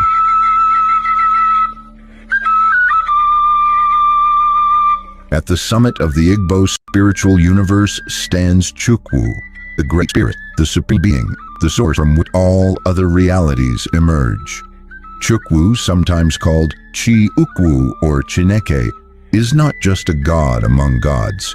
He is the cosmic essence, the silent architect of all creation, the breath that animates the seen and unseen. In Odinani, Chukwu is both transcendent and immanent. He is above all, yet present in all. Unlike many Western conceptions of God as a distant ruler enthroned in judgment, Chukwu is more like a flame in the heart of everything. Silent, omnipresent, immeasurable, Chukwu's name itself reveals his nature. Chi refers to spirit or life force, and Ukwu means great. He is the great Chai, the boundless origin of every individual Chai, every force, every vibration that moves through the worlds of humans, spirits, and deities. He is not worshipped through grand temples or graven images, but through reverence, humility, and alignment. For the Igbo, to live well is not just to obey, but to harmonize with the divine order that Chukwu has breathed into existence. His law is not written on stone tablets. It is inscribed into nature, into conscience, into the pattern of life itself. Into nature, into conscience, into the pattern of life itself. And this is what our ancestors left us, guiding tools to navigate through these cosmic waters. Become a cosmic water navigator. Learn your science. Study your science. Make sure you hand it on to your children so that they can return to their ancient Ethiopian culture, their way of life. Remember, His Majesty gave us a church, and the Tawido is called oneness. We have to be able to show our people the oneness and the breath of the Spirit that is represented in all of these things. It is the spirit of Ethiopia that we seek to restore, which is the spirit of the Most High. For that's what we are talking about, the breath of life. And when they put us in fight or flight and live in fear, they make us reject the breath of life. Learn to breathe, meditate, and find your harmony so that you can then stop rejecting life. Love, life, light, liberation. Amashe, I see you. Back to you, Chair. Askimia.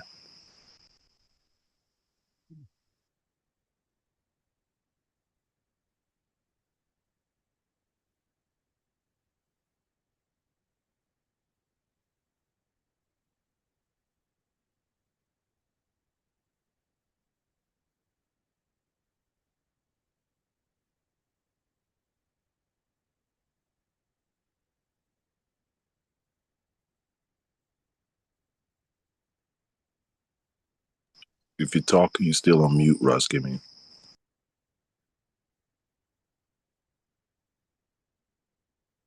You can't be sleeping because I'm still awake. Oh yeah, y'all at 5 o'clock. Y'all are soldiers in Jah Army. Y'all are truly soldiers in Jah Army. Did you want the anthem? He said he wanted to play something before we went to the anthem and the chaplain. Oh yeah. Sister Joy, you still up as well over there? Yes, I'm still up. I'm still up. Yeah, man. Yeah, I'm man. trying Go to ahead, man. pull We some go ahead food. now. This the line right there, man. It's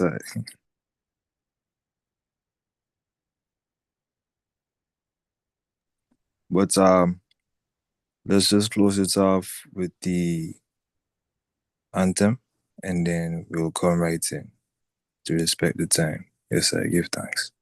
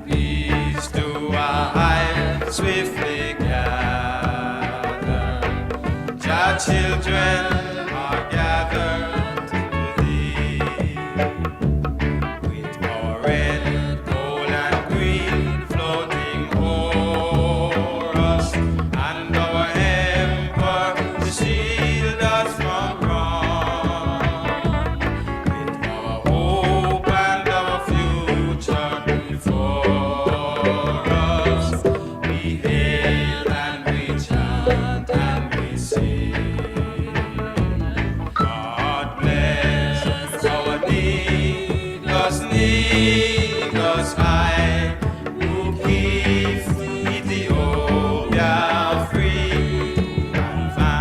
to advance with truth and right, to advance with love and light, with righteousness leading. We hail to our God and our King, humanity pleading, one God for us all.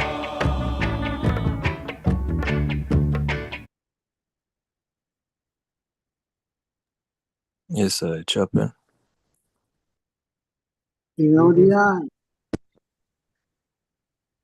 Musa salam. Lekulu Malcolm Negatu. Abakudus. Katamari Adi Selassie Siam. Exia Sila. Yes, I want to share this ode of Solomon out of the Ethiopian Forgotten Books of Ethiopia. Ode of Solomon. Ode 17. I was crowned by my Exia. My crown is living. I was justified in my Lord. My incorruptible salvation is he. I was loosed from vanity, and I was not condemned.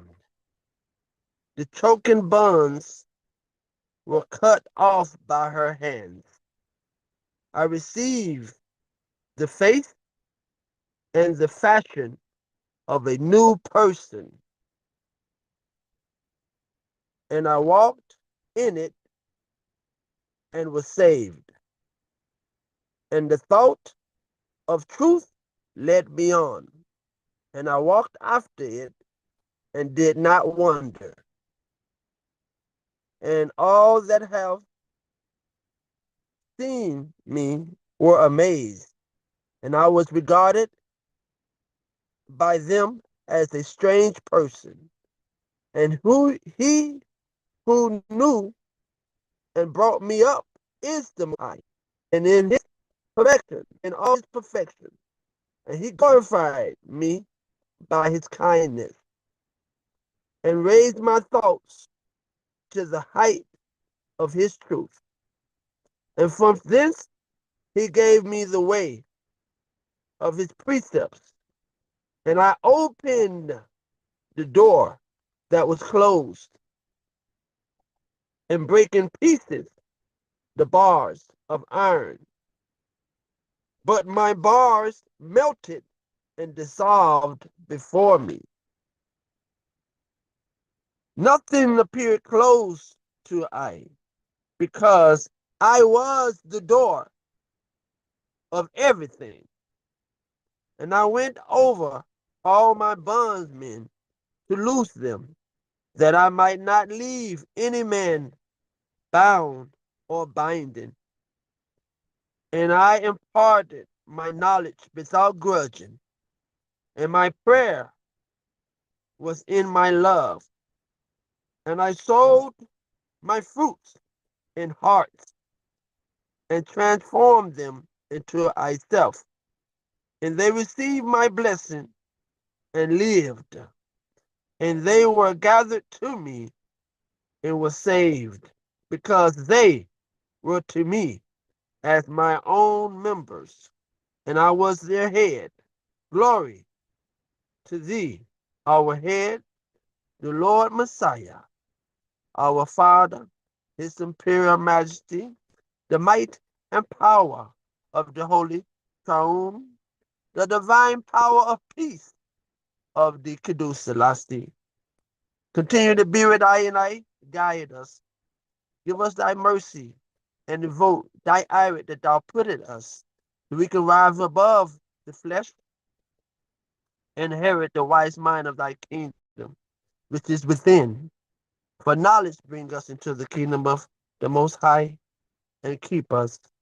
He who sow love to others shall sow into eternity. All these things we ask in the name of the Most High. Guide us and keep us. Siyam Exibir, the root and offspring of David, the stem of Jesse, the seed that is blessed. Abakodos Kenamari, Adisalas Siyam Exibir. Adu Ab, Burel, Memphis Kudus, Highly Kal, Abacadus Kanamari, Highly Selassie, Siam Exibia, Bahaman, Ab, Weld, Memphis Kudus, Highly Akal, Abacadus Kanamari, Highly Selassie, Siam Exibia, Amlakana Highly Nawasawana, Hasana, Hasana, Ata Masakana, Zela. Selah. Give thanks. Chair. Yes, I see. Minister Lars, can I come in now with the video? Yes, sir. Yes, sir. All right, yes, sir.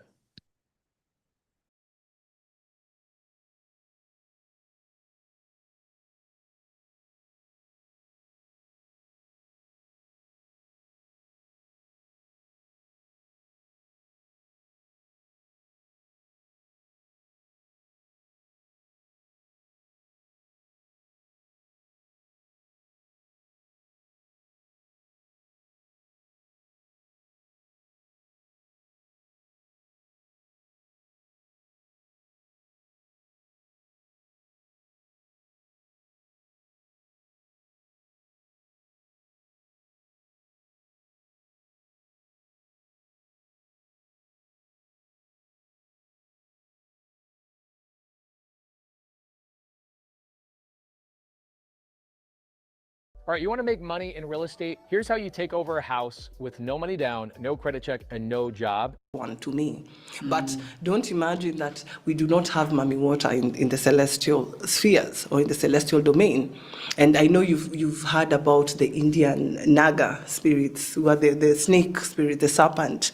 And that's another feature of water spirits. Mami Water is usually depicted as a woman with long hair, But they're long-haired. Actually, deities of the water are associated with long hair. They all have long hair for some reason. Even the old woman at the river who initiates in Southern Africa also has long hair. Now, when you look at, she's depicted as a woman, long hair, holding a serpent, a snake, right? And there's a reason for that, because the very oldest primal deity was a woman, number one, a goddess, the great mother. Let me call her that, the great mother, because we are all birthed, isn't it? Even I came out of a woman, out of a mother's womb. And then we have the snake. Usually the mother is represented by the snake, and you can see how the snake tends to be self-sufficient, especially the primal snake. So it's associated with death and regeneration. So both birth and death. So the cycle of life, right? So we don't look at a serpent as a negative symbol. In fact, the serpent is one of the oldest. That's how they do it.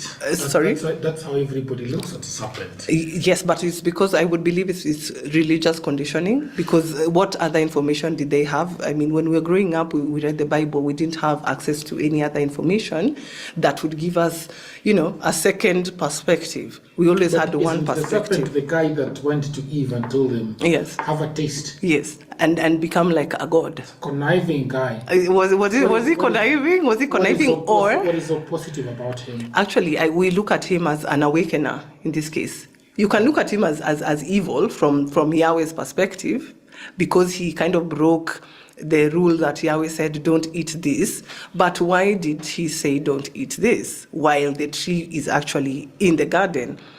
It's because the serpent therefore acted as the awakener of Eve, and there's a reason why the serpent. Yes, there's a reason why the serpent came to Eve and not Adam, because you see, the woman and the snake tend to be, again, Mami Water and the serpent. They are usually associated as the same entity. They are usually seen together for the most part. They collude, yes, positively. Unless, by the way, if you look at, if you want to now categorize snakes as positive and negative, maybe when you look at the python is absolutely a positive entity, serpent entity. If you think of Omieri, who for us is represents or is a harbinger or a messenger of fertility. And that's why I keep fertility. Telling you that you see, Omiri is looked at as the reason why Nyakach is dry, for example. And really, why Nyakach is dry, or unless they mistreated Omiri, which is why mistreated Omiri. Yes, which is why it is dry. Absolutely, I agree, because you see, Omiri is seen as a messenger of harvest, a messenger of abundance. So when you see that large python, it is telling you that, wow, there's something great that is coming to the community, and it is a messenger of the mother, of the great goddess, of the great mother. Now, when you mistreat the messenger, when you shoot the messenger, essentially, what are you saying? You're rejecting the message that it's bringing to you. So you're going to really come under some kind of consequence. So there's a negative consequence when Omieri is mistreated, and a very positive one when she is treated with respect. And the way we treat Omieri really tells us how we relate to nature. If you see a serpent minding its business and your first impulse is to harm, then how do you relate to other aspects of nature? I think that's where eco-spirituality came in. We also preserved some of these species, right? And I believe that they deserve to exist. Now, if you want to look at it symbolically, if you want to think of negative symbols of the snake, maybe look at the viper or the rattlesnake. Say, even if you have a dream and you see a viper or a rattlesnake, and you have a dream where you see a python, those are different messages. One is maybe a warning, the viper, because it attacks, isn't it? And the rattlesnake, venomous snakes essentially, are warnings. But a python, it's a constrictor. It won't attack you in terms of biting or anything. But it's of course it's terrifying. Yes, of course.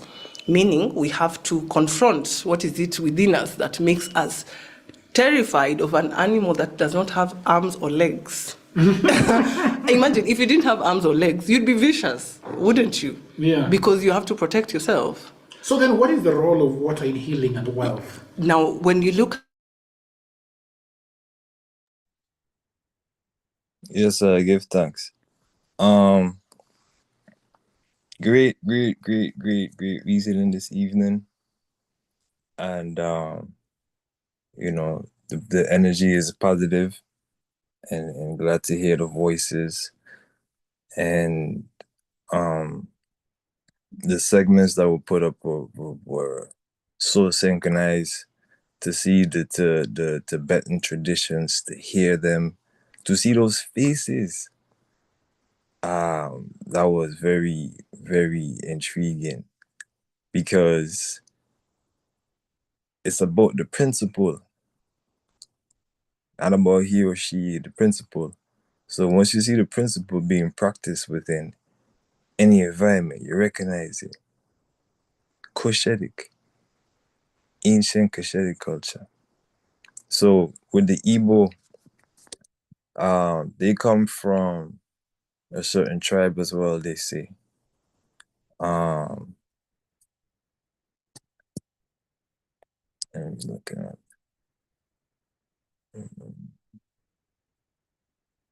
So with the Igbo, they come from descendants of Gad, and their first king is Eri in their tradition. So a lot of their traditions are the same thing as the Cushitic, the ancient Hebrew. Even with some of the spiritual days, it falls into alignment with the Tiwahido celebrations at certain spiritual days. So, when we talk about observing nature as the core, and being within that nature, being in those churches in Lalibela, being in that sacred space, being in those spaces away from people, having the mindset and the practice of clearing the mind to bring a result of enlightenment, that ones on ones all around the world are getting the same message, the same prophecies when they go within. The Hopi tribe and the Dogon have the same prophecies, because these ancient Kushites were everywhere, disseminating ancient Ethiopian culture. And, the traditions that were kept through Odenani have been something to bring liberation in many stories around the world. Places where certain blacksmiths were. Why? Because the blacksmiths had a science of metallurgy. And because they had an intelligence, they thought a certain way of themselves. They were craftsmen. There were different people that knew different trades and things. And this put them in a position to be able to liberate themselves. In other moments, they have liberated themselves and formed their own governments.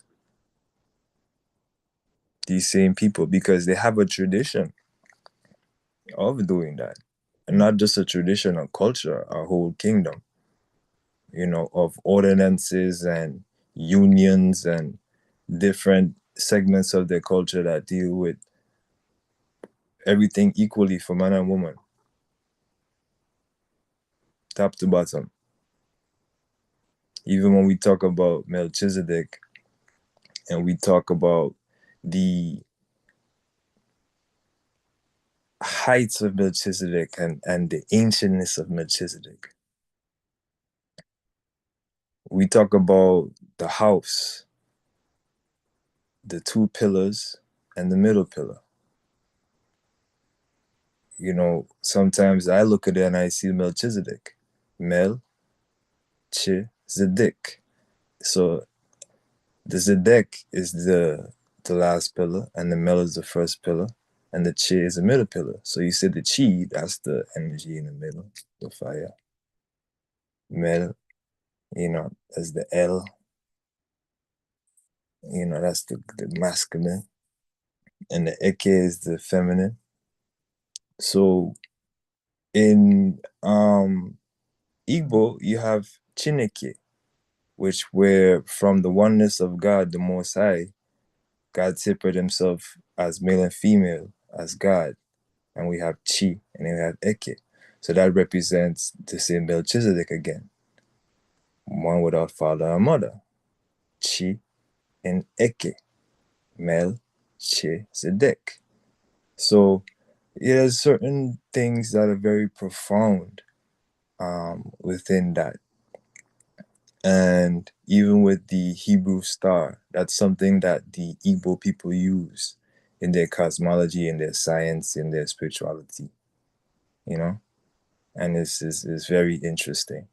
So a lot of times, some things have been given to us in the past as, you know, taboo, the whole subject. But, you know, doing government work, it takes a mind that has to understand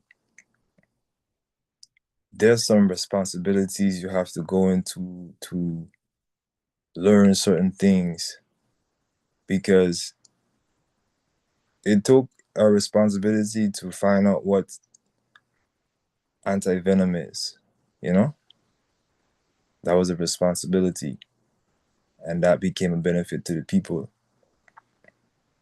So a lot of time, most people wouldn't delve in these things because it's a lot of problems. Yep. But if you follow the science and you do those breathing techniques to control the mind and let the mind be at ease, things unfold from what the society is being given us. And I've seen many ones-on-ones unfold many things. And there's been some things that I've unfolded myself, but I have so many more to unfold. So many more. But it is a practice that is a principle that's ancient. And you see it in the houses that have dignity, where they say this is what we do, this is how we are, this is our people, this is our ways, this is what we are. And we respect nature, because this is what the Most High has given us. Yes, sir. Any questions about the video I was playing a while ago? Floor is open. I would like to make a comment that the idea of the snake, what the sister was talking about. Well, the name of the Igbo Great Mother is Naga. I mean, that information came from the Igbos lived before Adam. I don't know if you have ever seen that video. The Igbo lived before Adam. You can find it on the YouTube. It's a very interesting video around the origin of the Igbo culture. And the Great Mother, as I say, her name was Naga. And so this name Naga is used throughout the world, you know. So this goes towards verifying what the Igbo scholars are saying, that they are actually a foundational people, you know. And where they and where, you know, you said just now that they're of the tribe of Gad. Well, that's very likely. But what I don't like about the Igbo, the modern Igbo story, is that they try to give themselves validation from the biblical story of bringing a flow of knowledge coming from Mesopotamia or the Levant, the Arabian Peninsula, bringing it to them there in West Africa. But that's kind of contradictory, because I think if they are the first people, or you know, some ancient people, then the flow of knowledge is going the other way, not into them, where they're going to gain the biblical story into their culture, where they're the people who gave it to the other way across the continent. That's always my argument, you know. Yeah, Even with Ethiopian Christianity and everything, you know, I argue for the other direction flow of knowledge, not coming from up there in the Levant and into Africa, Yes, sir. It's going the other way. That's all, that's something which is very important to grasp when you're dealing with ancient history, the flow of knowledge. Because I think we're taking the Western interpretation of history, which is only really the Western interpretation of history has only been formulated in the last 200 years, which we're all using in the universities, the universities all over the world where people are learning. They're using a Western interpretation of history. And I think we need to debunk that not only to debunk it, but just tell the truth or use logic, because that is a logical thing. Even the idea what you just said there about Gad, they were saying that they come from Gad. Well, that must be a modern concept in the Igbo culture. Well, To give the other possibility is this also. That could be a modern influx of a population, because there were different migrations. Because people did go up into that area of Amram, and they did come back down. And when they come back down, some of them did go into that West African area at those times. So the thing about the Igbo people is that the ancientness goes even to the time. The culture speaks of a time where the people then were a culture when we were just the light bodies. That is based off of their traditions of keeping their culture and passing it down. So we don't know who exactly it could be pinpointing to, because it's pinpointing to everything of principle. So you get Kemetic, you get Hebrew, you get Cushitic, you get all these different things in the Igbo, because it's as if these people were always there within all of these different stages of times as who they are as the Igbo people, to say that they are a family, as a clan. So now certain sects, like some people, like you say, take on the Western perspective to even have the colorism of the Western thing of 1947 and say that they're, Jewish, not even Hebrew of ancient Israel, to understand that all of that area was ancient Ethiopia, even that area having the name of Judah. So they don't go that way, and those same people, even that in that Igbo culture, do not have women at the proper position, like how the regular Igbo culture have women in the proper position of equality. So it is a problem in a sense of, like you say, it's on the Western perspective, but the science of how everything else is, it's there. So once again, it's like, what happened to us? Why did we, take on Christianity so easily? Because we were living in life already. It was just a different version to make some money off of. So some people within the sect, that's how they have it going.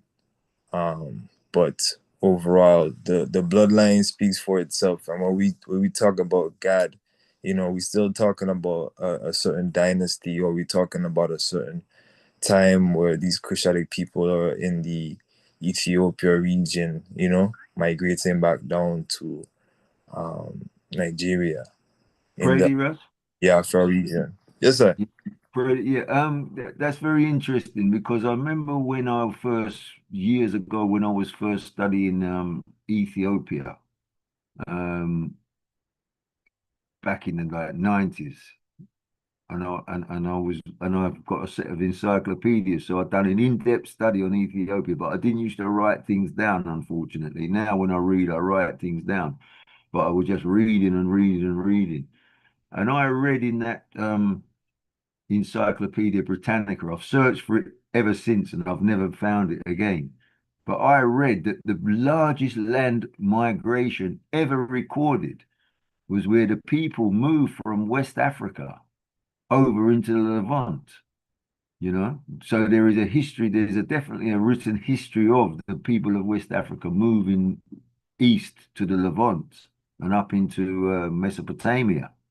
So which would have passed through the Nile Valley and up through into Mesopotamia.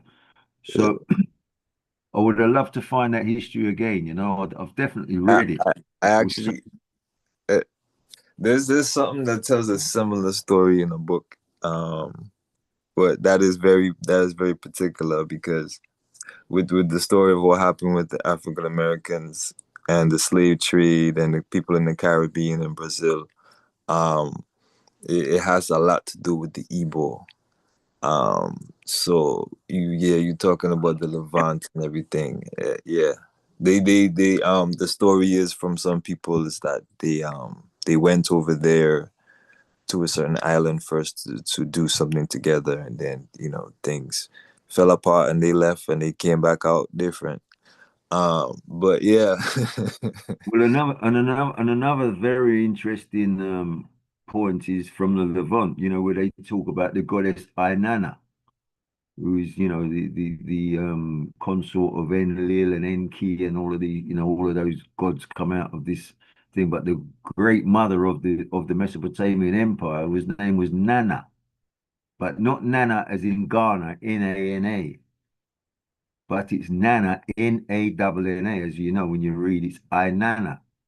Well, the use of the letter I before Nigerian words is still prevalent, and it doesn't seem to be pronounced, because you would go Inanna, Inanna. You won't say I, you say Inanna. So Inanna is the goddess of Mesopotamia, which this is going towards this what we were just speaking about, this migration, right? So Inanna is the great mother goddess. Well, in Nigeria, in the Niger area, because we say Nigeria, it's the River Niger area. That's where that word come from. Nigeria comes from the River Niger area. Well, in the River Niger area, my father is a descendant from them people. My father is one of the princes from that area. And these princes were very powerful princes who ran the area, even though there was a monarchy, a link to the Oba of Benin. These people, these princes, these powerful princes run the area of the Niger area. Well, in the river Niger area, there's a river called Ethiop. And there's also another river called Wadu.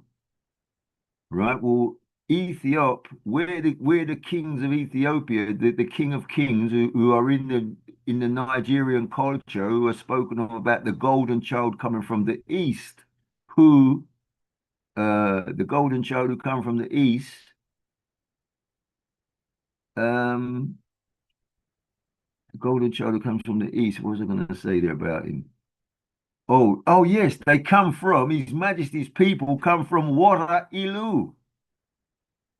Now, the word Ilu, this gets very great. The word Ilu is where they call it, the word like Mikael and Israel, and El is a theophoric element given a component of a chosenness of God.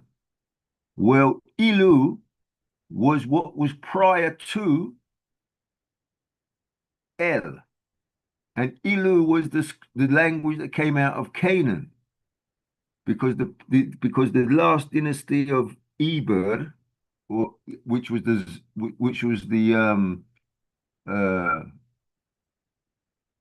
Ugarit language of the kingdom of the Eber, which came from Mesopotamia, not in Mesopotamia, in Canaan, which was dated to around 2250 BC.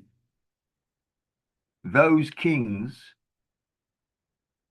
used the name Ilu. Ilu, so instead of saying Mikael, they would say Mikaelu, which is an African name, by the way. If you think about it, Ilu, not Elena, Ilu is an African pronunciation, like Dumuzi in South Africa.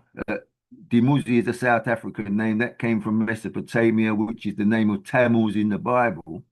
So these African links are there. If we just pull it apart linguistically, we can find these links. I know it's very tentative, or we can say it's very flimsy, but is it? You know, is it flimsy? Because these words are coming around, and those, why I mentioned now back into Nigeria and my dad's family, they were called Nana, not Nana, Nana, Nana, in Nana. If I can show you his banner, like you know, because he's in the museum here at Greenwich, you know, and his flags are there, you know, and his name is spelled Nana. So this Nana, these Nigerian Nana, who are the same Igbo people, the same, you know, because the Igbo people and even the Yoruba people and all of them originally would have all been Igbo people. And if you hear the story of the Orisha, who came into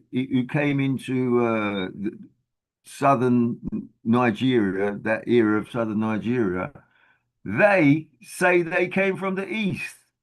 Well, which is the same story of this golden child, which Yes, is in the story coming from the Igbo people. They took, you know, they have a history of a golden child. So, and also in Togo, which is the French-speaking part of Ghana now, which is from the ancient Ghana Empire. They still have the legend of the golden child there. So this information is very important, because where the first kingdom of heaven came down to earth, according to the most ancient story in Kemet, is a place called, is Elephantine Island. That is where the Blue Nile and the White Nile, the Blue Nile and the White, they conjugate in the Elephantine Island. And those are seen. This is where we'll go into this next week, where Lazarus wants to talk about Kunum and the god and the Nile god Happy. Well, the Nile god Happy is the one who suckles on the breasts of the Great Mother. Well, her two breasts are envisioned in the Elephantine Island, where the two confluences of the White Nile and the Blue Nile come in, and in there was the Nilometer. Well, that is where the oldest Hathor temple is found, you know, on that island, on that island of Elephantine. Well, that was the Greek name, but guess what his name was in the ancient world? It was called Iyebu, right? Where did the Iyebu people come from? Nigeria, in southern Nigeria. So you see, these links is the ancient Kushite Empire, which, you know, we've lost the history of it, but we can put it back together, I think, using this spirituality. And it's like His Majesty said, there is no borders in spirituality. You know, there's no man-made borders in spirituality. You know, it's a great covering of the universe, and also the knowledge of ancient Kemet is called the actual religion, or not the religion, the spirituality of ancient Kemet was called Inebu Hij, as in Lij Teferi, Lij, but it's not Lij, it's Hedj. You know, that DJ is an African Ethiopian Kemetian use of words, as in Ras Lazarus used the name earlier. Jedef, is it, or something he used? I can't remember. Dejahuti. Dejahuti, yes. Well, that DJ is an African royal usage of those letters together. So the ancient knowledge of there is called Inebu Hedge. Yes. Right? Inebu Hedge. And that is called the White Wall theology. Now, again, to tie this to Ghana, because my dad also is half Nigerian and half Ghanaian, and he's royal. So he comes from the royal family in Ghana, who are called, and he told me his house is called, the house which he comes from is called in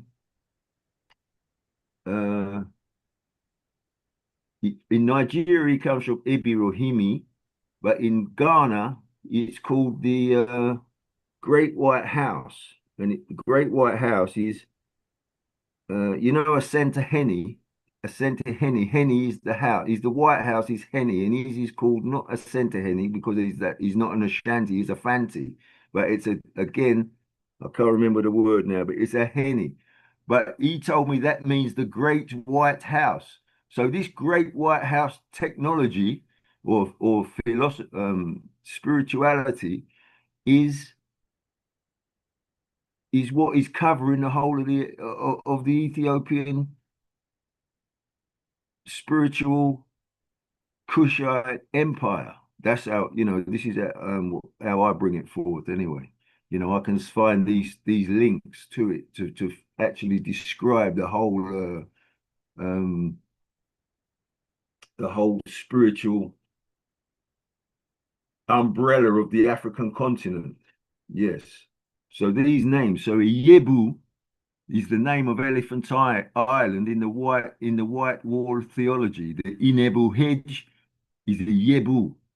That's the place, which is Elephantine Island, which is the confluence. So this with the idea where they come from the east, and this golden child coming from the east, you know, links this all together. And this golden child is the god of the river Nile, the god Happy, which is the son of Num, right? So this again is his majesty, because his majesty is this manifestation in this time. Yes, sir. I'll leave that there. Yes, sir. I wanted to also make a note that the first king of the Igbo was sent from the Cha'u or the Chi, which is the sun or the eye of the sun. And the name is, they say, Eri, E-R-I, but it is a vowel, and the vowel's interchangeable. We know that the first king on the Ethiopian's kings list is Ori. Yeah. Yes, sir. So Eri, the first king of the Igbo, was said to come from the heavens. And when they say that, they speak of the heavens and the sun construct in like an interchangeable kind of way. And so it always makes me remember the elder, who is probably one of the best in depth on language because of coming from the motherland of Africa and speaking the native. Mary Magdala, even the French records say she's Mara Magdala and a negress, an Ethiopian negress. So Jesus was a black man, born of a black woman, and married to a black woman.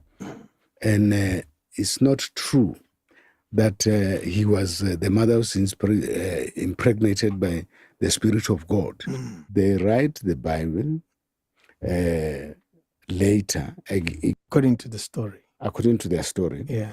And then from there, that God takes a rib out of this Adam and create a woman, which is all nonsense. There was also a philosophy of reincarnation, that there are people who lived in the past who can be born in small children. You find that a child actually is an older person, but is a child. They said, no, that should not be taught because people will not obey us as the imperial power. King David Studio podcast. I have with me here someone I hold very highly, whose knowledge intrigues me, and how he knows so much intrigues me as well. I have a former chief whip of the ANC many years ago, and it's a privilege. What is your African name? Nekrofo. Matole Nekrofo Mutseka. Nekrofo. Yes. Wow. Nekrofo, you'll find that name amongst the first pharaohs. It's written in Greek, Nekrufes. What? Yes. How did you inherit such a big name? Surely somebody must have it's given. my guardian spirit. Jeez. Is it a name that's found in your family?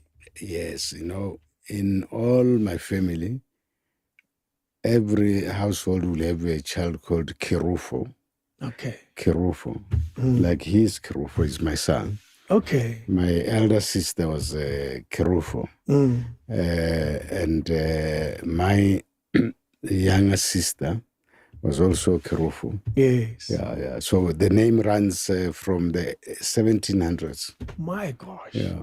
But you say it has a link to, it's written in Greek and all of that. Yeah, Kirufes. How does your people connect with this other nation? We came from a place called Napta. Napta, next to the Nuba Mountains in the Sudan, which was the heartland of ancient Ethiopia. And that's why the people from that area came to be known as Nubians. And those are the people who created ancient Ethiopian civilization. And the ancient Ethiopians or Nubians created the Egyptian civilization. Got you. But, from that area, other Nubians went to West Africa, others to East Africa, others to the south. And that's why you would find empires like Mongale, Munomuki, Mwanamutapa, Angola, Benin, Zanj on the coast. All these kingdoms were, and the Kantasis of ancient Ethiopians, all these kingdoms actually came out of ancient Ethiopia. And these were the custodians of ancient African civilizations. So the Egyptians are descendants of indigenous Africans who originated at the source of the Nile. But you see, from the time of Abraham, who was a colonialist, you have the people called the Hyksos, who are the forebears of the Jews. And then you have the Libyans of Sheshonq. Then you have the Persians. You have the Greeks, the Romans, the Arabs. All these people colonized Egypt.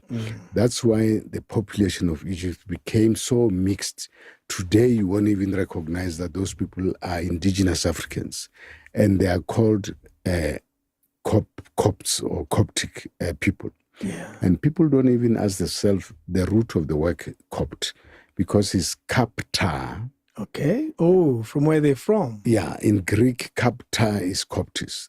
I was telling you that we originated in Napta. The word Napta, Kapta, and even the word Egypt derives from Ha-Kapta, the land of God Ptah.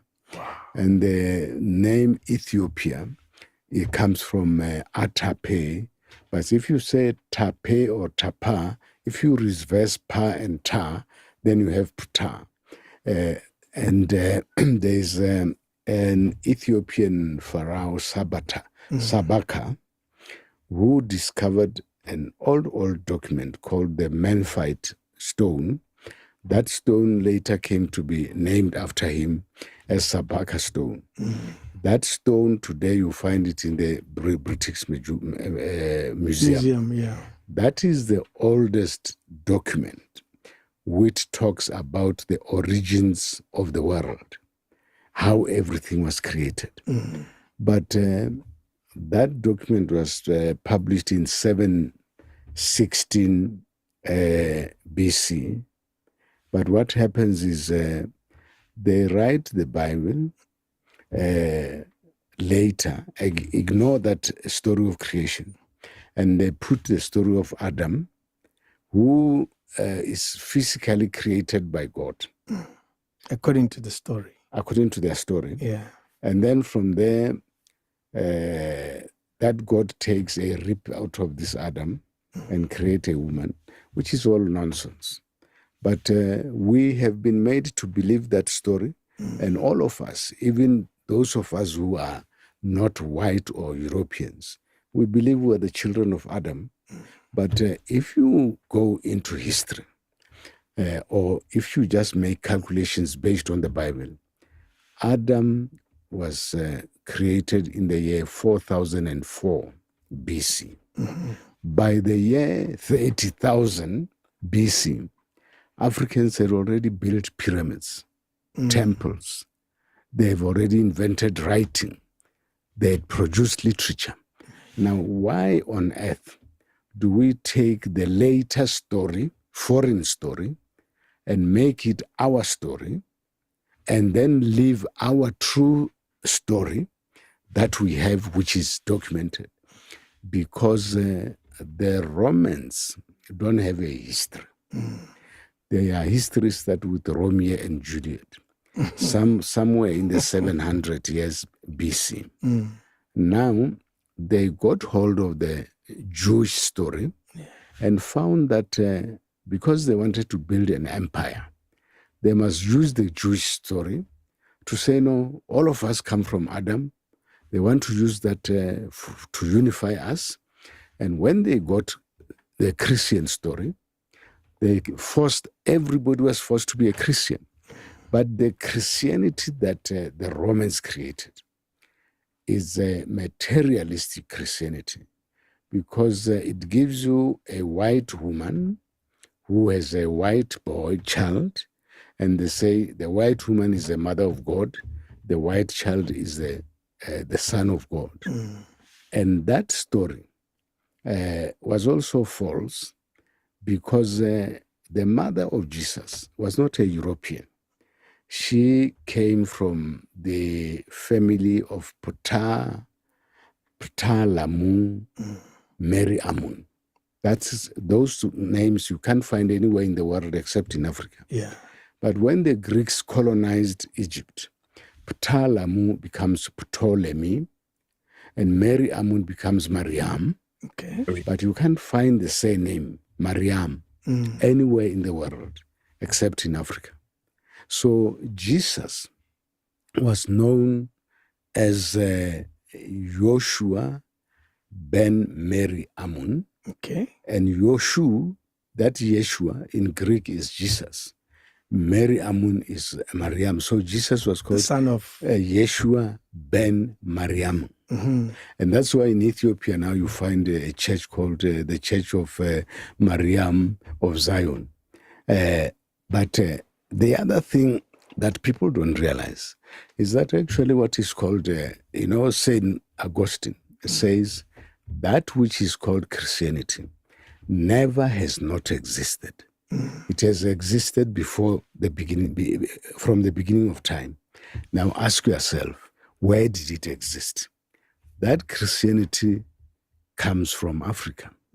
And the name Christ is a distortion of the word harakte, which is also spelled XP acte. In Greek, XP acte is XP ichtoch and is pronounced Christos. So there is no evidence of a word Christ existing anywhere except in Africa. And actually, you see the pyramids of ancient Ethiopia and Egypt. You also have the sphinxes. Those sphinxes are the oldest statue of the Christ, who was also called Uzara, the son of the sun. In Greek is Osiris. So that's why there was a fight over Christianity, because Jesus was not Christ. He was a prophet of the African Christ. And he was appointed by the great Kara, Solar Brotherhood, to propagate a popular version of Christianity for the masses. But that's why we distinguish between esoteric Christianity, which is kind of a secret doctrine, and exoteric Christianity. So Jesus was teaching the popular one, because the problem there was that people were rough. They were. It's always a joy to listen as he breaks down the language and so forth. And I know that we were tying a lot of our ancient traditions to Ethiopia and to the understanding of how Christianity formulates out of these ancient traditions. And I think that was a wonderful key at Yes, the Miriamon, Platonimus, but really the house of the sun. You know, so much more in that video to go through. But Russ, sorry. Can I just show you something else, right? This is the there's a book written on my great granddad, right? He's called The Merchant Prince of the Niger Delta, right? And this is, and I've got his bloodline, right? I've got his royal what do they call it? His royal, you know, the line of the royal that he comes from, because we're as well where we talk about the three kings, where they get this idea of the three kings in the Bible, is because African kingships that don't just have one house as the king, you know, they have three. They have the temporal, they have the spiritual, and they have the ceremonial. There's three different houses. There's three different representatives of the king. So Nana Alumu, who's my great granddad, he's one of the princes. One of the princes was the Olobotsiri, right? These princes come from the Olobotsiri part of the kingship. But the Olu, listen to these names. Now, if you know Empress Menin, they call her in Ethiopia, they call her Emaye, Emaye, right? Emaye, that's the great mother. They call her, or the dear mother, our dear mother. That's what they call Empress Menin, right? Well, the first royal line, and this is from 1848. Right. No, this is before 1848. This must be I'm not sure about the first one, but the second one is his son. He said, oh, he died. Yeah. His name is Olu. Olu is the king, right? Olu. This is where, why I brought this up, where he was talking about Ori. And Iye in the house of the king, which is Olu Erujua. And there's Iye, so their daughter is Iye. And then there's, in this house of Ologobotsiri, which is, and this is the Ishikiri people, right? These are actually not called Igbo or Yoruba. They're called Ishikiri. I don't know why. Or they don't. It's spelled Itekiril. Yeah, Itekri. It's called Ish, and they don't even pronounce the I. They call it Shakiri. They don't even say Itzakiri. That's how we would pronounce it if we read it, but it's actually pronounced Shakiri. It's not. It's not even. But that's how it's spelled. So these links, you know, these names and these links are very poignant, you know, or not poignant. That's the wrong word, but they're very relevant, you know. So there's so much for us to do the research and to get ourselves, you know, get our history out, because this is where it says princes will come out of Egypt and Ethiopia shall stretch forth her hand. This is, you know, the Egypt must be the suppression of the knowledge. You know, if we put it in that, and Ethiopia shall stretch forth her hand, because we are the people. We were the ones who were taken, royal people who were taken from the land, and we've ended up, or not only taken from the land, we're the royal people all over the world, but it's just that we've lost our heritage has been buried.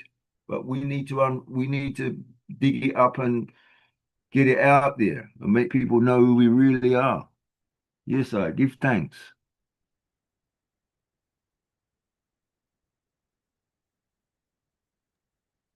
You care.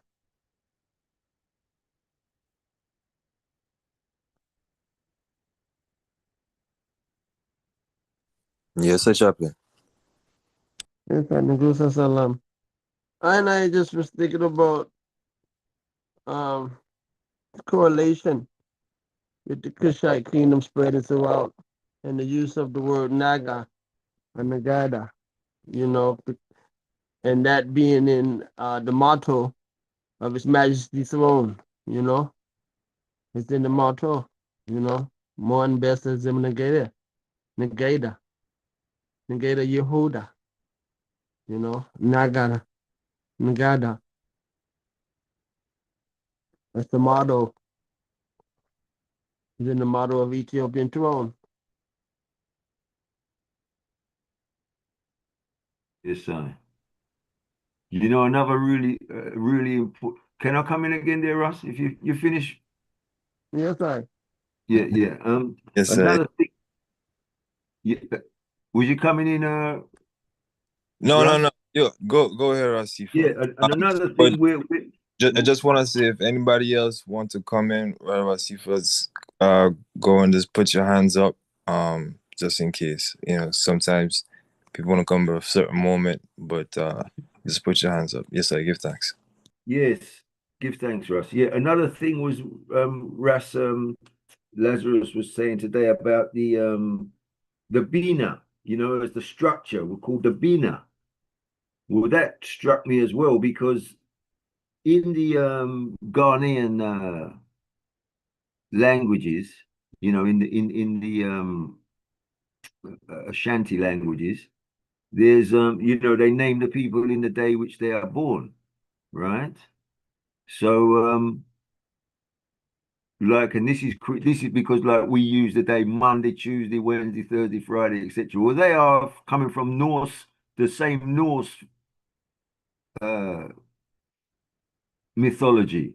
You know, these are the gods. These are the days from the Norse mythology, which obviously are related, as we can see through the headdress, etc., of the people of the northern hemisphere up in the north. And another thing I've always found as well, up in Norway and Sweden and all them, where they when they end their names, like it would be like they finish their names with en, like as in McConnell, they finish their names with like Peterson and Ericsson, you know, like this en on the end of the name, like McConnell. So this, I've always found an etymological link between that and the Ethiopian names, you know, that I have noticed that link in the past. But you know, but in Ghana, whether they're Ashanti or Fanti, whatever they are, but they are the Akan people. You know, if you're born on a Friday, your name is Coffee. If you're a woman, you're Afua.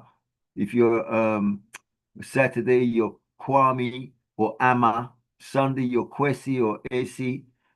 And Kojo is Monday. Ajua, that's the female. Tuesday is Kwabina and Abna. And Wednesday is Kweku or Ekwa. And Thursday is Yao or Ya Santiwa. You remember as a Ya Santiwa. These are the days of the week, right? That they use for them. Well, Kwabina is the name for Tuesday of a man, right? Well, in Ethiopia, the days of creation are named, like, you know, this is in the this comes from the Sinksar. There's a book called the Sinksar, which is the knowledge of the Ethiopian church. And in this book of the Sinksar, somebody on a Tuesday, the day is actually called Ilet Kemer, right? Ilet Kemer. And Ilet Kemer means the date and number in which counting of things started. So we're talking about creation, which brings us back to Bina being a structure. You see, so Kwabina and Bina being a structure.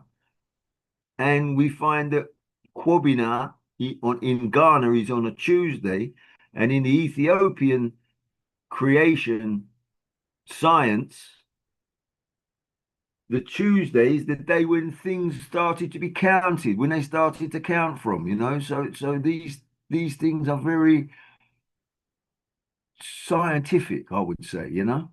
Yeah, that's all I really wanted to say, you know, because that struck me in the when Russ Lazarus was giving the teaching about the Bina as a structure. that came to my mind then, so I thought I made a note of it so I could bring it forward, at a later time. So I give thanks. Yeah, that's another interesting point. Give thanks, Alia.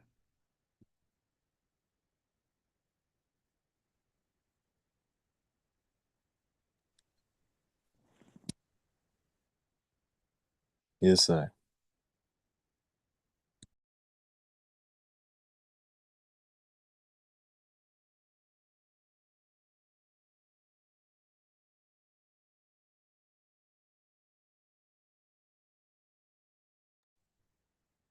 Anyone else? Floor's open.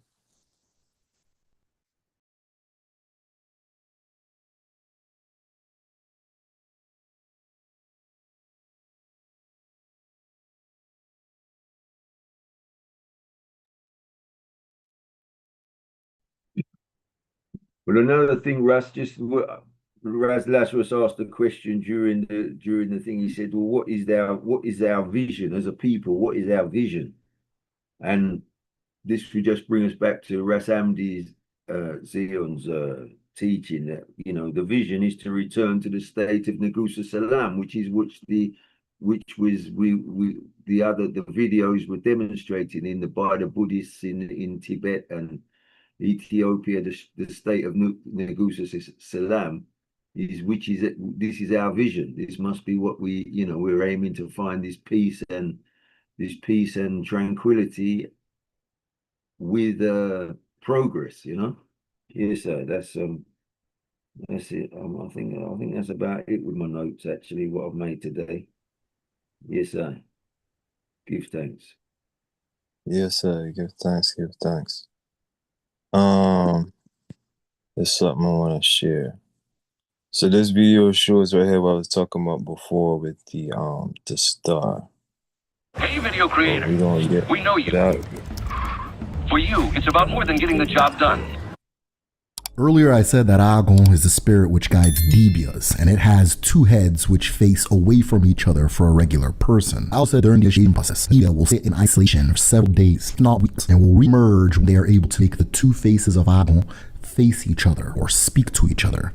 When Okeagon, light consciousness from the father, and Neagon, also known as Arobinagon, nature consciousness from the mother, begin to converse, unlocking a concept known as Etu, or the mind of the creator, a universal consciousness that we all share, the way we all share oxygen and sunlight.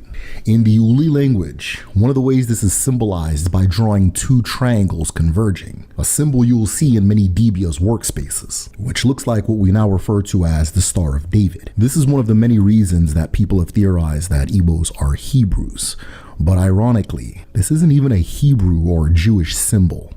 The star is used in mysticism to represent knowledge and power from below and knowledge and power from above, or two opposing types of knowledge converging at a single point. The earliest known use outside of Africa of this symbol was among Arab mystics, and later Islamic mystics who use it to communicate the same idea. Chinese, Hindu, and various Native American cultures use this symbol to represent something similar. Even in the Levant, or what we're now calling Israel, in the time of the Torah, the star was referred to as the star of Remphan, and the Torah refers to it as something that Hebrews are not supposed to use, as it represents a foreign pagan god associated with the planet Saturn. It's seen as a Jewish symbol today because thousands of years later, in the 17th century, a group of Jewish intellectuals met in the Czech city of Prague in Eastern Europe and decided that this symbol would represent the Jewish people's emerging quest for a homeland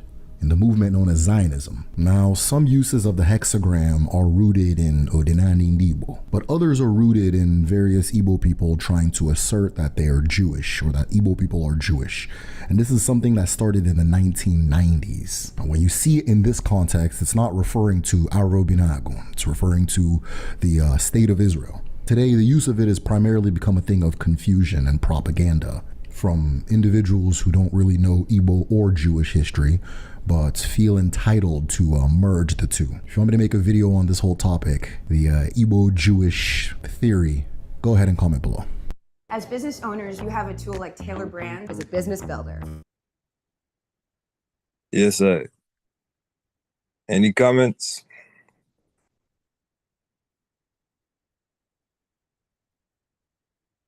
Yes, sir. What? Yeah, Russ.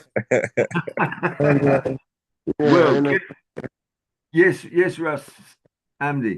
Yes, Chaplain. Go ahead, Chaplain. I just I give thanks, you know.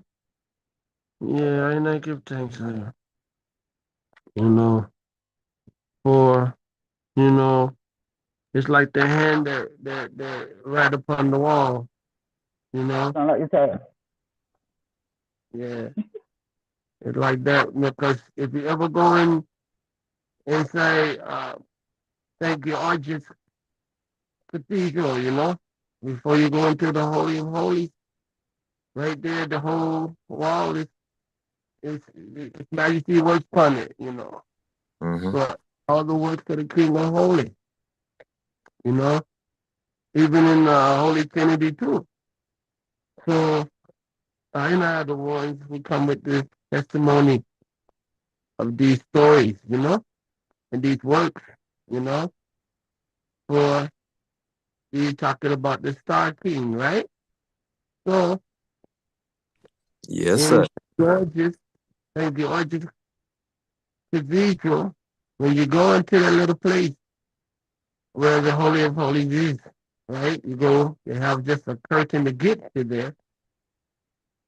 The ceiling there is covered with the seal of the king, like stars, representing golden stars in the sky. It's the seal of the Chaplain. king. One moment, Chaplain. Sister, will let you go next, but if you just mute your mic for the moment while the chaplain is speaking, because it makes a little noise when any other mic is on, when his mic is open.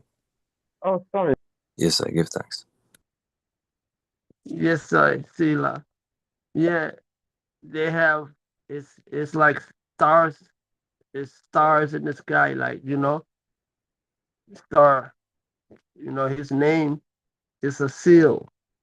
It's the name of power, but it's also a sealed. SEAL, a seal, right? And inside the Holy of Holies, we're going into the Holy of Holies. It's the seal, the name of the King.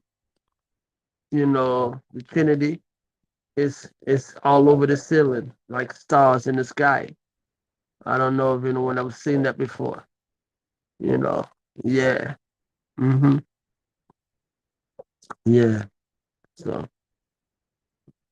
I just made the reference to, when Nebuchadnezzar seen the hand of the Most High writing upon the wall, and the king put them works on the wall. It's like you knew they was gonna remove his name from other places, but no, they come inside the temple and remove him from there. Yes, I see. Yes, sir. Give thanks. Can I share something with you, Adam? Let me just show you something that, why I laughed when you brought that up, Rusty. I want to show the Adam this. Yes, I'll sir. give you a share. Hold on.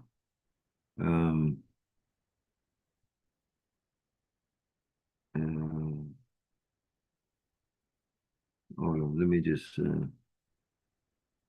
stop share. Hold on. Let me get this open. Is it? Can you hear, right? Yes, Look, sir. I'm frozen, I think. Yeah, hold on. Let me just show you this.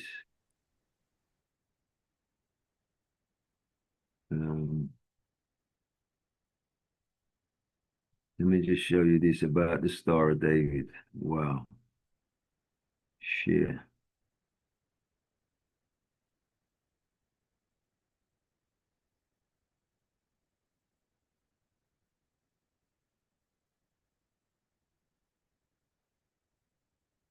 Yeah, now can you see this family?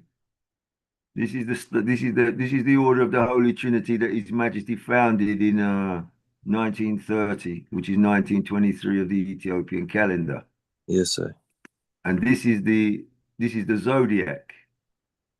And you see it's the same You see the three arms of there. This is the three arms. I've highlighted them here, right?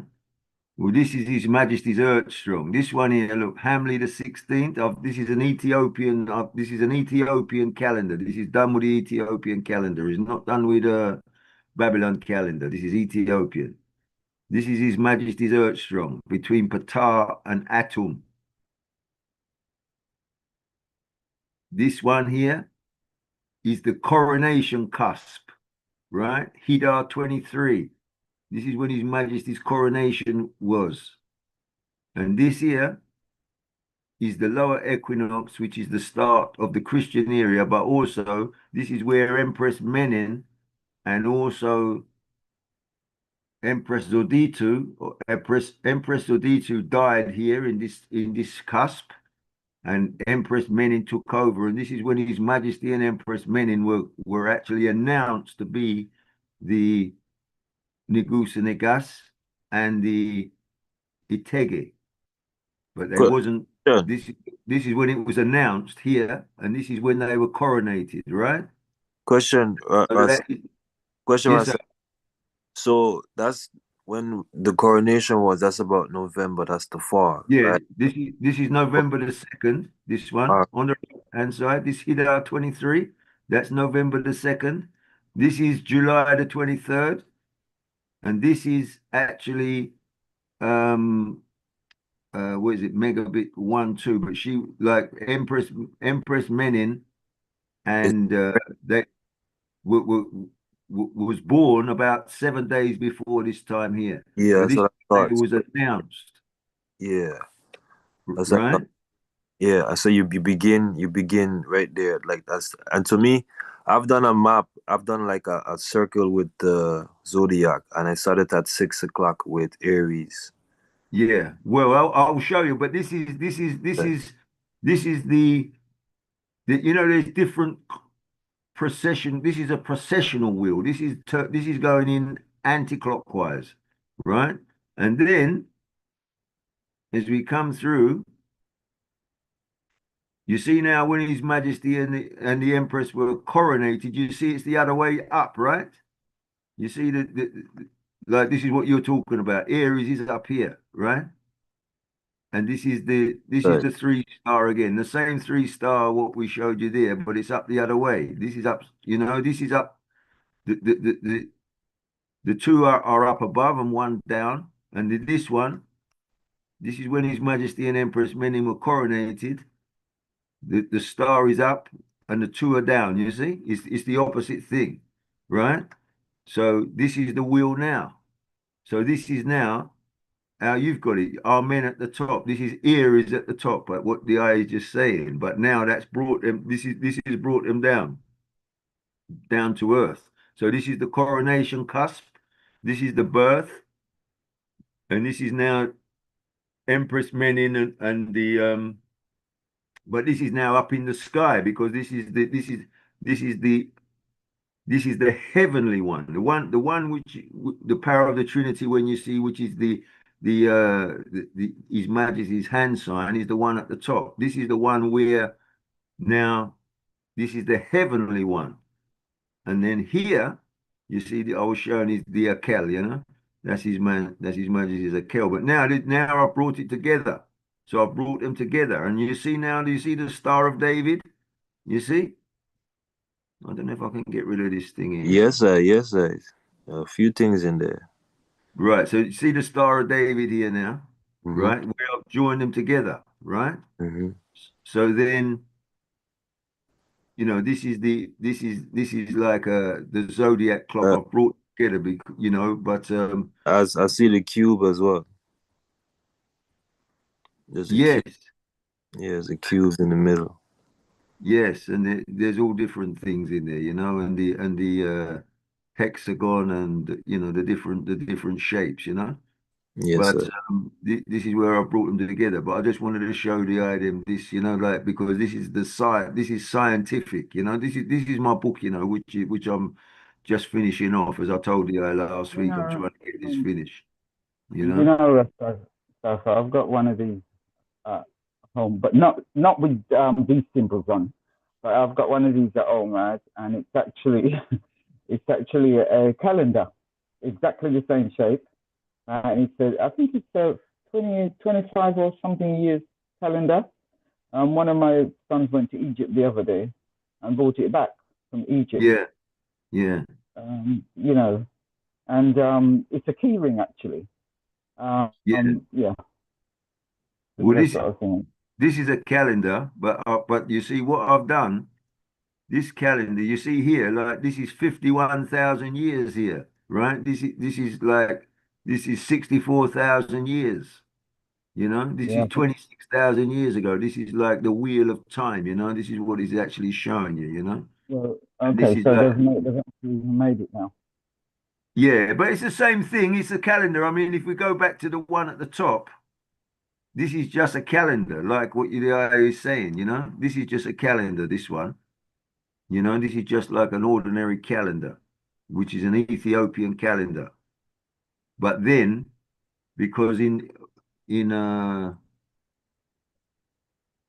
because here, let me see, like here, like this is what this is. Uh, where is it? What page is that? 40 something. It won't be there.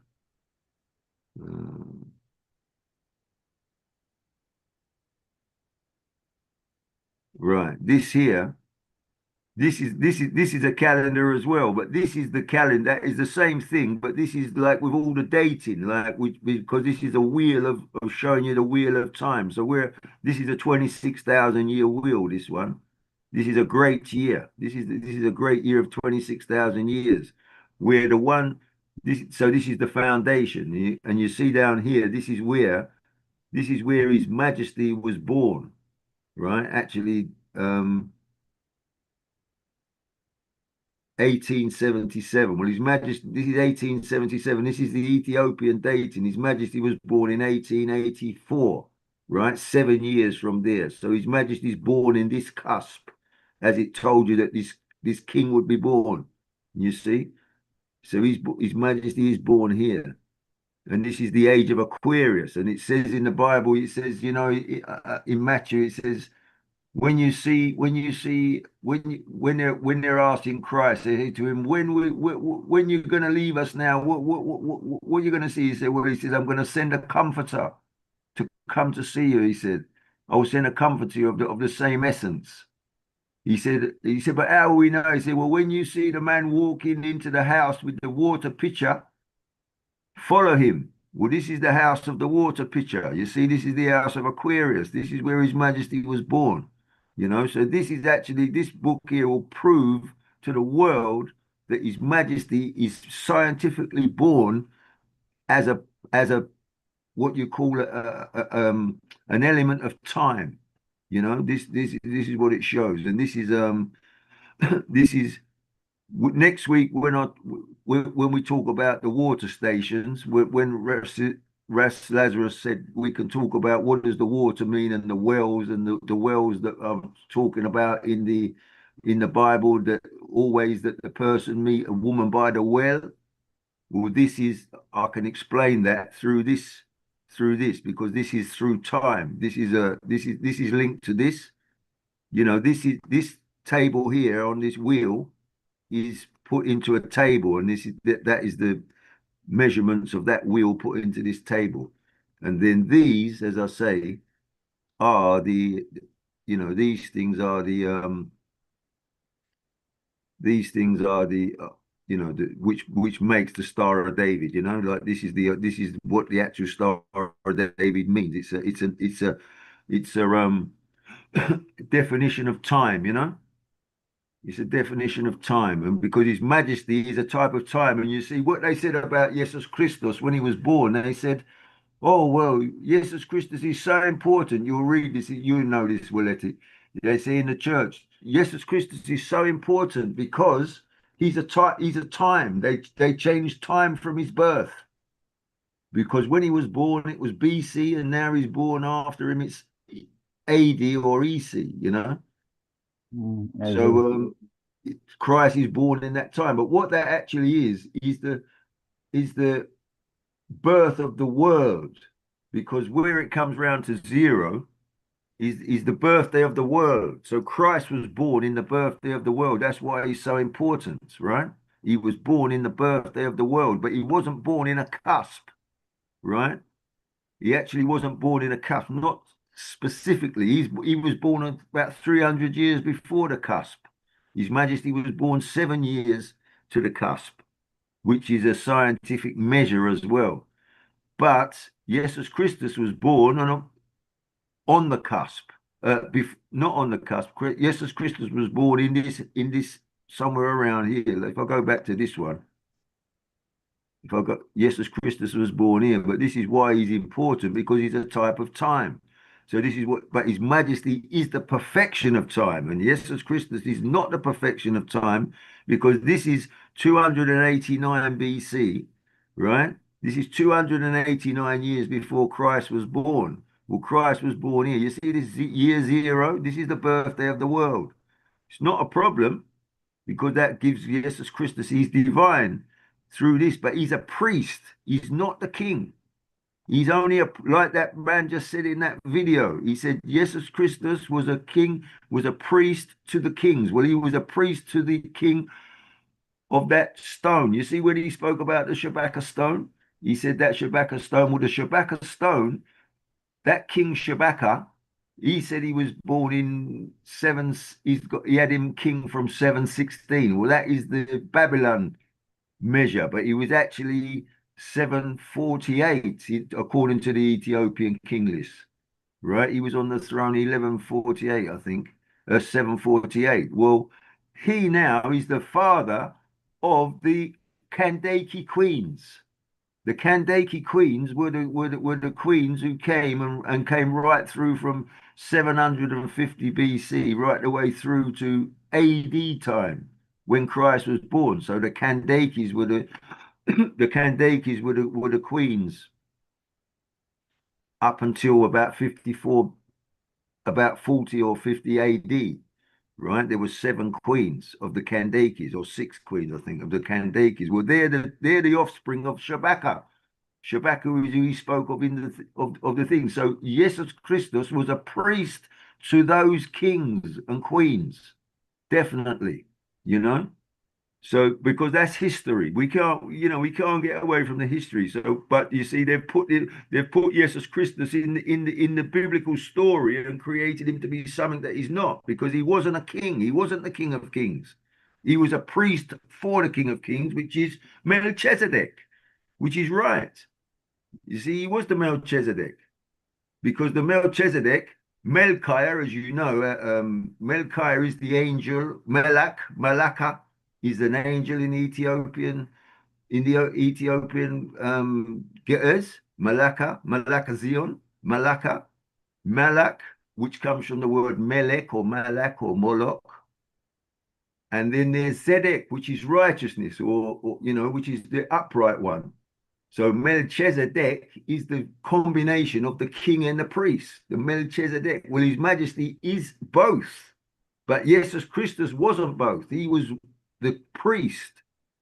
So in the Christian story, they've made him the king and separated him from the people. The why they've done that is to put the Pope, to put the Roman story into play, to put this white Roman, or not even white, but to put the Roman emperors in place of the Ethiopian emperors, that they are primary to the Ethiopians. I mean, this is my interpretation of the history as I've worked it out.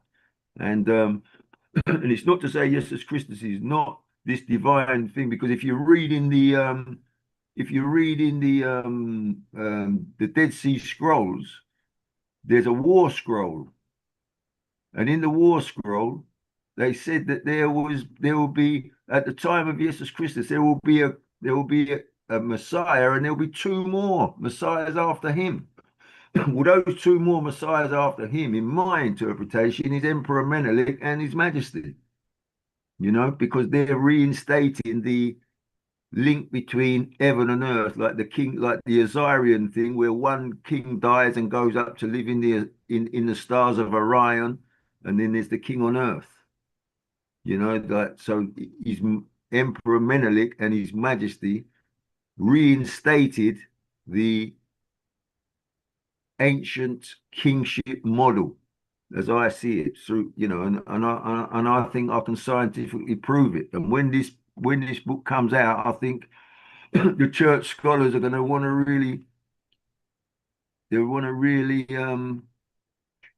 study this thing, you know, and they need to, because it's scientific, you know, because it's to do with time, and time is the master. You can't mess with time, and you can't mess with the movement of the sun and the moon and the stars. That's called universal law. That's the law of God. That's the law of the Almighty. You can't mess with that. So I'm thankful that His Majesty's given I the ability to actually do this work, because I know that in when His Majesty was in Debrecen, he had a library at Debrecen, and I know that he studied this stuff, you know, and I think it's through him that he's given me the ability to actually study this, you know, through his eyes, because this knowledge is far. I've only got an ordinary high school education. I've got no, you know, and even though I'm an engineer, I wasn't a great engineer. I was just a basic engineer who could do technical drawing and all of those things. But through through that ability, His Majesty's given me the you know the ability to decipher this stuff, and it's really, and it's mathematical. It can either be mathematics. The thing is, mathematics is either right or it's wrong. You can't be no gray area. You can't say, oh, you know, the Bible says this, and then one man will say, oh, well, the Bible means when it means this, and then another priest will say, oh no, it means this. The same verse, you know, you can have different interpretations of it, but mathematics is either right or wrong. You can't have different interpretations. It's either right or wrong. And this mathematics here is perfect, and it's based on the Ethiopian king list. You know, all the timing and the dates that I've got is coming from the Ethiopian king list. So, as you see, family, you see this here, this is very, I'll just give the item a little thing. This is the pyramids in Egypt, right? This is 10,500 BC, roughly. This is what they're saying. I make this 10,800 BC, but this is 2,000. This is the Orion cycle, but it's all, this is the pole of the earth, and it's lined up with the pyramids of Giza. And this is when it gets to the highest point. Well, when it gets to the highest point, they've said it's 2,509. Well, they've got 2,500. I've got 2,509 of. So we haven't got there yet when this will be, but this is wrong. The sky. This is when the Orion opens the stargate in heaven. There's a thing in the Milky Way, and when the Orion gets there, it opens a new period of time, like a new dispensation, which is the dispensation which His Majesty has opened, and it was actually, you know, my brethren priest Isaac, who's the astronomer priest who uses the astronomy to think. I told him the date to put this on, and when he put it on the date, the Orion, this is the Orion cycle. It's perfectly in the hand of Orion. This one up here, this one here is perfectly in the hand of in the middle of Orion, like, which is the middle of the River Nile. That is the River Nile representation. Like the River Nile is the Milky Way in the sky, is the River Nile on the earth, and the hand is in the middle of the river, the Milky Way, and that is opening the Stargate. You know, this is it. This is opening the Stargate, the time, the new time when they say the Ethiopian king will be on the throne forever. This is it. This is what they've spoke about from ancient history. And this is happening right now as I speak. And it was perfectly in place in 1930 of His Majesty's coronation, you know. But it's not actually, how they've depicted this is actually wrong, but I've used it just generally. But how they've depicted it is wrong because the Orion actually is this is how it should be. This is how it should be viewed. They don't know how this should be viewed, but it should be viewed like. Can you see this here? This is the Orion here. This looks like a compass needle, and this is the actual stars of Orion. This is the rod which you see him when you see him up in the sky with the rod when he's on the bark, and you see him with a rod, and he pins the crocodile. This is the rod, and then there's the three stars of Orion are 1, 2, 3 here, and this is the Sirius star here, and this is only happens on the coronation. This is to do with the coronation of kings, but this is how to read the Orion star, not how you saw it there was. This is turned like it's turned anti-clockwise as you saw it there in that diagram, but this is how you should view the Orion constellation. This is it, and these are the three pyramids here. In the middle of it, right here, is the three pyramids, and this is how it should be read. And this is called the stretching of the cord, and this is to do with the jubilees and the coronation of kings. This how it's read like this. So we've got a lot of work here that I'm putting out, family, and it's all to do with the Shabaka stone, what the brother was talking about. This is the Shabaka stone here. It's in the total eclipse, 17,300 BC. That's what the Shabaka stone is. That's what the Shabaka stone is showing the island. This is the Shabaka stone here. So yeah, man, it's a big work. And I give thanks. And thanks for the patience, family, for letting me show it to the island. But that was just through the Star of David, what you brought forth there, Rastkimian, and that is my rendition of the.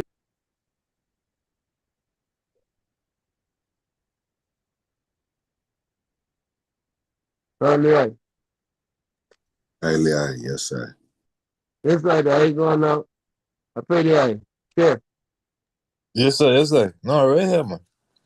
Yes, I want to show something since we in the start. We talking about the star king. One moment, chopping. Did Sister Willette get a good chance of going? Sister Willette what's it going? No, it's Sister okay. Willette. It's okay. It's all right. Carry on. Okay. Yeah, cool. I'm doing fine, Carson. So carry on. Well, because we bring this from Balaam, and the prophecy of the Bethlehem star, and they talk about the zodiac and the planets lining up, and I think it's in Timothy White book, Kingdom Come, or Catch a Fire. They got a chapter called Kingdom Come, Oh, and it tell you about the planets lining up and the zodiac pushing forward of Leo, on His Majesty Earthlight in 1892 in the Joseph Goro. So we know that this still, as it said in Revelation chapter 20, that he laid hold on the dragon and shackled him, and he set a seal upon him that he should not deceive the nations anymore until the 1,000 years is over. So he said he set a seal upon him. So everything is already written and put forward. This right here is St. George's Cathedral in Addis Ababa. Can the item here? Can the item see? Yes, I. Yes, I. All right. They going up to St. George's Cathedral here in Addis Ababa. Still, it's a holy place. You know, one of the most holy places because it had the coronation there, right? So you see the brethren there on his knees, giving thanks at the door. It's still a holy place. But one part of history that we missed, that we overlooked, is the strong leading to when His Majesty left Addis Ababa to go fight.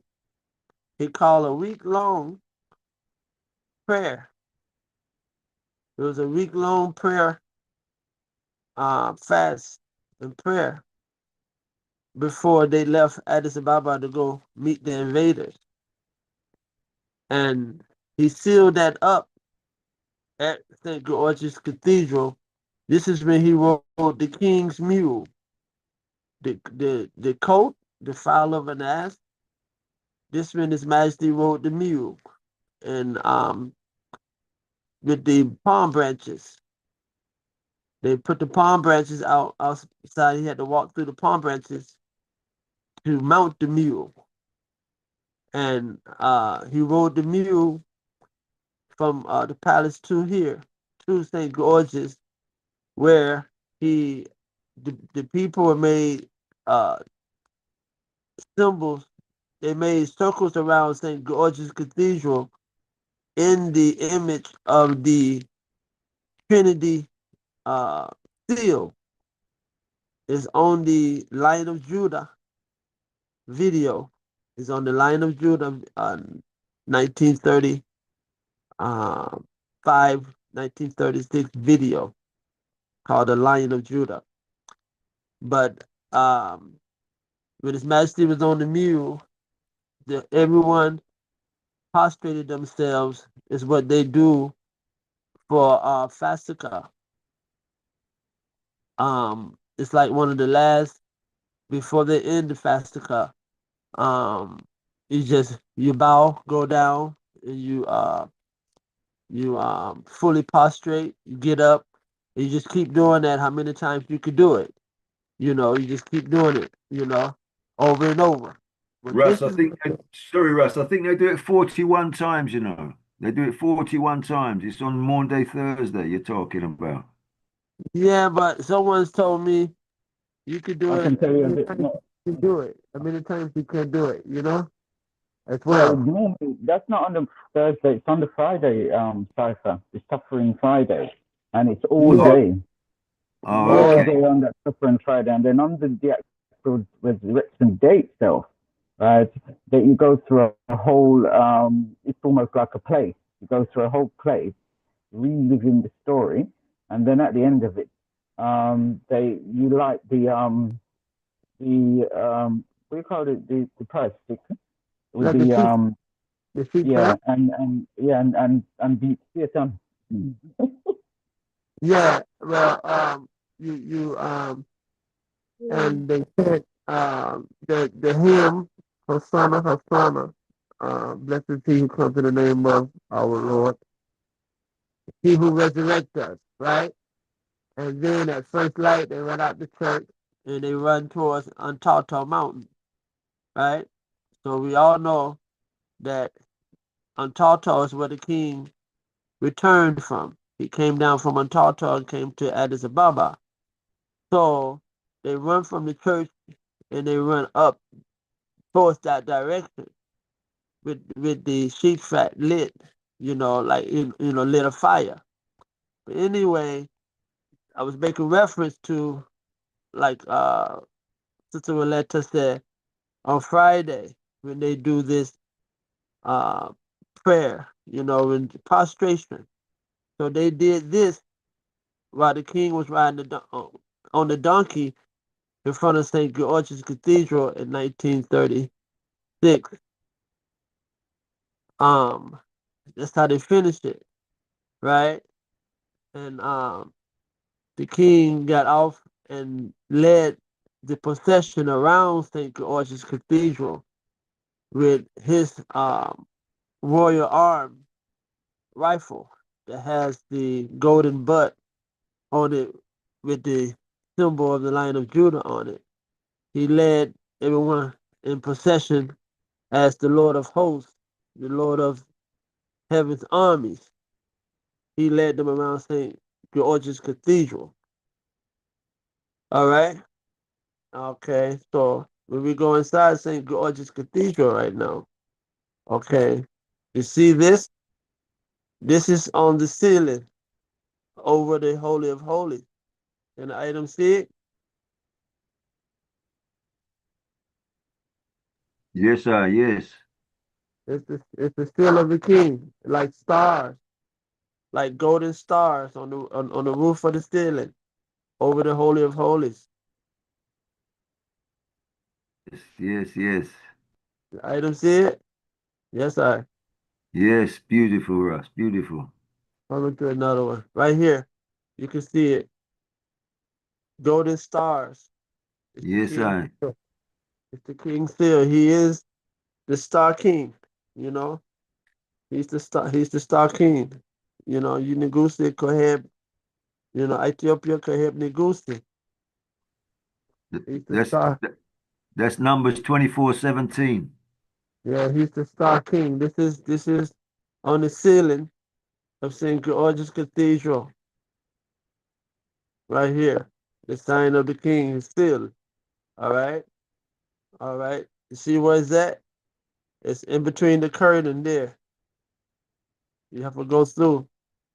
But the way they have it going all around that part right there. Mm-hmm. Yes, I.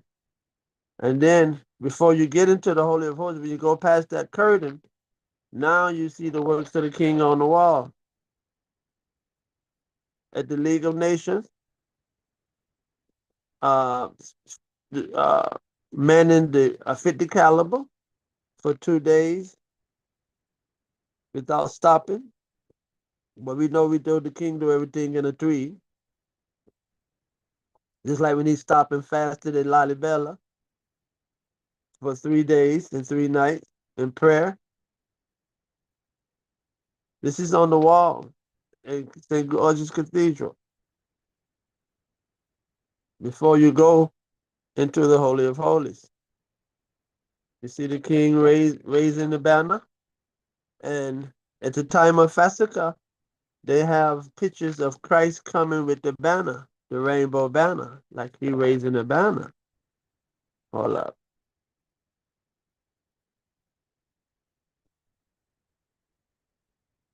That's the full wall right there on one side.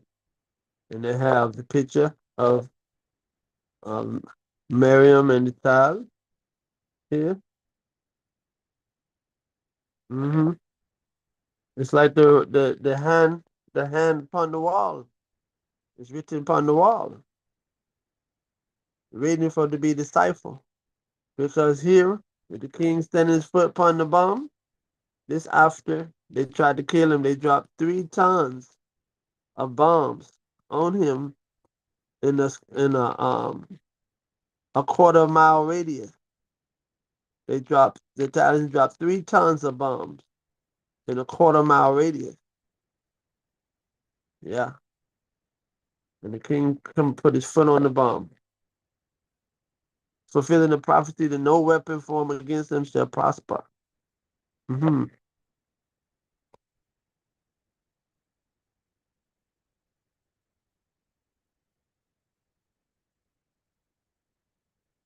Yeah.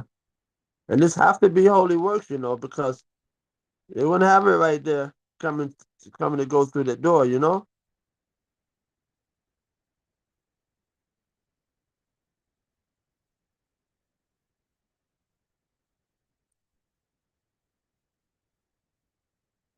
Let's see here. Let's show the brother who judged the tour.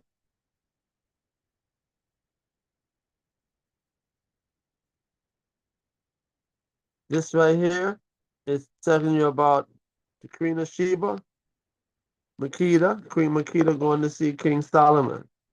On one side, yeah.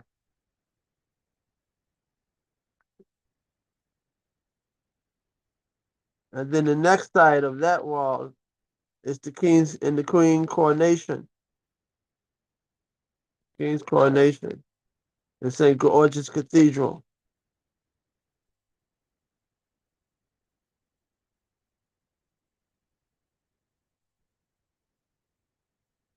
But Empress Menen, her throne was blue. So instead of making her throne blue, they put a blue robe on her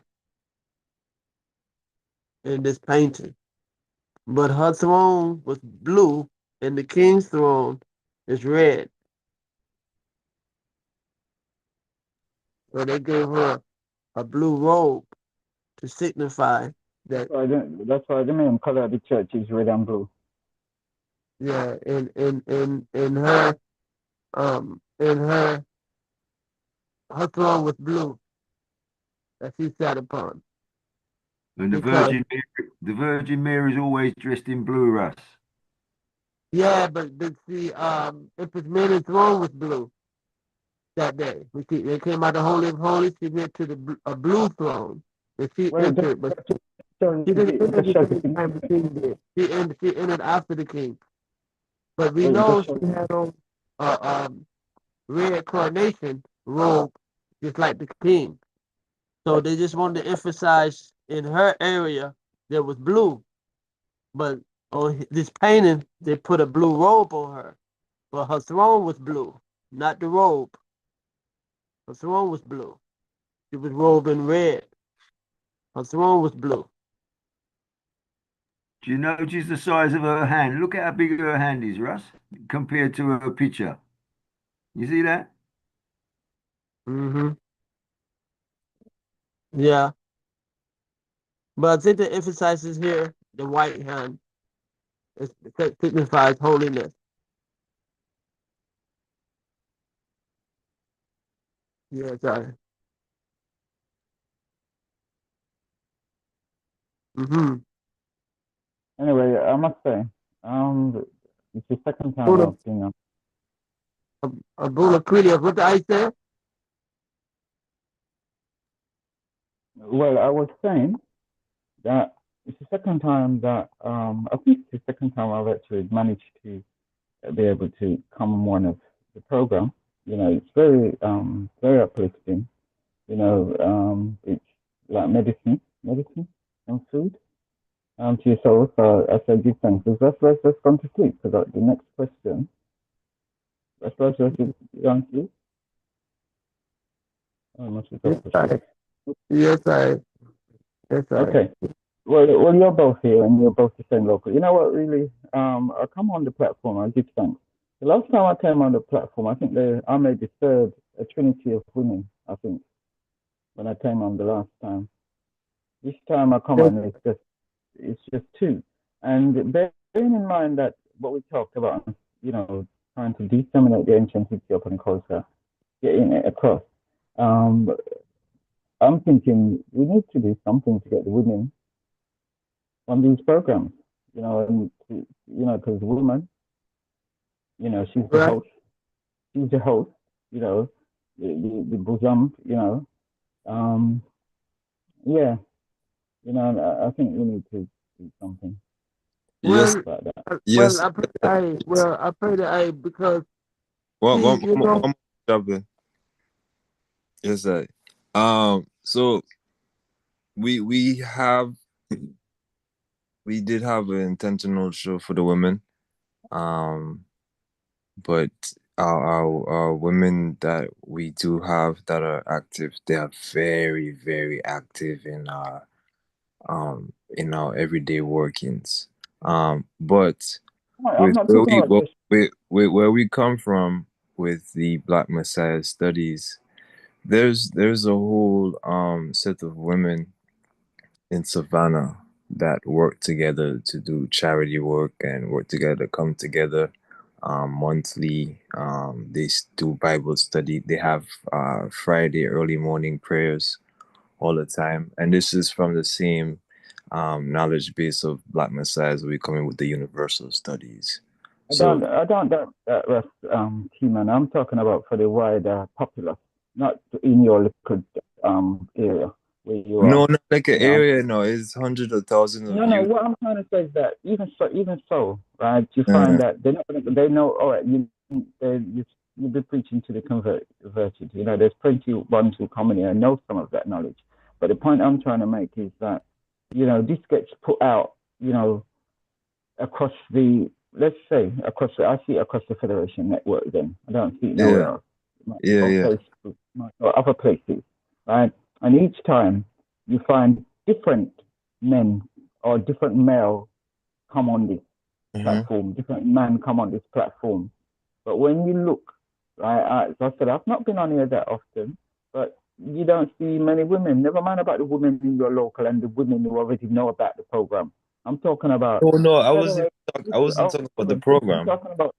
I'm talking about or this Zoom. I'm talking about. I'm talking Yeah. about the federal. I'm talking about the federation members who we Mm. have, right? Who seems to have.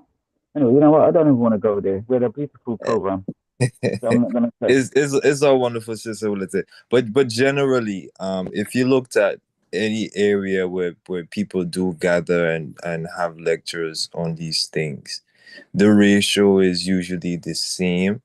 But like I say, usually the women are doing certain works that are very important to the movement. So a lot of time when they tell you, you see a man doing something, there's a woman behind of him, you know, doing a whole lot of work to make sure things are getting done. So the women are there spiritually. It's just Well, that I'm talking about the educational even side of even it. yeah, So even with being active within the local itself, for them to have something on this level, it will look, take them. It will, I know what you're saying. I've been yeah. around a very long time, and I find that this is the problem. The man them sit on and foundation, Uh, and reason till the car comes home, while women are doing other things. Yes, we have our spirituality and all that, right? But a lot of the time, mm-hmm. this is what happens. The man them sit around them, do them chalice and them a reason. You understand what I'm saying? And you're catching a little bit to the reasoning, right? And the same thing is happening on the Zoom. The man them a reason, and some of these reasonings, you know, the women are not going to get that with those reasonings. That's my point. Well, the thing is that what we're showing with the spirituality is that both men and women are equal to have their own setup. And like I was saying before, the reason why I mentioned the other ladies, the reason why I mentioned the other ladies is because yes, they're outside the EWF, but I wanted to show you an example of it's not easy to get women to get together to talk about spirituality in a responsible way. They It's get together in England. They get together in the UK, right, to talk about So yeah, spirituality. so that's why I gave you an example of women in the community of Savannah in the area that are And doing work. I Yes. talking about federation members. Let me be more Yeah, but I'm specific. saying within them realms, when we talking federation stuff, you know, it takes a mindset of people wanting. Yeah, but this is the thing His Majesty want we to learn. That's the Yeah, that's but the thing. you see, the man them want to learn, you know, and then the man them know if they talk to another man they gonna learn, but you know. It's different dynamics for social structures for women. Well, It's we've got some barriers to break structures down. That's all I can say. for you to Hold up, organize. Russ. But yes, sir. Russ, I'm not hearing very clear what Sister Willette is saying. You know, true, everybody's got their mic open, but what is it? What is it? Sister Willette is saying what we should get this to more people. What is it you're saying? I'm not sure. No. That's not what I'm saying. What I'm saying is that, right, it's a nice little group. You have reason going on every single week, right? And I don't see much women coming on this. I'm not saying they don't reason outside of here and they don't get together grouping because we see things put out on our side in the UK. And you got some women that work really well together doing different things. What I'm saying is that on particular this particular platform and other platforms where you're talking about spiritual and culture, you don't see the women of federation. That's what I'm saying. Not many of them anyway. That's all. Did you hear that? Yeah, is it because they don't know though that we're doing this, or could they Maybe be? it's on the Listen, the amount of times that advertised on the platform is unbelievable.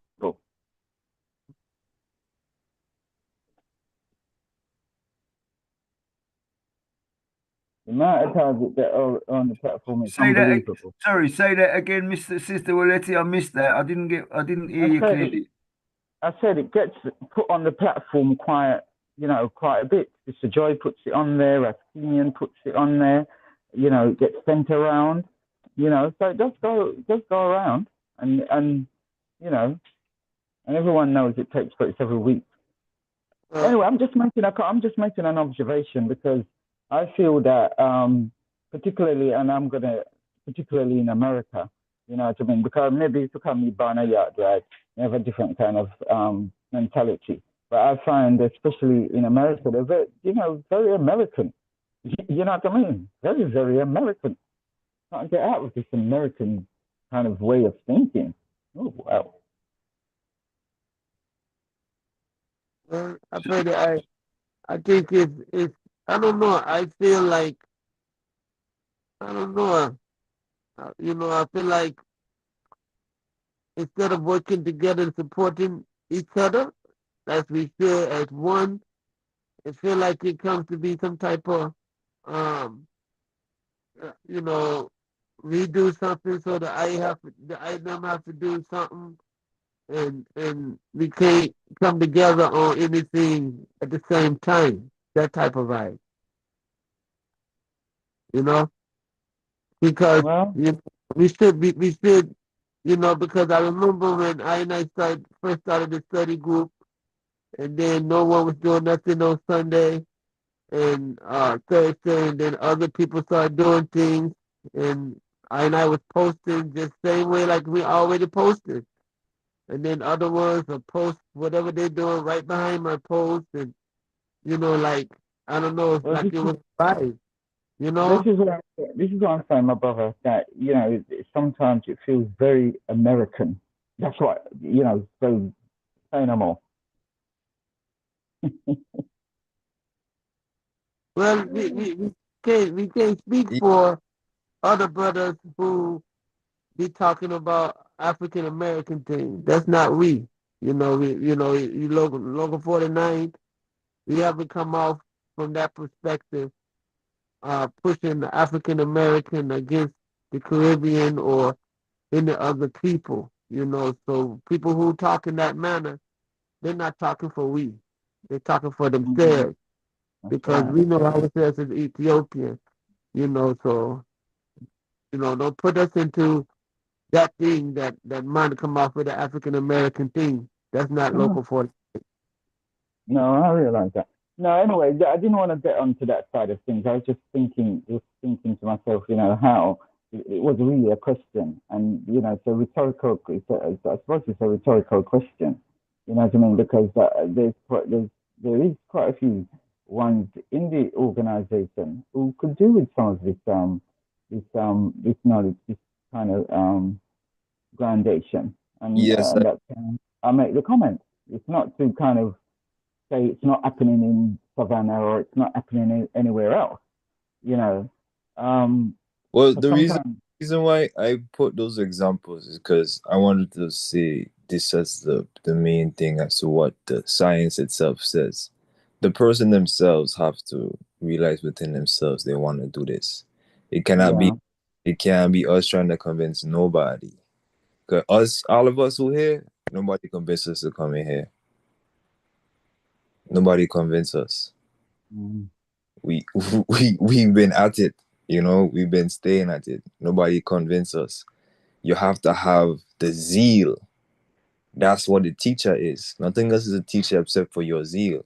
So everybody have to have the zeal to stick, because the way how the information is disseminated, it has to go against the grain. So it's gonna be tough. And women in general stick with the culture that is being disseminated amongst them that's most popular. So, it'll be a little bit difficult for them to gather. The UK is a little different because the UK encourages people from other regions to keep their culture. Where America come here, then you have to act a certain way because from the school system, they tease you and they push you a certain way, and they allow bullying in the schools to have the children disseminate into the culture. So you have all those mechanisms, because that's the things we are learning here about these psychological mechanisms as to why the women don't usually come around as much on these different things, as to, or why some people keep a certain kind of, reasoning, but another thing too, we don't mind competition, because competition is great. It gets us to sharpen up. I pray the idol. Pray the idol. Wait, just one moment. It gets us to sharpen our tools, right? Because you see, once again, it's about the principle. So if it's about the principle, we're just doing our thing over here, and it's all good works. So when people really actually listen to the knowledge, not come in to get the vibes and feel good, but listen to the knowledge, they either going to keep on it and then the unity gonna happen, or they gonna just go ahead. But it's not no competition. It's a mission. It's not no competition because see, look what happened. We building on solidarity right now because we have unity is one thing, but solidarity is another thing. Because when we move in solidarity, now we acting out our own self-determination. Solidarity is those ones who are unified on the move. But to be able to move, we all have to see the same thing. See? So right now we building our oneness of sight. Everyone's getting on accord with this Kushite empire, right? And Axum and our empire just around the four corners of the earth. And now his majesty called we all together in assembly for the mission that the time has come for the saints to inherit the kingdom. So we building on our solidarity. And the king says, study to show thyself approved, a workman that ought not be ashamed, but speaking the truth freely, you know, and purposely, you know, because we're here and things are wasting. Because last Iowa, last year, we had the Golden Festival. We had the 83 years. Who would have known from May 5th, 1941, that 83 years later, that same May 5th will one day be Easter, be the Ethiopian Festival. And I remember my elder, Raspadal, who told me himself, the culture, our culture, would show us the truth one day.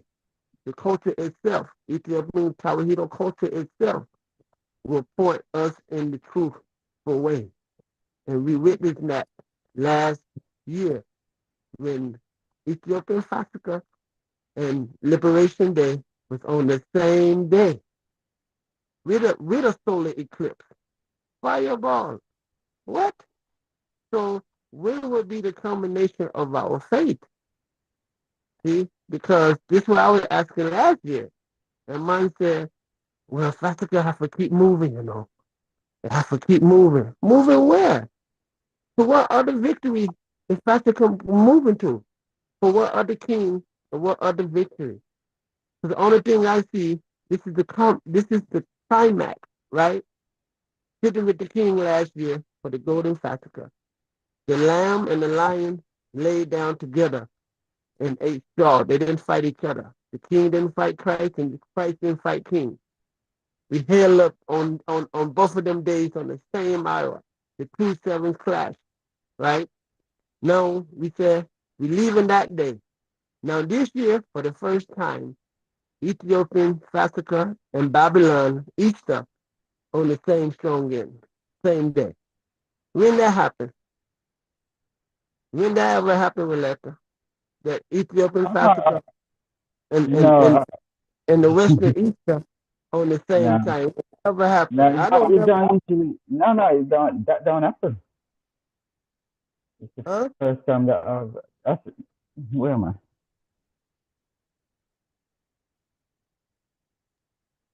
It happened this year, right? Can I say a prayer? This is a prayer that I pray every day, family. Well, hold And up, I pray this that. is I a pray prayer. that.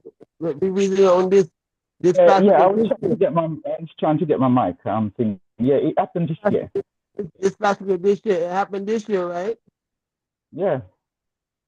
So, So but it never happened before. It never no, it's happened not. before. No, And no, and it's the and first and the year. only way it happened this year, right? Because we left the golden Passover last year. We couldn't go nowhere but down. Because then you can't go no higher than the king victory. So if Passover keep moving, you can't do but go down. And the prophecy said, without me, they shall bow down under the prisoners. Who he took captive, he took captivity captive. The king made them prisoners to our culture. And now we left the king, Passover, golden Passover. It took 83 years to get, and and the king left the throne at 83 years. And it took 83 years for Passover, for May 5th to turn into Passover, right? And now, man said Passover have to keep moving. We left the heights of the king, Passover, and this year, Passover, we bow down to Babylon.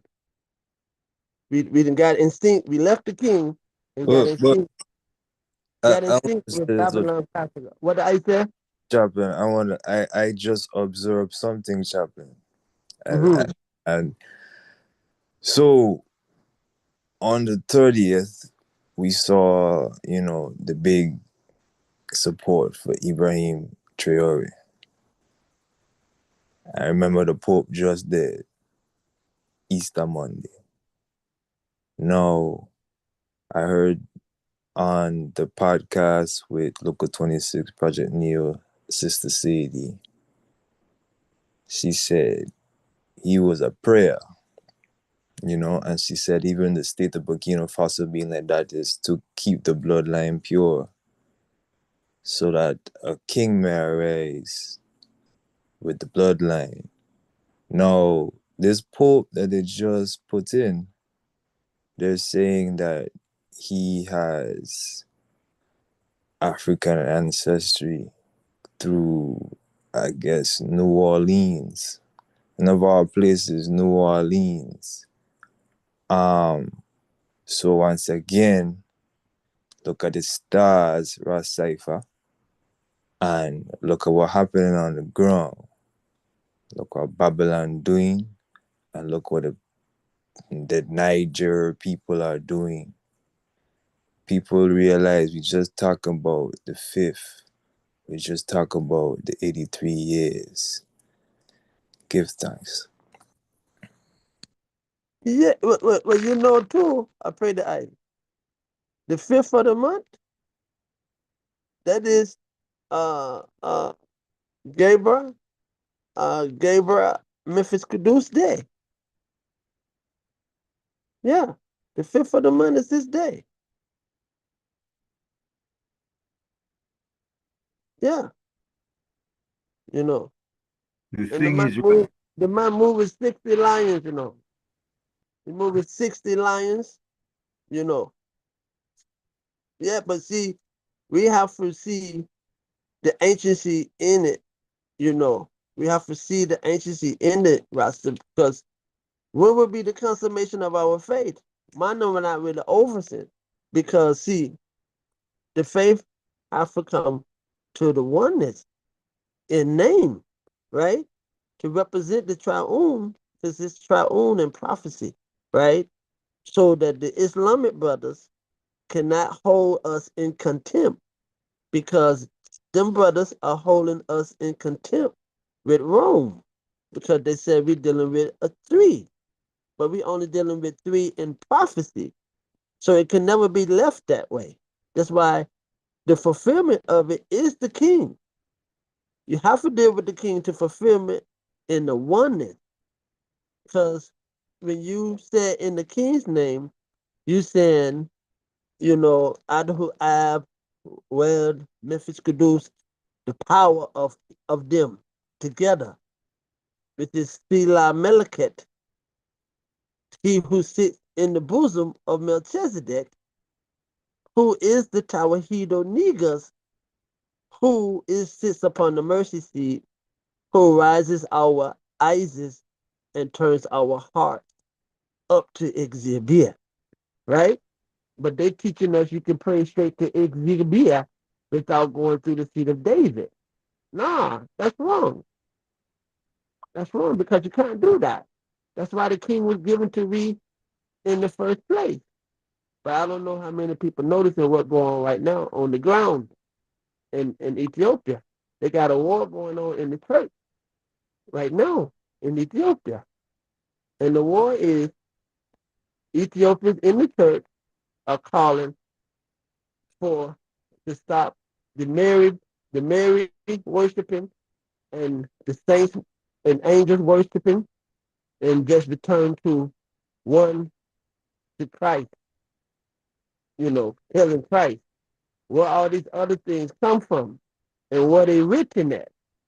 That's what's going on in Ethiopia right now. I don't know if I don't know about this, but that's what's going on right now. Because see, Catholicism got into our church. Our church was colonized. That's why the king had to free the church. And Well, that's why he I'm pretty eye chopping. I see from this perspective where his magic was supposed to be canonized to become a saint. So now if they take it out, if they take it out, because those things of Gabriel and Raphael, that's more ancient than the Catholics. The Catholics didn't bring that in. They didn't. They might have bring it back some kind of way, but that's not from them, and it's not supposed to be a worship of those things. right. Yeah, but they are present. They are there. They are elements and principles. Can I But say something? Well, I pray that but the thing that's going on right now is getting Oh, I fierce. can't say anything. Okay. It's getting fierce. I'm telling you, they're warring in the church right now, and it's getting fierce. You know what I mean? Because you got to I'm remember just now. just You got to Selassie. okay. Let me say one thing more. Well, you might remember when the Italians came to Ethiopia invading, they was praying to Mary and Jesus. Ethiopians, we was hailing Ixibir through the Lord's anointed, our king. We wasn't doing the same thing they was doing. We was hailing through our king, hailing Ixibir. They was hailing Mary and they was hailing Jesus. Give thanks. yes, sir. Sister Walter. Yeah. Yeah, Andy and Kian, Keyman, Surface Selassie. And the One the panel. second. One second. Andy, mute your mic, Andy. I can't hear when your mic isn't muted, please. All right. This is what I'm gonna say. I say all the time, or each when I get the opportunity, I say, right? This is why is the majesty. I don't care what nobody say again. This is why the majesty gave us the constitution, so we can bring our people back in through that unity, solidarity, and all the rest of it to free ourselves from what? Annihilation. And it's not about the physical. It's about all what we're talking about this evening, not the physical. Because anybody can come and talk to you and take the physical. You understand? Right? But when you procure that that's the spirit and the soul, nobody can touch that because nobody knows where it goes when it departs the body. No one. If anybody can tell me that, them good. But nobody. Where does it go when it departs the body? It lives on. So for me, I look at the Constitution. It says disseminate the ancient Ethiopian culture, and I tell you to do nothing else, no other thing. I tell you to disseminate that. And if we were doing that across the board, regularly, every local route out there and everyone gravitating, we would find ourselves moving sooner into that harmony, to me. because we have all of the evidence and the facts to back everything up. You know? So sometimes, anyway, that's all I want to say on that score. But ones may not agree. But I from the time I pick up that constitution, Mr. Wait, we have a sovereign king, and you will land, and you will have constitution, and you will have these things. What? You're free. You can't run guy Ethiopia, go just do me one thing. What naked if me want, in a Shashabani. You know, that's the extreme that I was thinking, right? But then when you come in now, you find that ones on what we all have different views, different different concepts, how we believe, say what we should be doing. You know, this is why I talk about Seymour McLean all the time. You know, I love that man for too. So I talk about him all the time because out of everyone that I've met a few brethren now. Some I've met in the flesh, some I haven't. Right? Who are doing that, right? But he not only liberated the some of the things that were taken from out of the city of Magdala. Look, imagine that we just gone past looting of Magdala, you know, right? 11th of April, 9 to the 11th. And what did we do? As an organizer, we're not recognizing our spiritual and culture, right? Every day is a spiritual and culture for us. And I keep saying it, the chaplain is a spiritual and culture in the chaplain, in the chaplain domain. Every time I get a chance to talk to a chaplain, I keep saying to them, you need to, on these days, even if it's a statement to the world globally, I'm, kind of get a bit tired now. But anyway, that's what I. That's you my have a lot. opinion. You have a lot of fire, so it could be tiring. But like we said, it's the age of the water, so just replenish yourself. And the people are gathering. It takes a few at first to hold the reins for a long time. Because like His Majesty said, we're facing a lot of different things coming against us.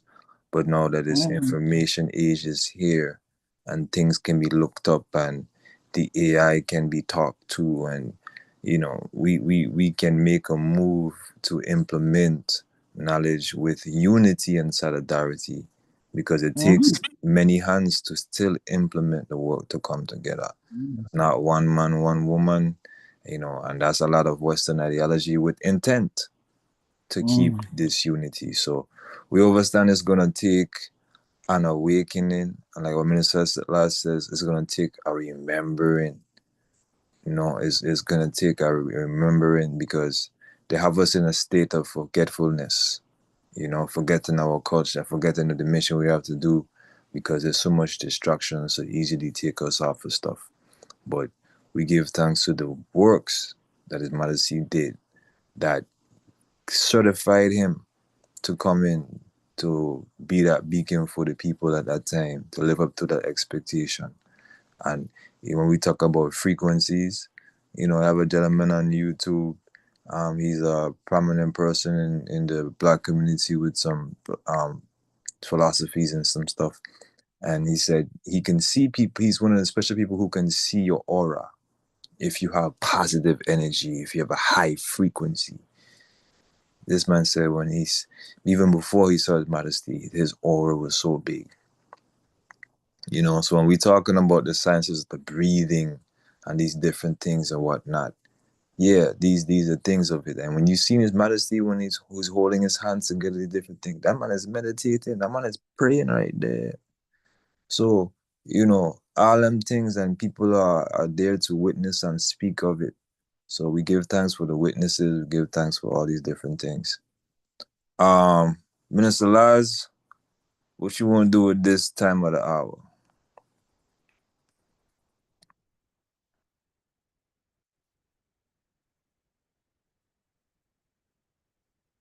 If you're available, if you're able to open up your mic. Hang on, were you talking to me? No, it's as if Minister Lars is still available to open up his mic. Oh, okay, all right. I'm gonna leave you. It's 10 to 8 now, right? In the Yeah, morning. that's how I was saying, about to see if we want to slow down. All right, it's 10 to 3 in your region, coming like sound and not sleep. Now, so then give me some of that energy. Well, hey, today is fire day, so just take your time and breathe. The fire gonna build up. Yes, All I right. give thanks. Okay. Yes, All right. sir. Well, I guess I give thanks again, Yes, and sir.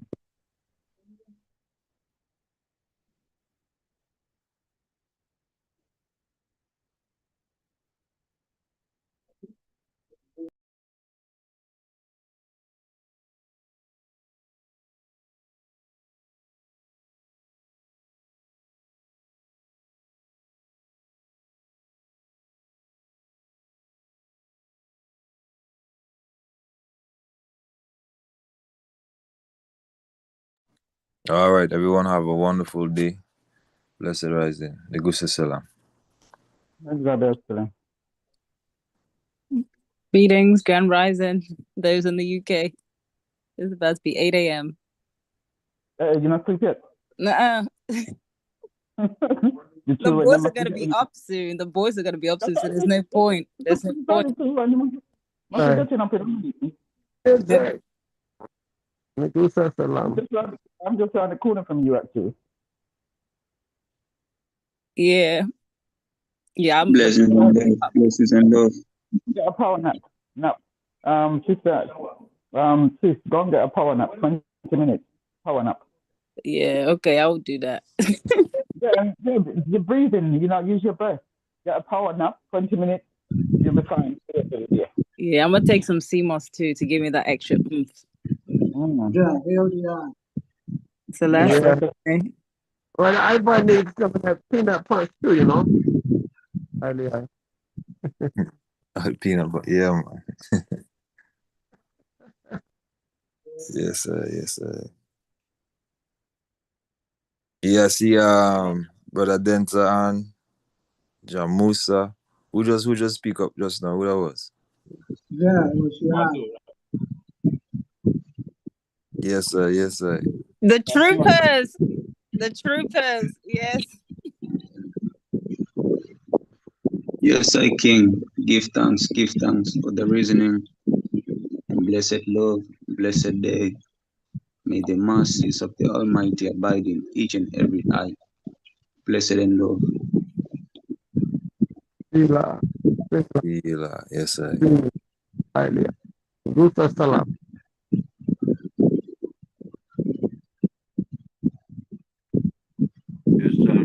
Salam. Yes, sir. Blessed love. Mike, working. Yeah, and your brother Camille. Your mic working. Yes, sir. Give thanks. Thanks for the reason and strength and guidance, everyone. Yes, sir. Yes, sir.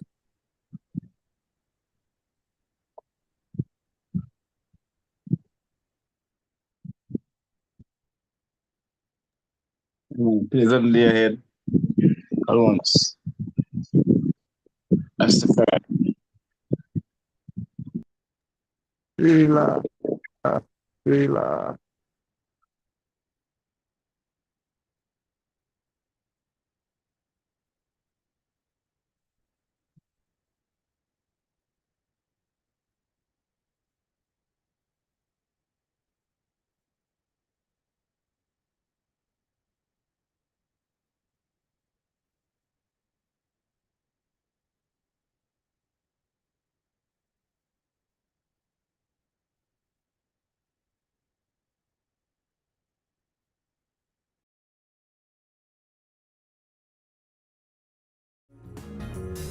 Hey, how's your mic going?